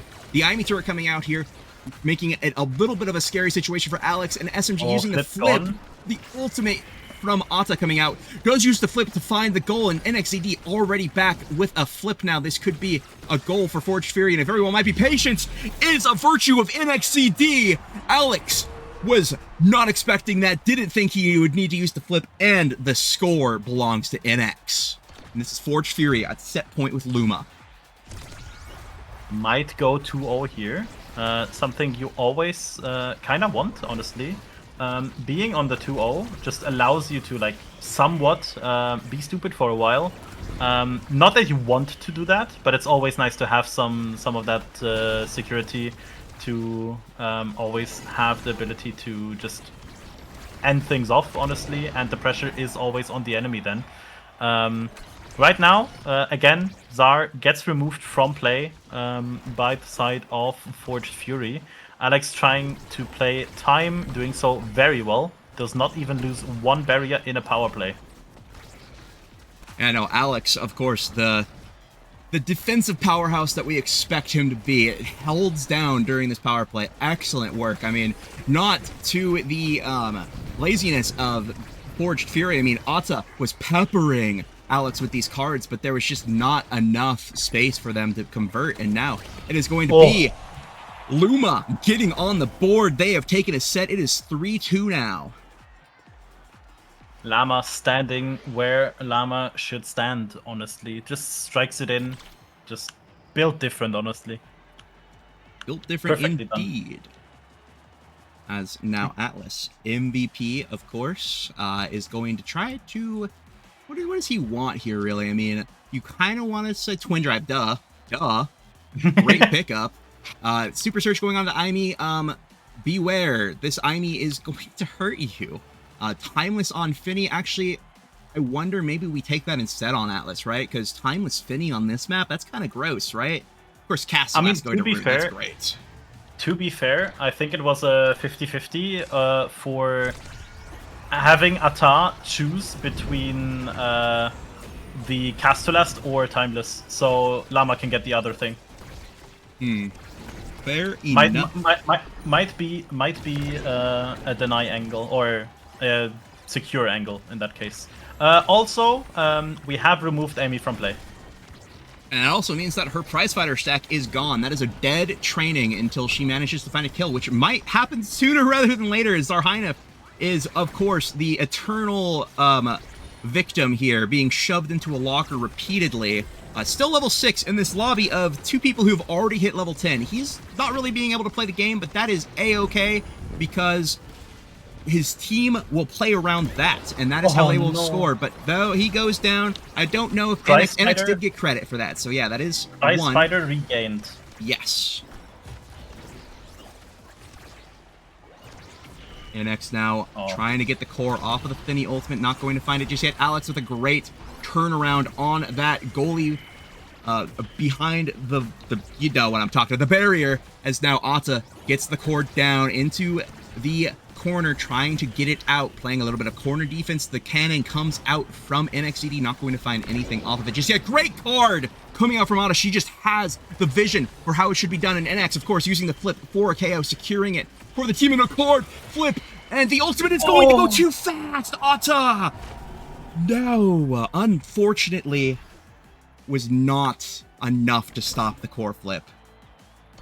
Getting kind of cooked by expecting that timeless Finny ult to defend it. Did not happen. Llama already staggered. I did not see what happened there.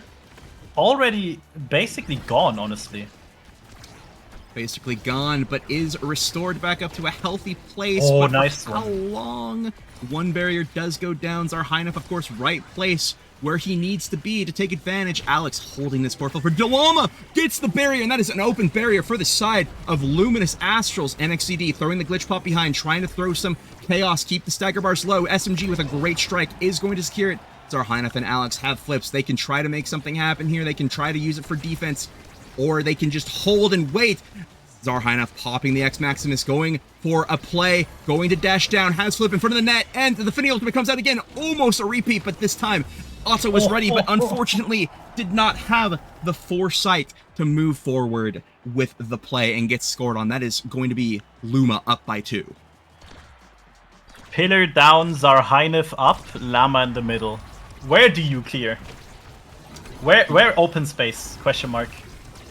Where open space indeed, as Zarhina is just taking so much with every little inch that he holds. Level 7, but it does not matter. He takes 2 barriers now, as no barriers are fallen for Luma, trying to find a way into this expertly defended keep of Alex. Not going to find it just yet, pushing up with the flip. Llama holding back. Alex trying to get involved, wants to use the flip, going to reset positions there, hold for a little bit longer. NX, though, has a flip. We've seen what can happen here.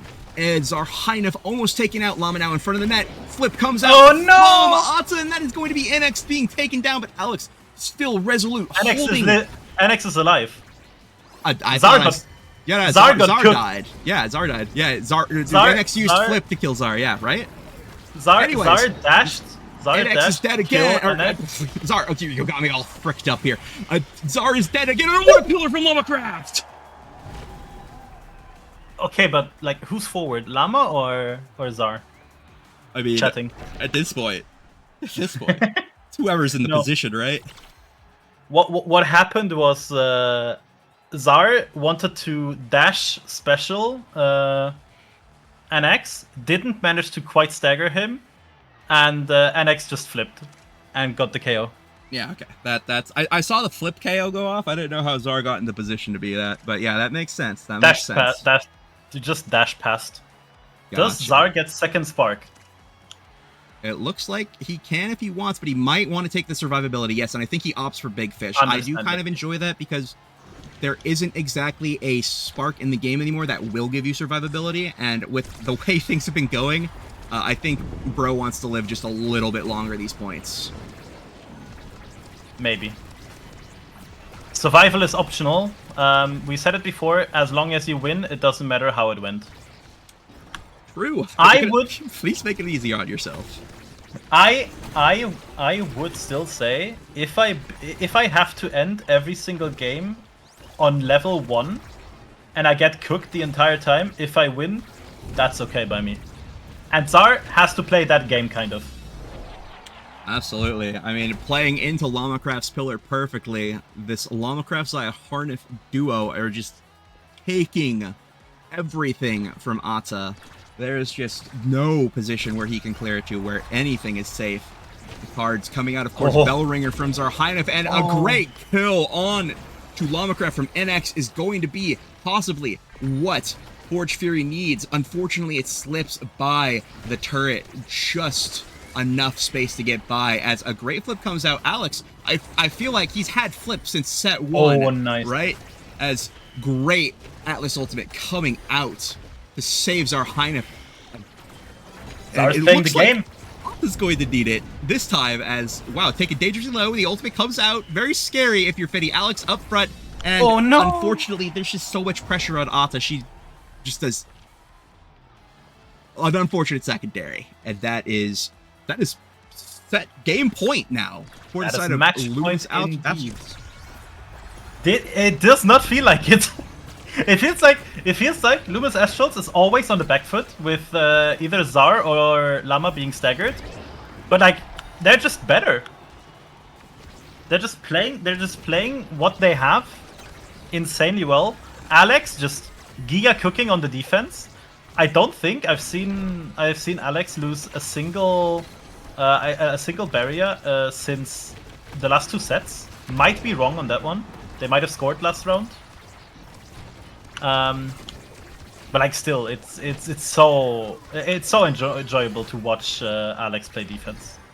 And Alex is standing strong and standing strong after everything that happened to him with Zarhynif, who managed to get the goal in. You know, I say managed, but whew, clinical X gameplay here, just getting it through the Finny. Well played from the side of Luma. Zar said in chat, I get to play soon, trust. He did get to score the last goal, and that's all that you need to do. That's all you need to do. Sends the game to Luma's favor. All you can ask for of your brawler, as I believe we are taking a trip to the night market next. Now, this is this could go either way, because we've seen Zarhynif play on this map before. We know there's a history there of his previous team being very strong on this map, and him being a pivotal part of that. So we'll see. NXCD also well known for that, and I'm sure everyone else is well attuned to Night Market. But you know what? 13 KOs on NXCD, so definitely didn't disappoint. The Forged Fury legacy, of course, you know, getting a lot of KOs on their North American brawler and having, unfortunately, not a game to show for it, but that is lore, right? And only 4 KOs on the side of Luma, but hey, that just goes to show KOs aren't everything. I do have to say, unfortunate that Temple Melon could not make it, because we still have the KO record from Zoe that we want to have beaten, right? And Temple Melon was a strong contender. Not playing 1 week will throw her back a lot, I feel like. And I hope that NXDD will keep the KOs up in honor of Temple Melon. That's an honor indeed. As we look to get into this next game here, of course. Oh, This really could go either way, although I am kind of leaning towards Luma here, right? After this performance Alex put on, this iron wall, this undefeatable defender, like, what can you do? You were absolutely right. There was a solid point of time where no barrier was taken on the side of Luma over consecutive points. So I am looking forward to see what adjustments Forged Fury makes here, right? What they can do to counter that sort of just incredible defense coming out from Alex, right? What are you going to do against this guy? I mean, Night Market was their choice to begin with, so obviously you want to play better on the map that you pick, and they already showed sparks of brilliance on Demon Dice. However, that was Luma's pick, so in the end, we might be cooking with the Night Market, and we have only had one best of 3 series, or like one series go to 3 games today. I wouldn't mind the second one. Wouldn't mind a second one either. You know, that would be exciting to watch. Not the best for my voice personally, but you know what? I will power through anything to watch more Omega Strikers, especially if it's entertaining and exciting, right? But we are, you know, going to start to get into this next draft yet. Not revealing it to you just yet. No spoilers, but let me tell you, it might be a fun one. We as you know, we're going to be on the night market, of course, and The last time you said it's a fun one, we had a hotshot Deadeye. I am not looking forward to whatever the draft has been cooking. Well, I'll be honest. I was like, that was a bait and switch, right? Like, yeah, last time I have beat up, but I promise you, this one is like kind of boring. Like, it's kind of lame, but it's like not bad, but it's like kind of not fun, but it's kind of like. Is it the draft that we cooked up with? No, not that one. Fortunately, God, that would have been awful. But no. It is fortunately maybe a little bit more exciting than that, but we'll see. You know, no spoilers just yet, because these players aren't getting into the dang draft. What is going on here, guys? Get in there. But either way, we actually can't really start to talk about draft plans because that would spoil everything. But I can ask you, what do you hope to see being played here? Like, what are you hoping comes out on the field? Prage, no Atlas. Yeah, Prage, ban Atlas, no please. Atlas. Just ban it. I will predict, because a little bit of insider information. I have played with Ata in a team, so I somewhat know what they're cooking sometimes, and seeing the Fini last round makes me happy, because we might be seeing another Fini coming out on this night market, and with Fini we might be cooking some Vice midfielding, right? Like, it's possible. We could go even harder on the KOs, right? Because you said NXZD is a player that's looking for the KOs, and yeah, we might actually get like a Giga KO comp from the side of Forged Fury. And honestly, I don't know what the side of Luminous Astrals can't play. Like, Alex can play both aggressive and defensive characters. Llama is just very, very flexible, just in general, and he makes Rune look like a KO character. And Zar, like, just play whatever that has a kill confirm, and you might be also cooking. Absolutely. I mean, I am a little surprised. We're getting into this draft now, right? Up on the screen now, you can see we've got the Timeless Creator and we've got the Spectacles, the Spark of Focus on this night market. And we're seeing the IME ban. I'm sad that's not Atlas ban. Then we've got the Rune ban, of course. Juliet being picked up. NXCD is going to try to KO them. Dash Punch. This is the bread and butter of this NXZD player, but of course that is going to be Atlas again, and we saw how well that went in game 1. So the Kai pickup as well. This might just be too much for Forged Fury to handle, but we'll see. They still have 2 picks left. They could surprise us with something that's going to counter it. I mean, I'm seeing a Luna. I'm seeing a Juliet. Where's the Fini? Question mark? Question mark? Surely they're cooking? Dubu! Ain't no way. Is this the legendary Dubu forward Juliet goalie? Oh, I mean, it's gotta be, right? This is gonna be a timeless creator, Juliet, whose punches will linger in the air forever. Absolutely. Imagine Juliet special is a creation because of some sort of game bug, and we play EUSL, and you just see this Juliet monumentalist with timeless creator have like 2 ults at the same time. I mean, that would be cinema. That's all I'm saying. Cinema. Has anyone even tried it yet? I don't think so. Actually, I'm pretty sure people have like denied body on now or from now. I have plenty of time, so.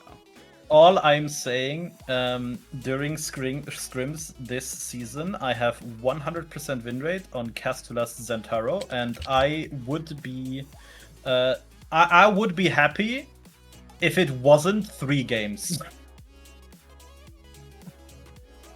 So Castulas Zen maybe is one of the best characters in the game because I won 3 times on it, and it surely wasn't a deny every single time. Surely not. Would never happen. Could never happen. But, I mean, we are going to be getting into this game soon. I hear the sound of the strikers entering the field now. The horns are sounding. The platforms are raising as we get into this night market game. I'm excited for this one. I still don't know why Forged Fury banned out Aimi, but that is A-okay. Maybe they're scared of something that we don't know. But we're getting into this game now. Character select. I am still hoping. Oh my god!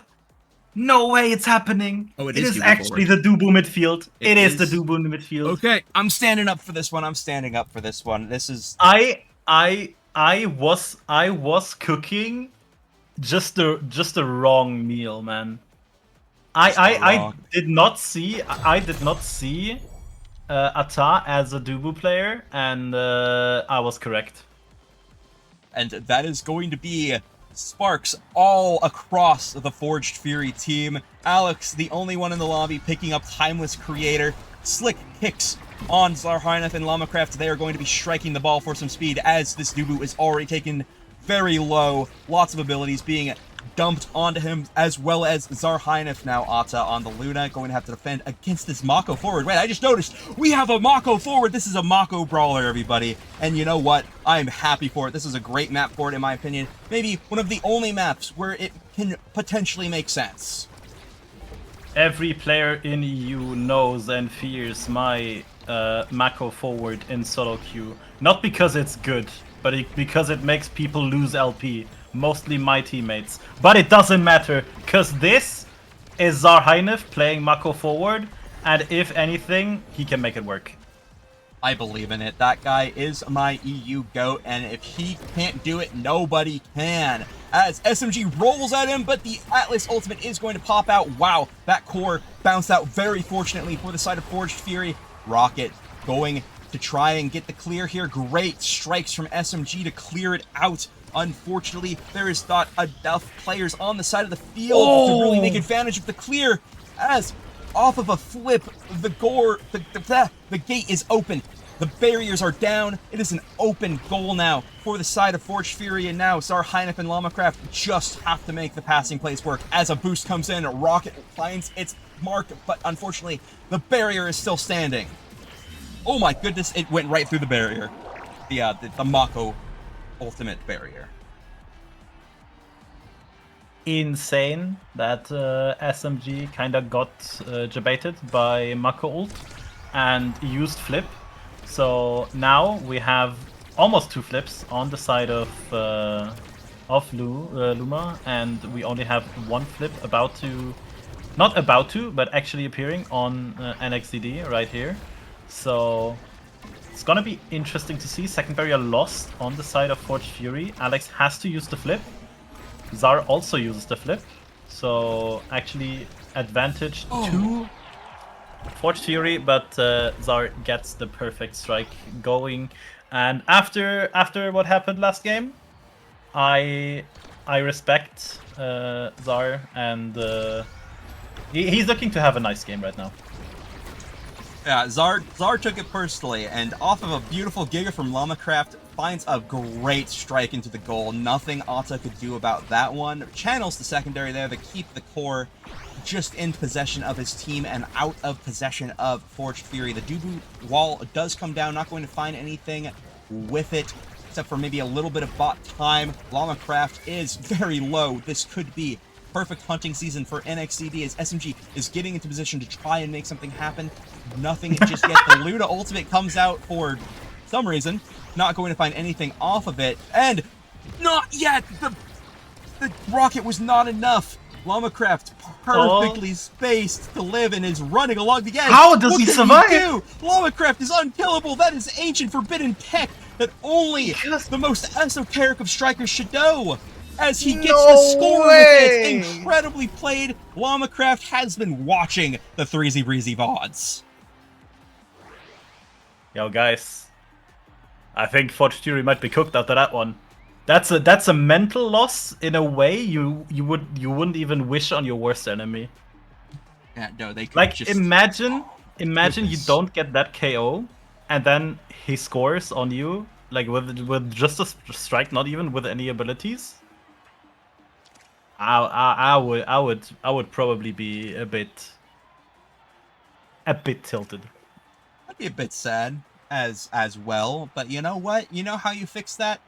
You go straight to KOing him, and we have given Juliet bulk up. I am imagining that this team of Luma is not going to be living for very long. If NXCD has anything to say about it, that is not going to be Zar Hanifdad, because Alex is there to the rescue, and Zar was just positioning perfectly. Although that is no evade on Zar or SMG, so we'll see. This could be anybody's KO to be found. But fortunately, one team has an Atlas and the other doesn't. So about every 40 seconds, all of the HP worries are no more. As Llama-Craft is taken out, can't do anything about that one. As Zar Hanif is also taken out, can't do anything about that one either. And now we are playing this corner offense perfectly. Alex is attempted to be KO'd, but not going to find it. Don't need to KO him. We can just score, and that is going to be Forged Fury taking the first point in this set. Guys, the KO was all thanks to Super Surge Dubu. Trust. The Surge. Well, he's in jail now, so nothing he can really do for the next, 2 seconds. He's out now. Zar Hanif using that Mako secondary to boost Llama-Craft and get all of that Super Surge roll is so much value. NX now with the core, but a great secondary. Alex is going to get it off him. Good bounces are going to keep it in the hands of Zar Hanif, taking the barrier.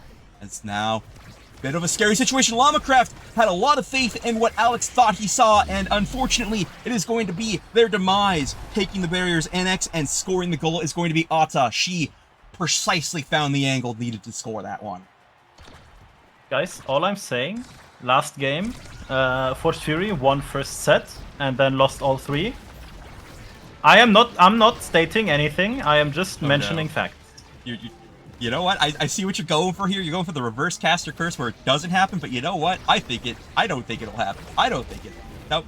It's gonna be the same thing as last time. Absolutely.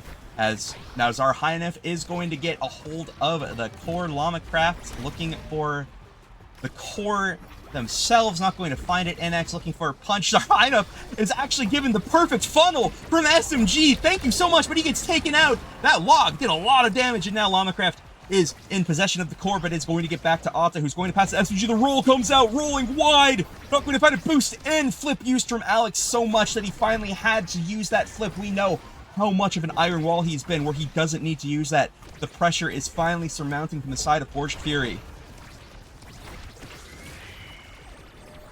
Flip does nothing for NXCD in that situation. Really nice ult, saving Zar Hanif. from Alex, or rather from the Juliet. Red core on strike? I want to. I did not know you could red core off of that. Oh my goodness. Insane. Great Nice hit. dribble from Alex. Oh, Llama. Great I don't know. primary from Llama as well. Watching Llama play always makes me happy. This man One of my can do favorite players. things that I couldn't even imagine.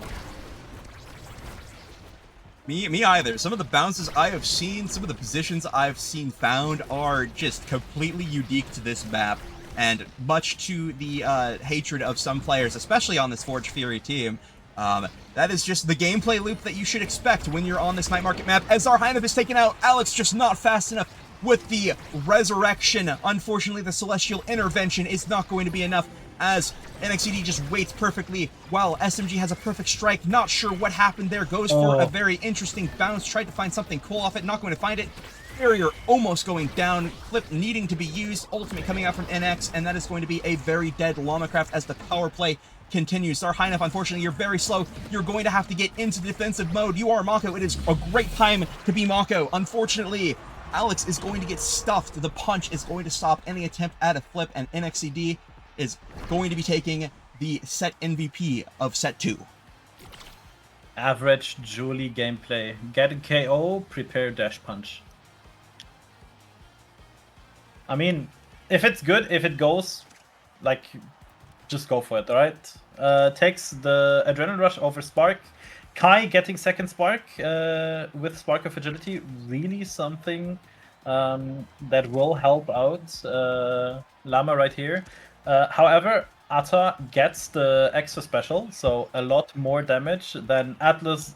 Hotshot, also something to be scared of. And to be honest, Dubu kinda big, no? Dubu might be big. This might be a big hamster. We might see a little bit more size on this guy. Who knows? Maybe the prophecy will come true.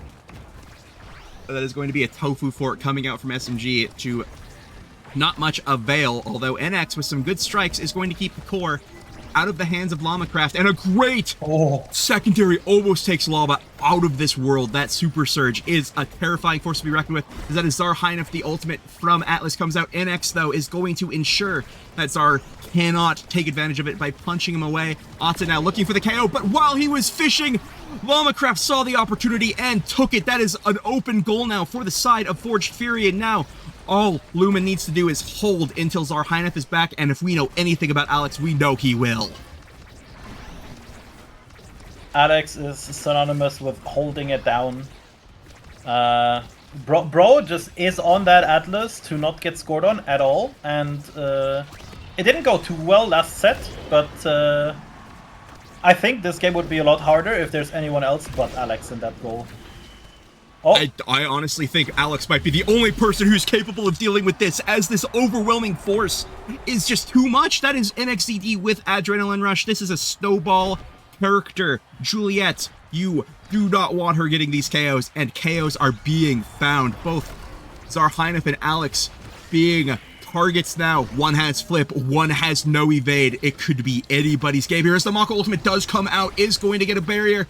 The Tofu Fortress is going to be enough to save it for now, almost putting his team in a very bad situation. SMG, though, can trust Atta. She will get it out as Zarheinov pops the Mako secondary, trying to find something. Llama-Craft in a very dangerous position, could get rolled on, could get KO'd. Zarheinov now almost taken out, but is going to live, and the roll is going to send him in the soup. Gets pushed into the orb, so actually has a little bit more stagger to work with. And oh my goodness! Oh, so close. Okay, that was a very scary situation. If that core would have touched Barrier, Llama would have had it. I am 99% sure. Trust. I trust.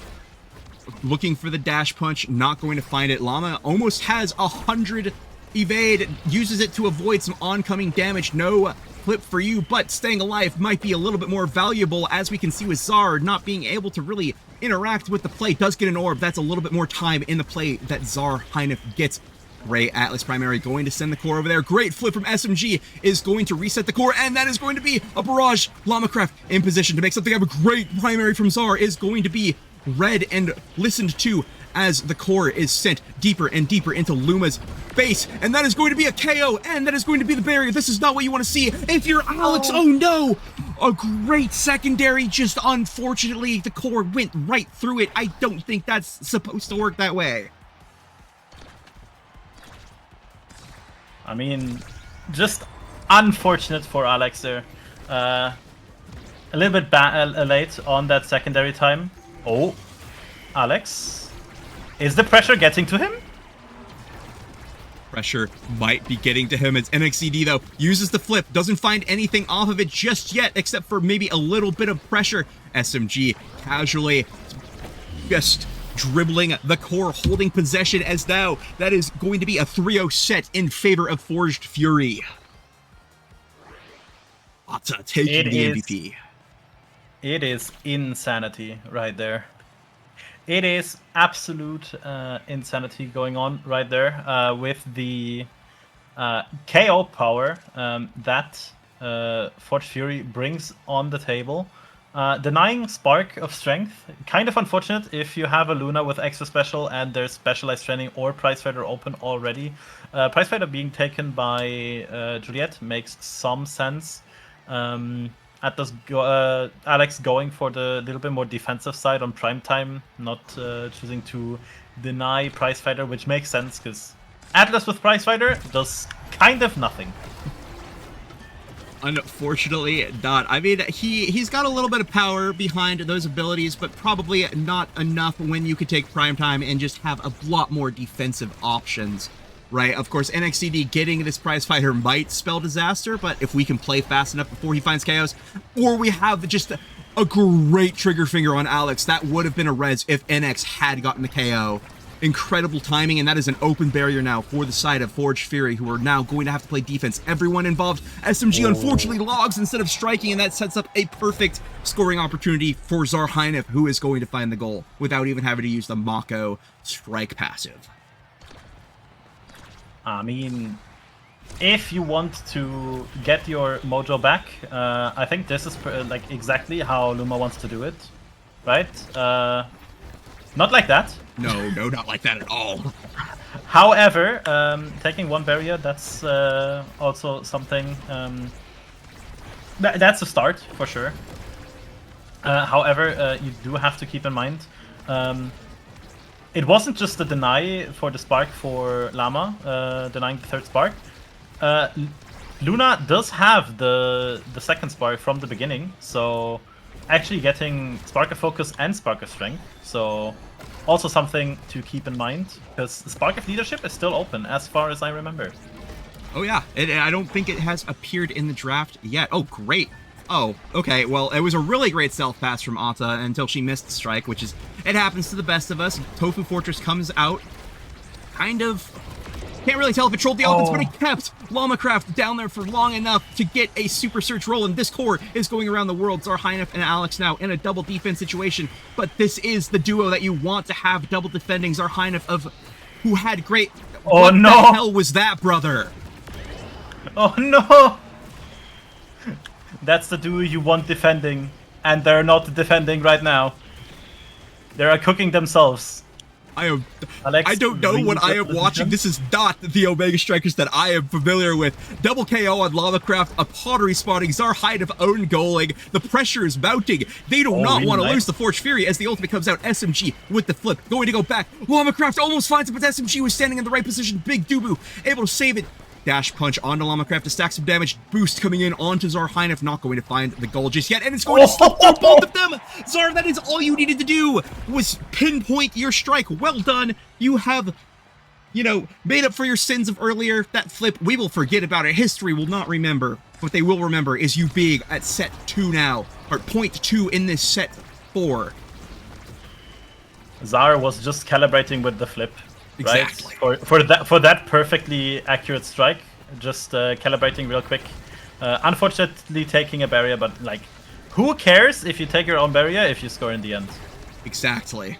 It was just a setup. It was to build core pressure, and that is going to be a KO onto SMG. That is the recovery drone down in potentially what they want to be at least 3 more points worth of gameplay when they are already down by 2. So very risky awakening to have disabled now, as Zarheinef, unfortunately, for SMG, and Atta is in the perfect position, takes a lot of damage, might just be KO'd here, and yes, will be, but Llama-Craft is in front of the net. Alex does have the core flip, almost taking out NXCD with that primary. Unfortunately, not enough power. That is going to be Llama-Craft with the flip, not enough. Alex might have to burn his here. Not yet, actually, as Llama-Craft survives. The ultimate from Luna is not going to find anything. The Crater Maker, no craters will be made. Zarheinef using that secondary to try to get a speed boost, try to get some size. Atta boosting away, is going to get back in time. Zarheinef is not being taken out by that dash punch this time, and this is going to be Luma's point to win. They must find this goal now before NXCD can find an opportunity to get a KO. Yes, the barrage comes out. Atta flying. It's going to be a Soaring Angle, and it's Zarheinef. Strike Wars NXCD's flip. Oh my goodness, what a way to win that point. That's exactly how you want to win the 4th set, right? Just giga diffing, honestly. We have Spark of Leadership. Will be interesting to see.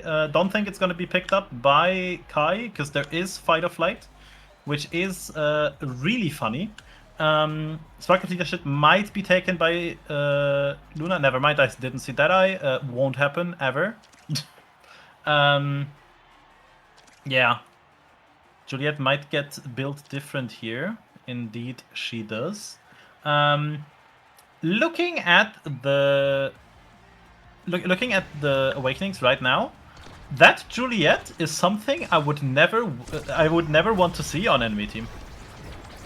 Right, so this is the Juliet of nightmares, right? This is built different. This is everything Juliet wants, right? The only thing that's missing is tempo swing instead of that spark of focus, and that has not been in the game for good reason for a long time. But that is going to be both barriers going down for Forged Fury, the Atlas ult coming out to prevent any sort of shenanigans. And yes, it is around for just long enough. In fact, a little bit longer even, but Llama-Craft is still so low. Zarheinef using the Mako primary, or passive, to get the core out. Now, hunting for Llama-Craft, we know this Llama is one slippery beast. He will not be caught, and he will get the orb. Survival is what he knows. SMG not evading the Mako ultimate, deciding to use an ultimate of his own to try and relieve some pressure. Luna boosting in NXCD with the ultimate, not going to find anything with it. Zarheinef flips up to SMG, not going to get it through. This Dubu rolls, gets the stun, but misses the strike. Yeah, it's going really well for Forged Fury right now. Getting the KO.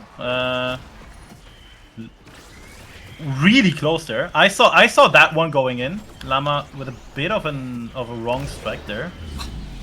And just a dash punch flip. No way for Alex to defend that. That was beautiful. And that wasn't even the full dash. That was just, or not the full dash punch. That was just dash. That was dash flip. We call that the NXZD shuffle, you know? But a great ultimate coming out from Alex is going to save the life of Llama-Craft, keep him on the field just a little bit longer. The HP bar might not look the best. Great secondary from SMG is going to keep the ball alive. NXCD in position to try and make something happen off of a great boost from Atta, who gets the barrier. Crater Maker coming out, not going to find anything with it except for a little bit of field pressure. The primary from Atlas, he has 2 of them. One comes out, one might already be back, and that is going to be a staggering amount of abilities used to take out Llama-Craft. That is one dead Llama, and now it is once again Zarheinef and Alex trying to defend, and of course, this is the duo that you want to do it with. Mako Atlas is going to hold, but the Tofu Fortress does come out, and look at that damage! Llama's dead again! Zarheinef might as well be dead, but a great Atlas ultimate is going to at least keep Zarheinef on the field, and that is just so many more abilities that they're going to have to use on this defense, and unfortunately, that is the barrier, that is the goal, that is the kill, and then the goal, and this is Forged Fury at set point. Hey guys, Juliet with these awakenings might be strong. I am not certain. I am not 100% certain, but I think this might be cooked. This might be cooked in Tiedevac, as InX is really showing why, you know, he's got a certain title, right? He is the KO champion of NA with his partner in crime at Katsuna. But, of course, not here right now. No, That is Ale! SMG, and that is going to be KOs on both sides of the world. This could be it. A core flip right through. Ata saw the vision, saw the line, she took it, and that is going to be a Forged Fury victory. This is 1-1 now in this series. That's a really unfortunate flip from Alex, trying to go for the corner, hitting it not quite, and then taking own barrier in a 1v3 situation. That is exactly the opposite of what you want to do, right? You want to defend, and then that happens, yeah, you're cooked. It's just not the way you want it to go out, Immaculator. That is unfortunate. Flip into barrier take. Unfortunately, it seems like we saw a couple of those this game. Hopefully, we see less of them in game 3, right? But look at this stat line. Of course, all of those KOs on the side of Forged Fury, totaling up to 20, and impressively no KOs found from the side of Luma. But they still brought it to a set 5 situation. That is to say, KOs aren't everything. They had a path to victory, and unfortunately, NXCG just capitalized a little bit more with his team. But there's still another game to be played. I mean, to be fair, looking at the team comp from Luma there, I don't think they planned on killing anything. So having those not. 0 KOs is basically Expected. just, oh no, I'm Llama and I can't find funny KOs with my special. Yes. Yeah, I agree completely. Yep, and the fact that they were able to take it so far in sets is evidence of that. They did not need KOs to potentially take this game. They just unfortunately got overwhelmed by them in the end. NX found his flow. But They were about 20 KOs behind and always in the deficit. So getting to to set 5 in that case, I think commendable, and Yes. something you want to keep in mind going forward, right? You technically don't want to think about the fact that you kind of got cooked, especially last set. You just want to keep removing this game from your memory. Remember game 1 where they giga cooked and came back after losing 1 set, and on Taiko, I don't think we're gonna see much difference to what we saw so far. I would agree. I think we're going to see lots of KOs. I think we're going to see lots of opportunities, especially no spoilers with this start that I'm seeing right now. This could be this could spell disaster if you misnavigate this draft, I think, for either team. So I'm excited to see this Taiko game is going to go down in the history books, I think. And I said that about the Turkine's Cat game earlier, and I mean, they're just going to have 2 chapters of the best EUSL games ever played. So, that is what I'm thinking with this Taiko game. Of course, I don't know if we will be seeing the Juliet again, right? I think that might be an insta-ban, unless they are trusting in their inability to get dash punched here off of these Taiko drums, right? I mean, all I'm saying is, once again, I'm looking at the map, and I smell Vice, I smell Feeny, I smell a lot of things, and I don't smell Vice anymore. Nope. Smelling Vice would have been right. That is a heavy impact Taiko Temple start. Yeah, she is barred from entry, banned. No, not allowed in. Forged Fury getting that Amy, I wonder where that's going. Might just be the forward position. Might just be the NXCD trying to show the world that yes, I can win with Imi Brawler, but it looks like we are going to be getting a Zarhynef Zentaro. I'm excited to see what this lad can cook up on this character. As the rune is being slotted in there as well. Probably on the Llama-Craft, if I had to hazard a guess. I've seen him play that character before, and I expect it to be done. Well, okay, never mind. That's NXCD Julie. That is not going to be a reprisal of the Imi Brawler. Unfortunate, honestly.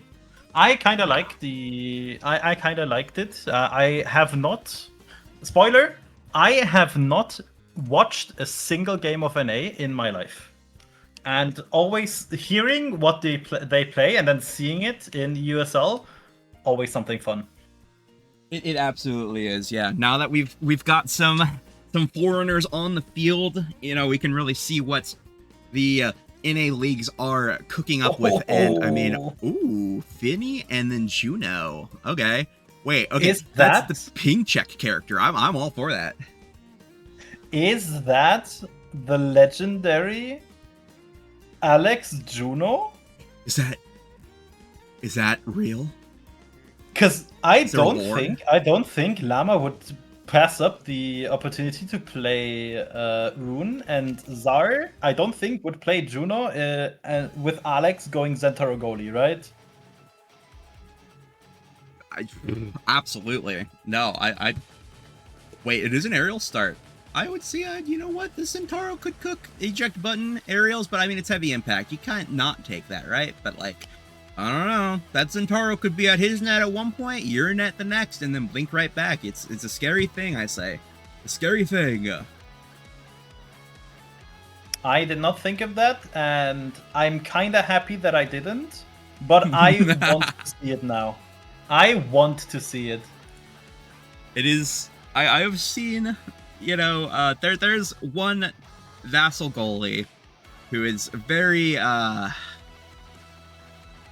insistent that he can make Zentaro goalie work. And in fact, it's NXDD's goalie. So, you know, there might be a little bit of something there to be said. Maybe I mean, pulling it out, you know, who knows? But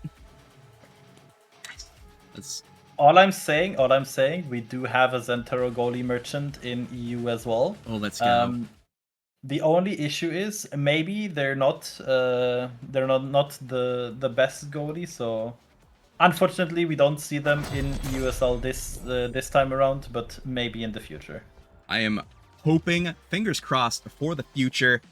That is going to be heavy impact taken by everybody on the side of Forged Fury, and heavy impact taken by everyone except for Alex on the side of Luma. Of course, this is the Judo goalie. Okay, I'm excited. If there's lore here, I want to take it all in. Look at that. Alex just already being an annoying Juno, jumping forward with that aerials. Has a little bit of jump range, honestly. Double barrier taken. Both barriers, I mean. Nice reaction on Alex there. Defending his barriers.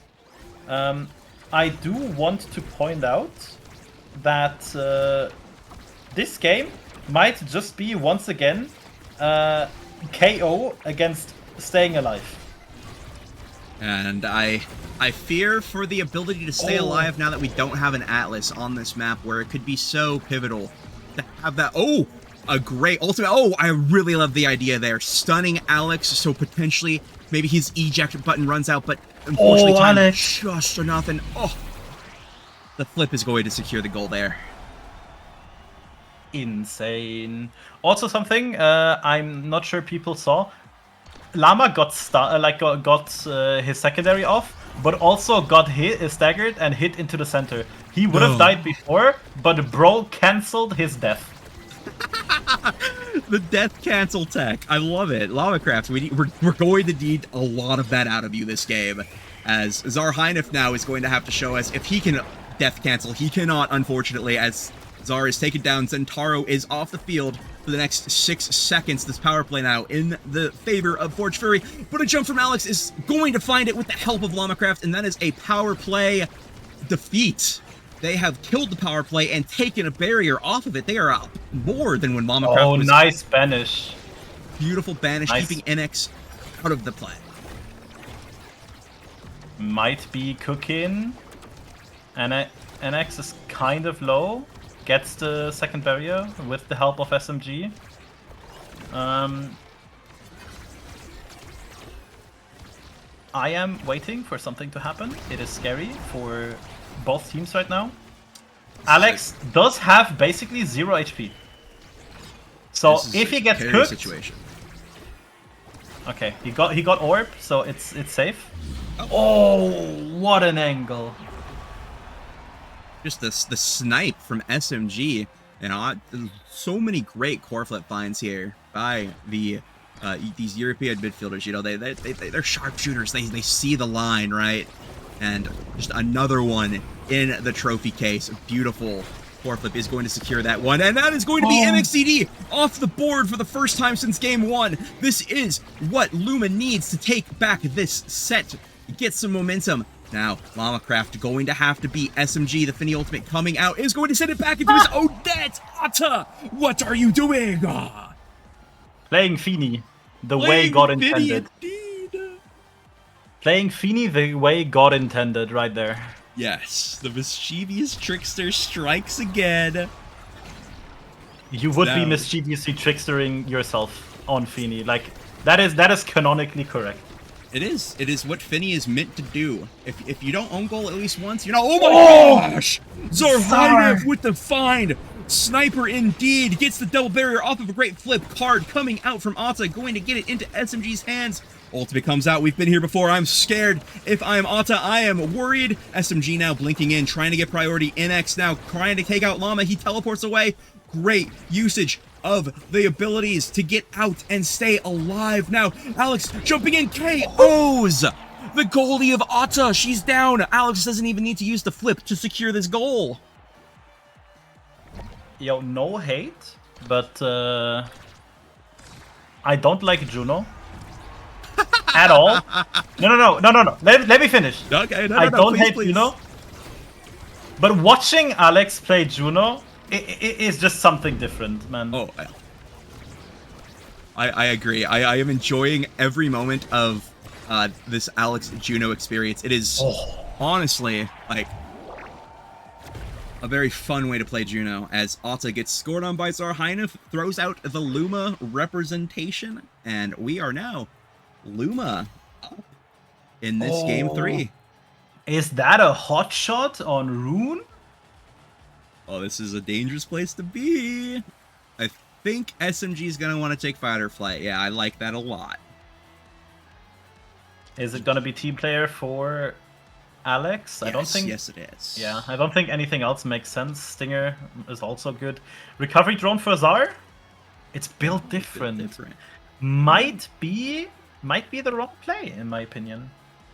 Like the only way so far that Forged Fury have managed to get the edge on Luminous Astrals was through getting KOs. And sure, the extra damage might be cool to have on Zen, but like having an extra life could also help you a lot, right? Though I can understand Zar going for build different here, simply because build different is something you'll have the entire game. Once recovery drone is out, recovery drone is out. You don't get the second life, right? That is correct, and it would be gone right there for Zar. You know, being taken out by a beautiful Finny card already, the value would be lost. You'd still have the size, but not a lot of size at this point, and a great play from SMG to get the core to NXZD, who is able to find the goal on Alex. Now that is an open goal to one barrier, but now it is open goal for both sides. I have cursed the team of Forged Furies. Alex is waiting in the wings with a pass. Unfortunately, does not act fast enough. SMG now has to play around this. Great play from Atta and SMG to keep this play alive. Now it's NXD and Atta. This isn't what you want if you were the side of Forged Fury. The core goes fast and Zarhainev died to that. That's crazy, as NXD is now trying to play into this. Atta no flip.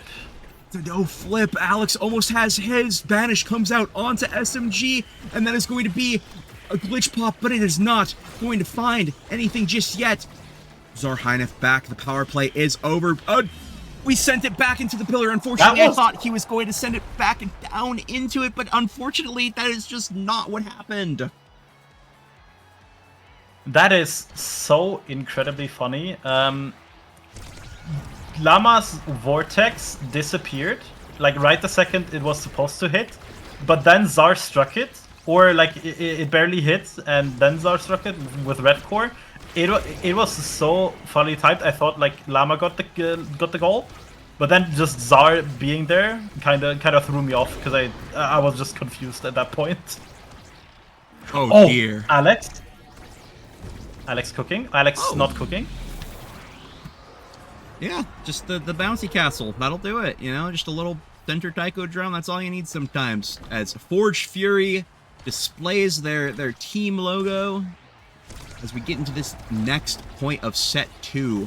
Forged Fury not out of this one yet as the barrier's taken down, but it is historically been this second barrier that is the problem getting through Alex. But with how much more aggressive Alex is being with this judo, there might be more opportunities to get in if Alex misses the cooldowns. And yes, there we go. That is the barrier going down for Alex, and it's once again an open barrier for the side of Luma, but we've been here before. The second barrier might as well fall. Now, for the side of Forged Fury, open barriers on either side has been the way this point has been played, this map has been played, this series has been played, and there we go, open again. SMG trying to help Ott to get it out. NXCD with the KO, and now power play once again. We've been here so many times, Immaculator. I do not remember a single time where Forged Fury was in a power play. It's so true. Nobody has died. Not once, not twice, not 20 times. Not 20 times and not 17 times if game 1 was to be believed. I am not certain. Glitch pop just a little wide. Great idea from SMG. Unfortunately, the timing was just not right. Great flip from Otta. Zarheinef being taken low. The advantage becoming on the side of Forged Fury. Banish comes out and a KO from NXCD. This is just a slaughter. This point, NXCD found just spark of focus. It's not even a damage awakening, but just maybe more opportunities for NX to cook, and his team playing around it so perfectly. It's what you need. It just looks so incredibly easy if they do it, right? Like, you have to remember, like, sure, we have 2 EU players, but we also have one guy that plays from NA with a high ping, and it does not look like it. No, I am shocked. I mean, I think NXCD got, like, plane tickets to London or something just for this game. Is that true, or...? No, I don't know. Like, that's what I'm saying. Okay. That's what it looks like. That's what it feels like. I was that would be crazy. I was like, bro has some lore that I don't. Right? Like, at that point, just let the guy win, right? Like, oh, wow, that bounce was very scary. Alex, though, took it like a champ, waited, was patient, did not allow it to shake his confidence in the slightest. And a great card is going to keep the core out of Zarheinef's hands. He just cannot get a grip on this core. Around the slime to Zarheinef, down to Llama-Craft, into the Taiko Drum. Not going to find it, but it is going to hit the Llama-Craft pillar. Nice intercept. That is going to be Zarheinef taking the pillar, the barrier, and now that is almost a goal. NXCD dash punching the core backwards, and it might just be too dangerous at this point, and it's going to be Llama-Craft taken out. This is a very terrifying situation. Alex in front of the goal has the flip and use it, is not going to use it, and now Zarheinef might be taken out, might have to play into this Juno with flip a little bit. We're going to try to see, will they be able to get Alex's flip before everyone respawns, before Zarheinef is taken out, and no! That is going to be a masterclass in defense from Luma. What a passing play right there. Perfectly gets it through, and then Llama just has to tap it in. Also, I just realized it doesn't feel like that with the amount of times that Luminous Astrals is on the back foot. But it is one set for them, and we're at 2-2. Like, we might actually get a 2-0 lead for them. This is what you want if you are the Luminous Astrals. You know, you've been playing so well. You have Alex, this incredible defender, who is just power play after power play. Give this man, even if he loses the series. Okay, maybe I just cursed him. Oh my goodness, I cannot believe that just happened. Oh no, I'm so sorry. I've never caster cursed anyone that hard before. No, I'm 99% sure. As a caster, you have caster cursed someone harder. My bad. Like, surely. No, I think that's the worst one. That's like a brickbat looking hero. Yeah. Looking at things going through. Deadeye for Alex, taken away from Fini, makes sense. Explosive entrance on Zentaro, something you also want, and Primetime on Rune with that already existing hotshot. I like what Forged Fury got, but I don't think you have won that draft at all. No, I don't think so. I think this Zar Heinef character is going to be a lot... Never mind, he's dead. My bad, bro! I'm not doing this on purpose, I swear! But Llama-Craft is also next on the chopping block. Maybe the explosive entrance will have a chance to be taken advantage of as Zar Heinef respawns now, has all of his abilities because he did not... No! NXCD, stop! He's just a kid! He just wants to use his dash, please! As now NXCD almost has flip in front of the goal. That's going to be Llama-Craft, and that is going to be the goal! Forged Fury! Are furiously forging this team! Psykeen is now banned from casting. This will be a solo cast going forward. Also, looking at how the game is going right now, I thought that Luminous Asphalt's won draft really hard. Then again, I did not. I did not think about the fact that that they have Prize Fighter on the opposite side on that Fini, which is putting out a lot of damage, right? Zar does survive, barely. Does not have the dodge, can't get the orb, so stays low, stays dead at this point. Llama has to defend here against the offense. Good, don't mind that I just said defend against the offense. Nice banish coming through. Core not quite going fast enough to go through. Alex bit off with that slime. Nice special from Zar. Keeping it up. Alex defending his barrier the way he usually does. Core is going faster, and that is explosive entrance with heavy impact. I do think heavy impact does improve secondary hit. I am not certain though. It very well might. But that was the explosive entrance finally making a difference. Zar Heinef finally being able to use that ability to great effect. And that might be a double barrier. That will be a double barrier. Unfortunately, NXCD was just in the right position. Alex not in the right one. Jumped out. And SMG should not be alive. But Tycho Temple says you get another chance. Where was that chance for Llama-Craft? Where was that chance for Zar Heinef? As now a flip is being burned. SMG, unfortunately, is going to make the prophecy of him dying come true. He is spitting in the face of that Taiko drum, allowing him to live. Uses the flip to survive. NXCD has one. Juno Slime stalls the core. And what a combo! Is going to use that to kill him. Pillar comes out. Now we are in a tough situation. Oh, perfectly navigated by Alex. The pillar might have been a bit tossed, but in the end, SMG is going to find the goal. Alex jumps, but doesn't strike at the right time. What a combo from NXCD right there. I think using full combo to entirely 100 to 0 was just insane. Flip used on NXCD does not get there. Oh, there we go. Alex just snipes it. Llama is low, might be cooked. Never mind, bro's alive. I feel like Llama is so good at surviving these. Like, look at him weaving through those abilities. It is wonderful. Also, I think Zar has died again. Yeah, I did not pay attention to that one. Oh wow! Oh. What a hold from Alex. Well played. Very good. Almost owns the Finny ultimate as well. Zar is back on the field, but for how much longer? Who can really know? He is not very good at handling this Juliet. Just too much going on, I guess. I don't know. SMG trying to cook, does not find it. Might have cooked, actually. Great glitch pop recovery, and now that is going to be Llama-Craft dead instead of Zar Heinef. Change of pace this time for Forged Fury now. Anta with the core. SMG taking very low. Alex holding the flip for defense. Llama back on the field. Zar Heinef now is going to find the strike. Finny was just a little bit too high, and now we are at set point for this third set. Who will take the advantage? Good anticipation from Zar Heinef, standing perfectly where you need to be to get that goal.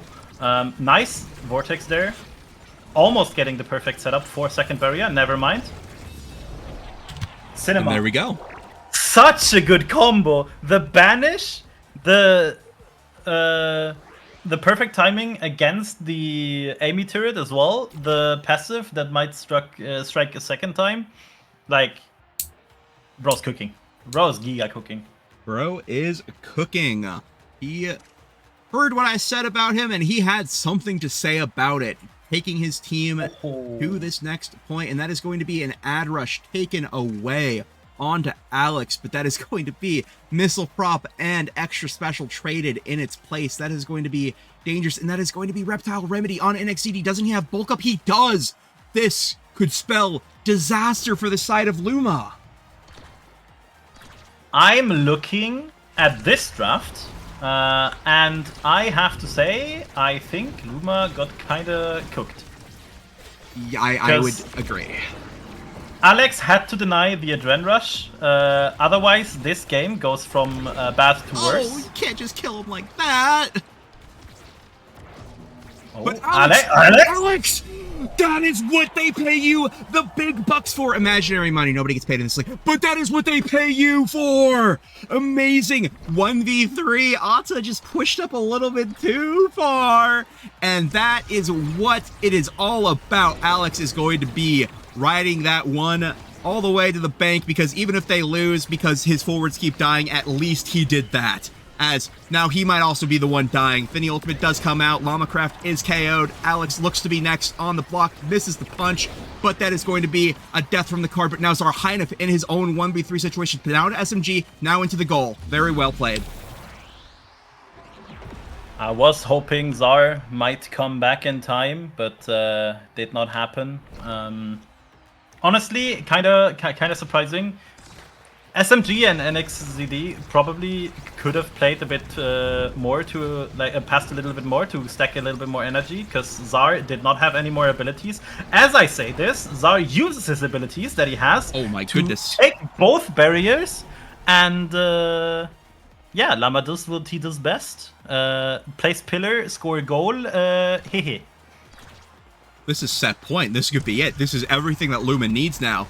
They just have to survive for this set. Yes, one barrier down. That is what you need. Two barriers might be coming up next. This the dash push is not enough. The kills are Zarheinef lives. That is what we need. Flip. Unfortunately, the core bounces, flies off, stunned. Zarheinef, it is getting out of his hands. Has the flip, not going to use it. Uses it now. Finny Ultimate comes out. It is just Second enough barrier to get the goal open. And now this is not a place on core. Oh. Beautifully placed, but that is going to be the death of the goalie. Otta's dead. The adrenaline rush.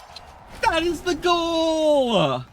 The adrenaline rush actually, unironically, might have carried that, because I watched it back. Alex primaried when he went forward, dashed back, walked like 2 steps ahead, primaried again, and stunned Julie with it. Might actually have been the adrenaline rush Juno pick to win the game. That is Alex, 2704, everybody, of Infamy, the goalie for this Luma team, who did everything they could to stop this KOing monster, and look at that. They managed to overcome the just incredible damage dumping, the KOs, and they found victory here today. Forged Fury going for the all-time KO record for any team. Doesn't matter that they don't have Tempo Melon just getting all of the KOs. I don't remember the first game, but I think it was 21 KOs. Last game was 20 KOs, and this game was 25 KOs. Like, averaging above 20 KOs in a whole series that you lost goes hard. That does go hard. That is incredible work. I mean, that is the NXZD difference, alright? That is... Please play again, NX. That was so much fun to watch. Even if you lose, I still want to watch it. I mean, Alex, I am so happy to have you in this league. Zarheinef, Llama-Craft, Otta, SMG, same to you all. Thank you for a wonderful game, or wonderful series. Absolutely Guys, a treat to watch. Guys, opinions on Tempo Melon and NXCD? It in could one be... game? I mean, we already saw what happened when you put double NA on the field. It did not go very well with Mr. Dropoletto playing the midfield, but that might have been because he was playing the midfield. But we'll see. You know, it very well could be reality, right? We can see that, but I really liked the SMG NXZD synergy. I felt like they played together so well. But I mean, we're talking about the team that lost. We got to stop that because Sar, Heinef, and Lamacraft, they played out of their minds to make as many opportunities as they could in this series, where they were just dead half of the time, most of the time, where there was just so much that they had to consider. And of course, Alex would not have been possible without Alex. Also, I kind of want to say, looking at how Forged Fury has been developing, I am happy we got to play them week 1. We still lost, don't get me wrong, but like back then I thought we could have won, like we could have definitely won. Right now, looking at how they played against Luma, it might have been a bit harder. might have been cooked. I'm just saying. Yeah, no, I think most teams crumble to that. It was on the backs of just bloodshed and labor from Alex, from Zarheinef, from Lamacraft that made that victory possible. Let's hear it again for Luba. I just want to say the insane amount of times Alex had to defend, like 3v2 or even 1v3. Like, I am surprised that he did not go mental boom after like game 1 or 2. Like, it is so insane to watch Zar get turbo focused. So Zar kind of has no way to play the game, like in any of the games. Llama is just weaving abilities the entire time. He evaded like how many abilities I can't even count without using the actual evade button. But like, I don't think they could ever win if Alex isn't in that goal, just defending all the time. Unfortunate to see him play Atlas twice. I kind of like to see Alex more on the eject button goalies, right? That go a little bit further or a little bit more aggressive. But so watching the defensive masterclass of Alex in power play situations against him just has carried the series kind of very hard. So GG's to them, GG's to Forged Furies. They really went out here and showed what they have, what they can bring to the table. And it's gonna be interesting because I did not have them on my card for playoffs. But after seeing this, we might get to see it. We might get to see it after all, and I'm right there with you. I'd love to see that, but we will have to see that another time. I believe that is going to be it for this week of EUSL. Stay tuned. Gonna be gone for just a second. Gonna give you a quick little update about next week, and then got a little surprise waiting for you on the other side. So stay tuned. I'll only be like 10 seconds. So, any last words, Immaculator? I never have final words. Just cinema. Cinema. Thank you. See you later.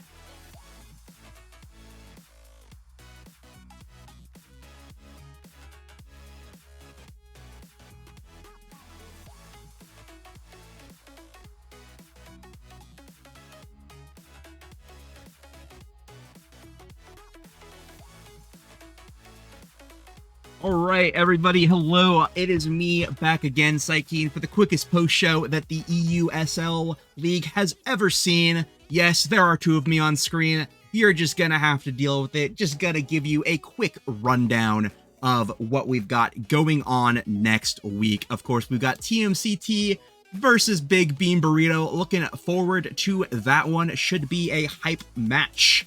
Of course, there's going to be Forged Fury for match 2 versus Obscura. You know who I'm rooting for. Of course, it is Obscura. I cannot stand the sight of Tempo Melon. The Zoo, of course, match 3 against Happy Girls. I am excited for that one. The Zoo put on quite the performance today, and Happy Girls, I just love seeing Happy Girls. Now, of course, match 4, Luba, we saw what they could do. Turkine's Cats, we saw what they could do. I am excited. I am hype for that one. It should be a banger.